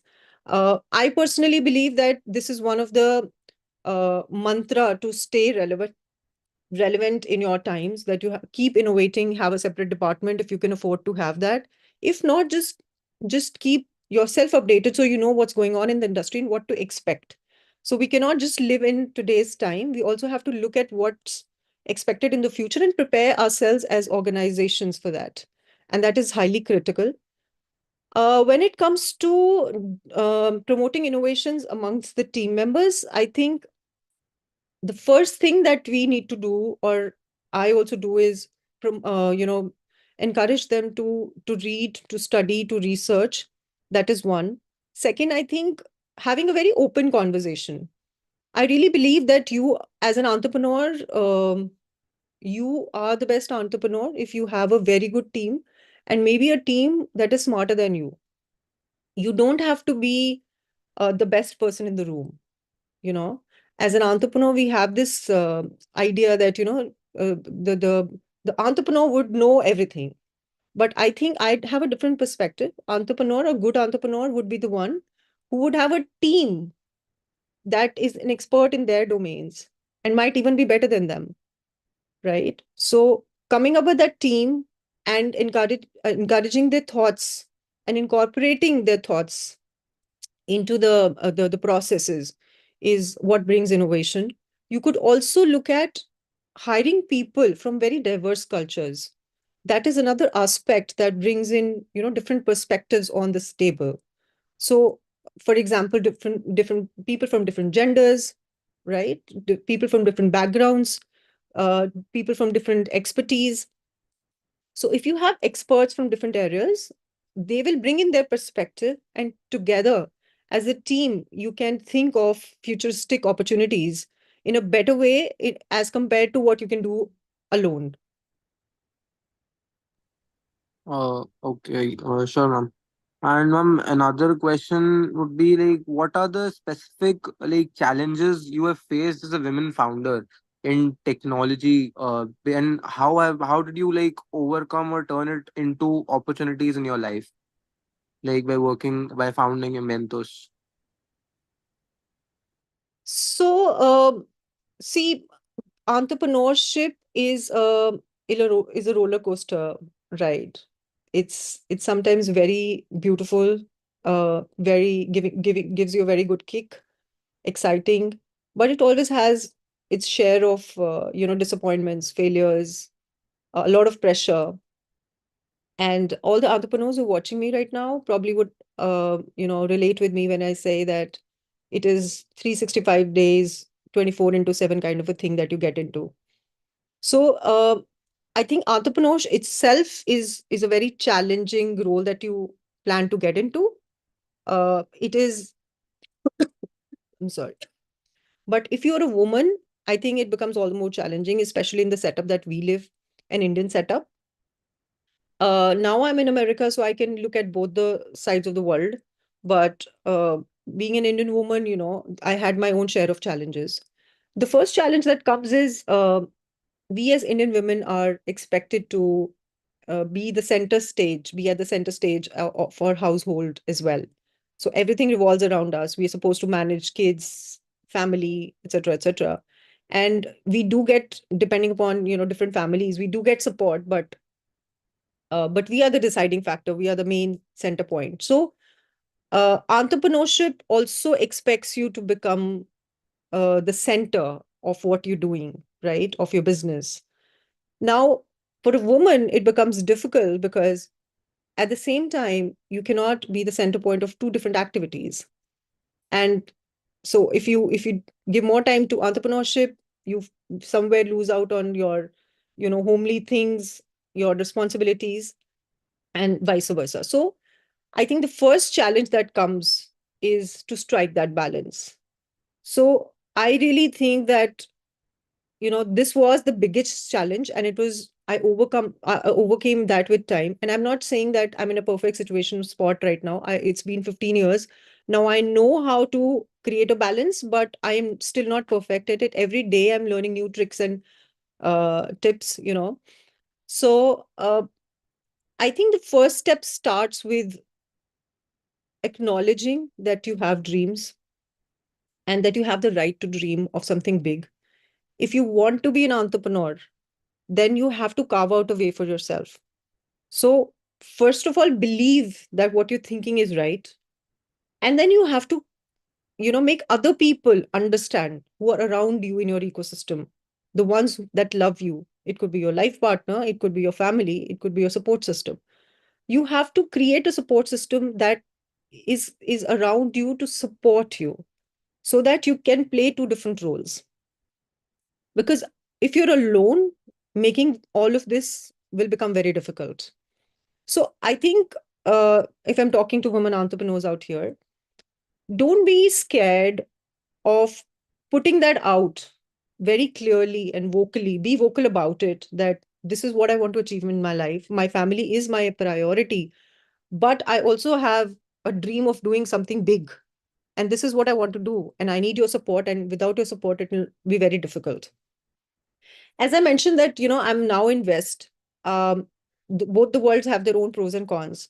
And I think coming from India, I can clearly see that the support system that you can actually have and build around you in India is way easier and meaningful than what you can do in the West, right? So I think work on that support system. And that's what I did. I turned those challenges into opportunities. I created a complete system around me. A very simple example, like, real life example is food, kitchen, right? For any woman and for any household, kitchen is very sacred because in Indian, context, we understand that food is divine, and the person who is preparing that food and the intention that they're preparing it with the energy that they're preparing it with, that energy gets transferred to the people of your family or the people who are eating that food. So it is a sacred thing, you know. Kitchen is a holy place for us in India. Uh, Now, I realized at one point in time that to create this balance, I had to probably excuse myself from the kitchen.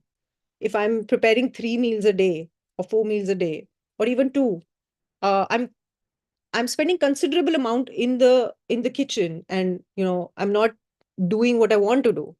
Now, this is something that somebody else could also help me with, right? But it's a very difficult decision. It is not as easy as it sounds because food is very important part of our lives in India, right? Our lives revolve around food, good food and healthy food.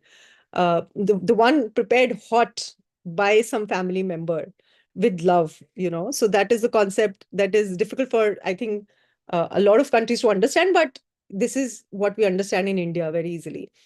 So excusing myself from the kitchen, having a replacement, uh, making my family understand that this is what I want to do, and this is what I will achieve out of it, is very important because I want to spend more time doing my stuff, right? So you guys got to support me. I know it will be difficult, but let's do this change and see what happens.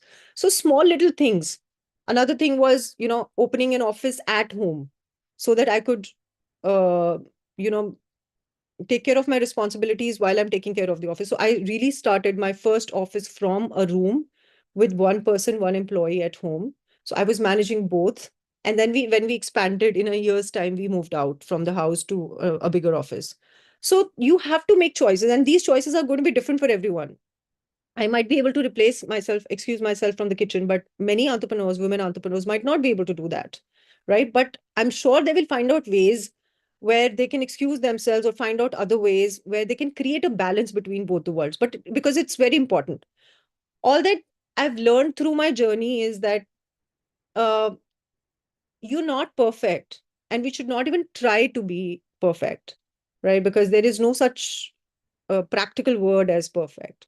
It is okay to make mistakes. It is okay if some things at home are getting ignored, like small things like if your room is not cleaned up. It's okay because you're achieving higher things, better things, right? So convincing, because we women are also very perfect in nature, right? So we want everything spick and span, everything very nicely done. So we'll have to pull out ourselves out of that perfection and say that it's okay if my room is messy. I will clean it later, but I need to spend my time on better things. So you have to divide your time, your responsibilities, and then plan your world according to yourself. And I seriously think that doing this in India with the support system that we have is way easier than doing it here. So another way I think I'm using uh, my gender as my strength is uh, here in West, for example, a very good thing is that the government is very supportive and they want women-led organizations. So I'm from Canada, and the Canadian government really supports women entrepreneurship. They really are out there to help you when it comes to entrepreneurship, technology-led businesses, even if it's not technology, So getting that help, asking for it, and applying for different programs, uh, seeking that help. And I think being able to convert that into an opportunity right now. So you will have to just be on the lookout of what you can do and how you can, convert those challenges into opportunities. That's what I think, Raghav. Thank you so much, ma'am, for sharing such a detailed explanation of like how you manage the balance between your personal and professional responsibilities, and also giving advice to the aspiring women entrepreneurs out there who are also hearing our meet right now. And thank you so much for sharing the valuable insights and experiences you have gained over time with our viewers. Thank you so much, ma'am. Thanks, Raghav. Thanks for having me, team. Thank you. Next up, we have Miss Olga Kulikova. Ma'am, are you here? Yes, hi, I'm here. Hi, good evening, ma'am. Miss Olga Galikova is a seasoned legal expert and business leader with extensive experience across industries.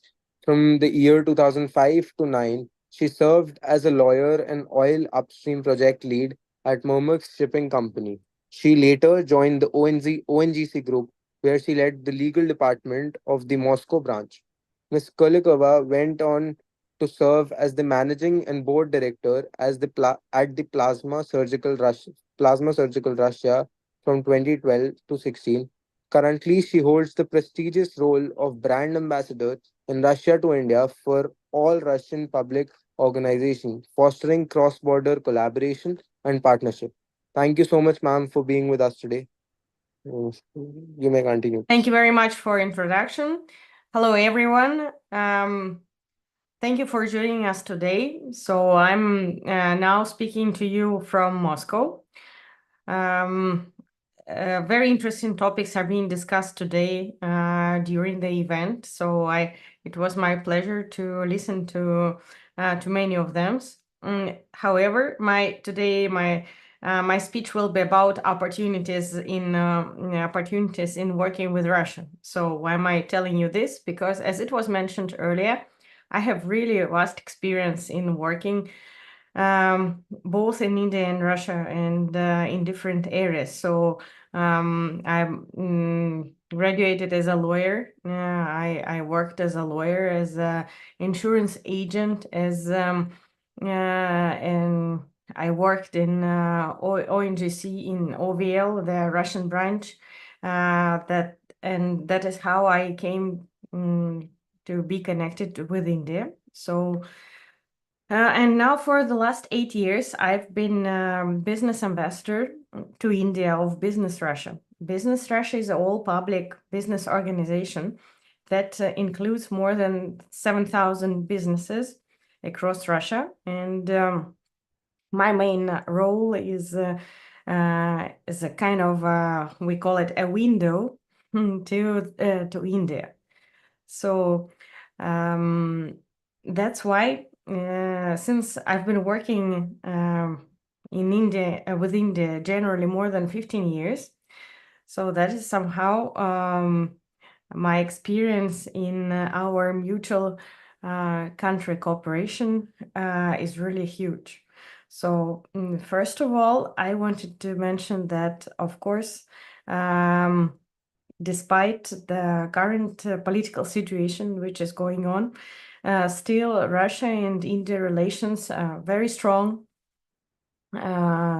So it is our 76th year of friendship, and now this cooperation extends day by day. And if you look at the numbers are growing, and I hope they will be growing because India is a Russian strategic partner, and Russian business gives, and actually Russian government provides a lot of opportunities for Indian businessmen, for Indian companies and corporations.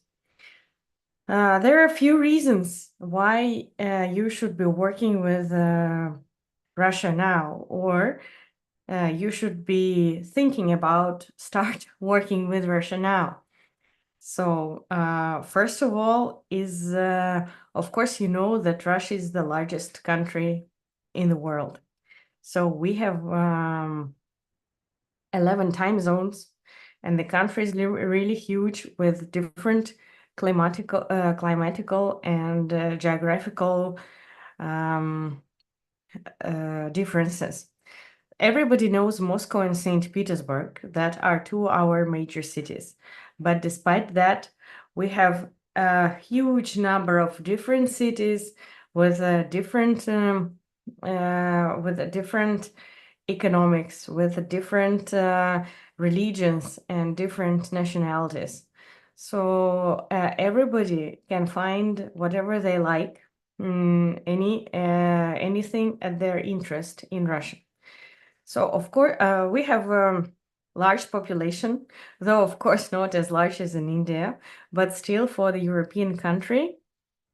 And we consider ourselves as Euro-Asian country. We still have about 136 million people with a lot of billionaires and a lot of finance that are actually now, due to the current situation, are mostly concentrated in within the borders of the country. So right now, Russia is one of the largest domestic markets in Europe, of course.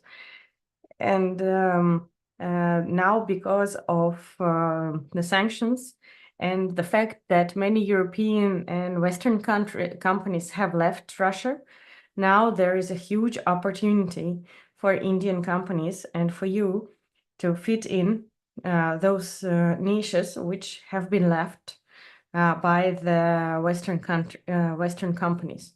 And actually, what we can see now, that the number of Indian presence is growing day by day. So now we can find Indian products not only in FMCG areas and in pharma, as it used to be before, but also in areas like tires, spare parts, CNC machines. So now in every supermarket, you can see huge number of Indian products, which is good and which is very inspiring, actually. So another reason is that we have more than 28 special economic zones. So the country can encourage investments from foreign companies, and there are a lot of tax preferences. And if we speak about taxation in general, actually Russian taxation system is the most attractive one in among the BRICS countries. So we have actually one of the lowest tax rates, both for corporate and personal taxes. And for me, the most interesting thing is that taxation in Russia is very easy compared to even Indian. So we have 100% digitalized tax system. So everything is online, and you can access whatever you want from the tax point of view from your computer. So that's quite appealing, I think, and especially now for companies from India, you can have even more favorable conditions, because India has been announced officially as a partnership country. And of course, also, since Russia is very huge, then we do have huge infrastructural needs in different sectors. And so making Russia is a very attractive export destination. So that's why I call you for action, for looking into the opportunities working with Russia, and consider not only pharma, that is one of the main actually areas of cooperation between Russia and India, but also food and medical devices. So I think that there is a huge potential in there, and I'm sure you can enjoy the benefits from starting working with Russia. And also, which is very important, is that since Russia is the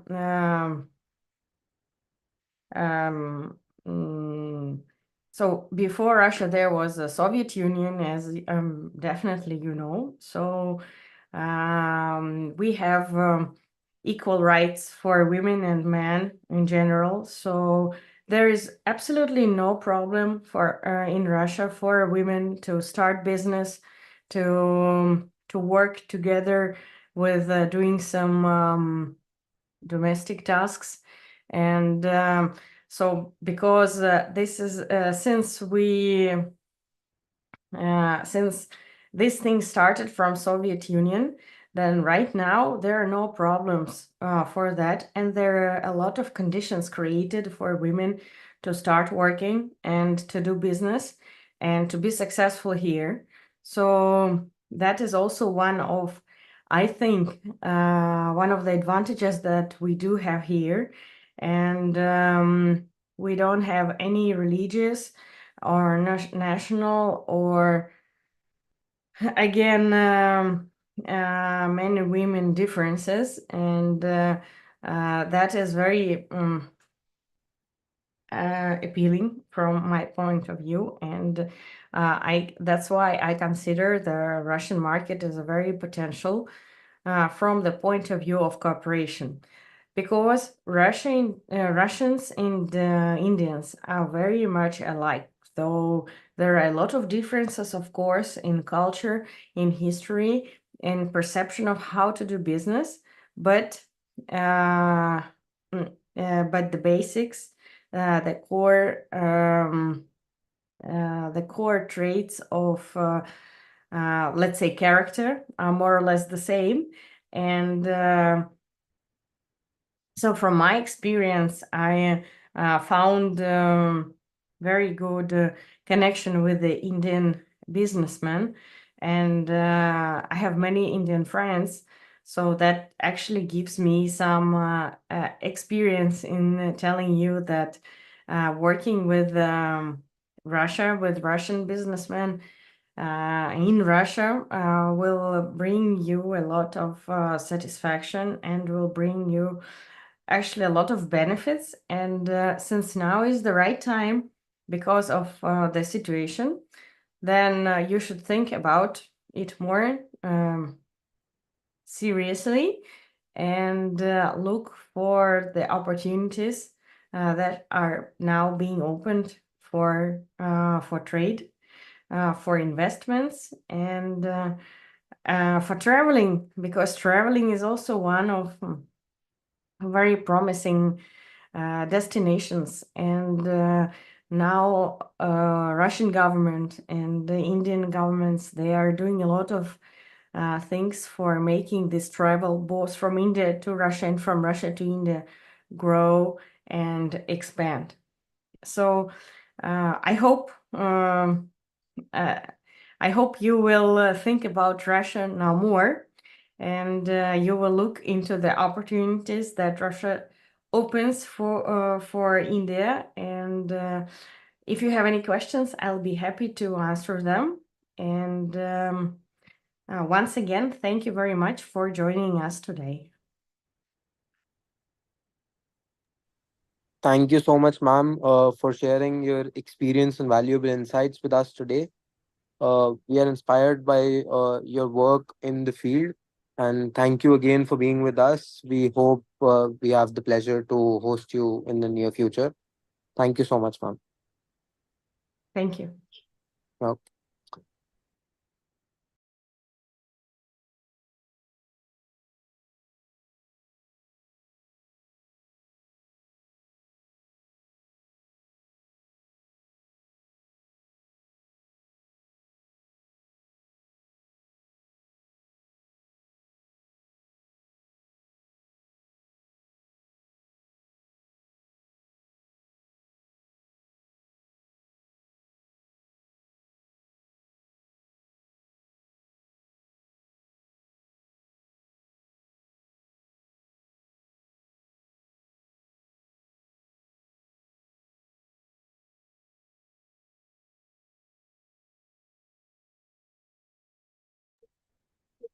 Are we done, Anup?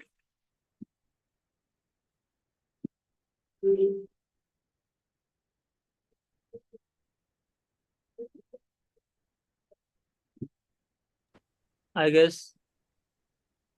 I think there's one more speaker, Mr. Shivanand Rudrakshi.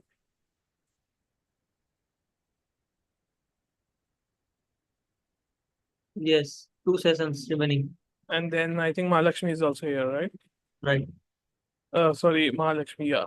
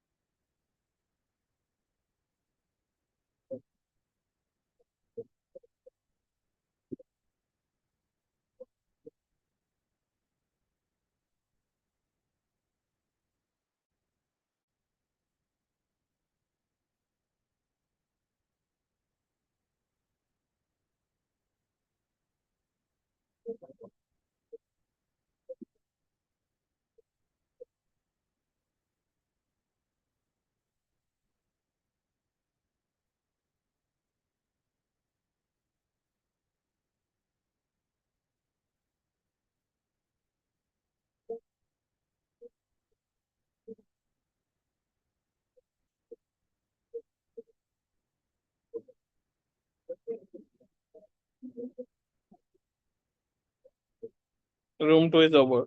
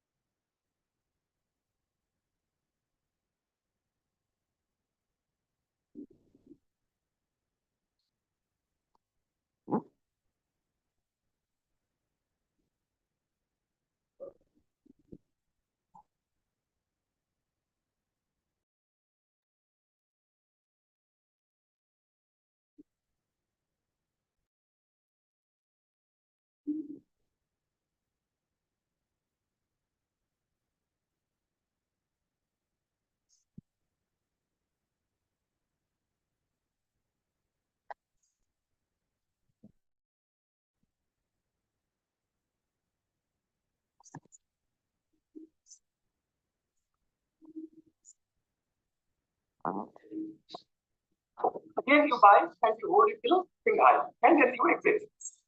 Okay.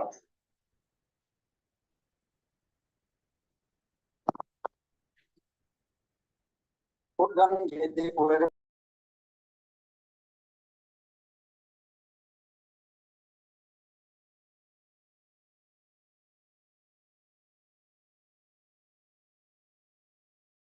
it for 1 year. If it is beyond 1 year, that is called as an investment. It is not called as a swing trade. Select one of our strategies. This is one of our strategies. So we use moving.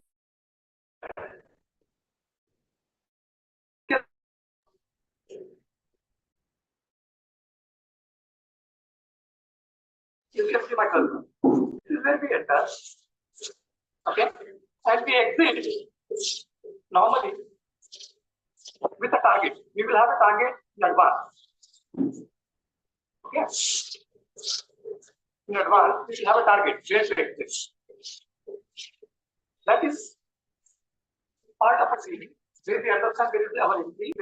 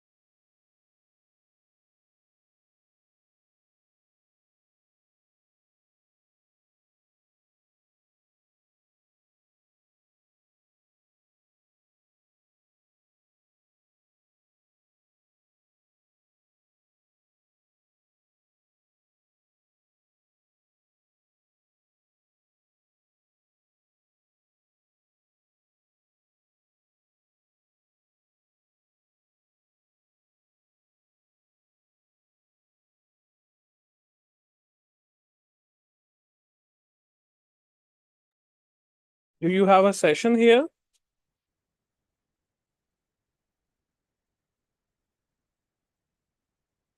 Hi, do you have any session here, ma'am?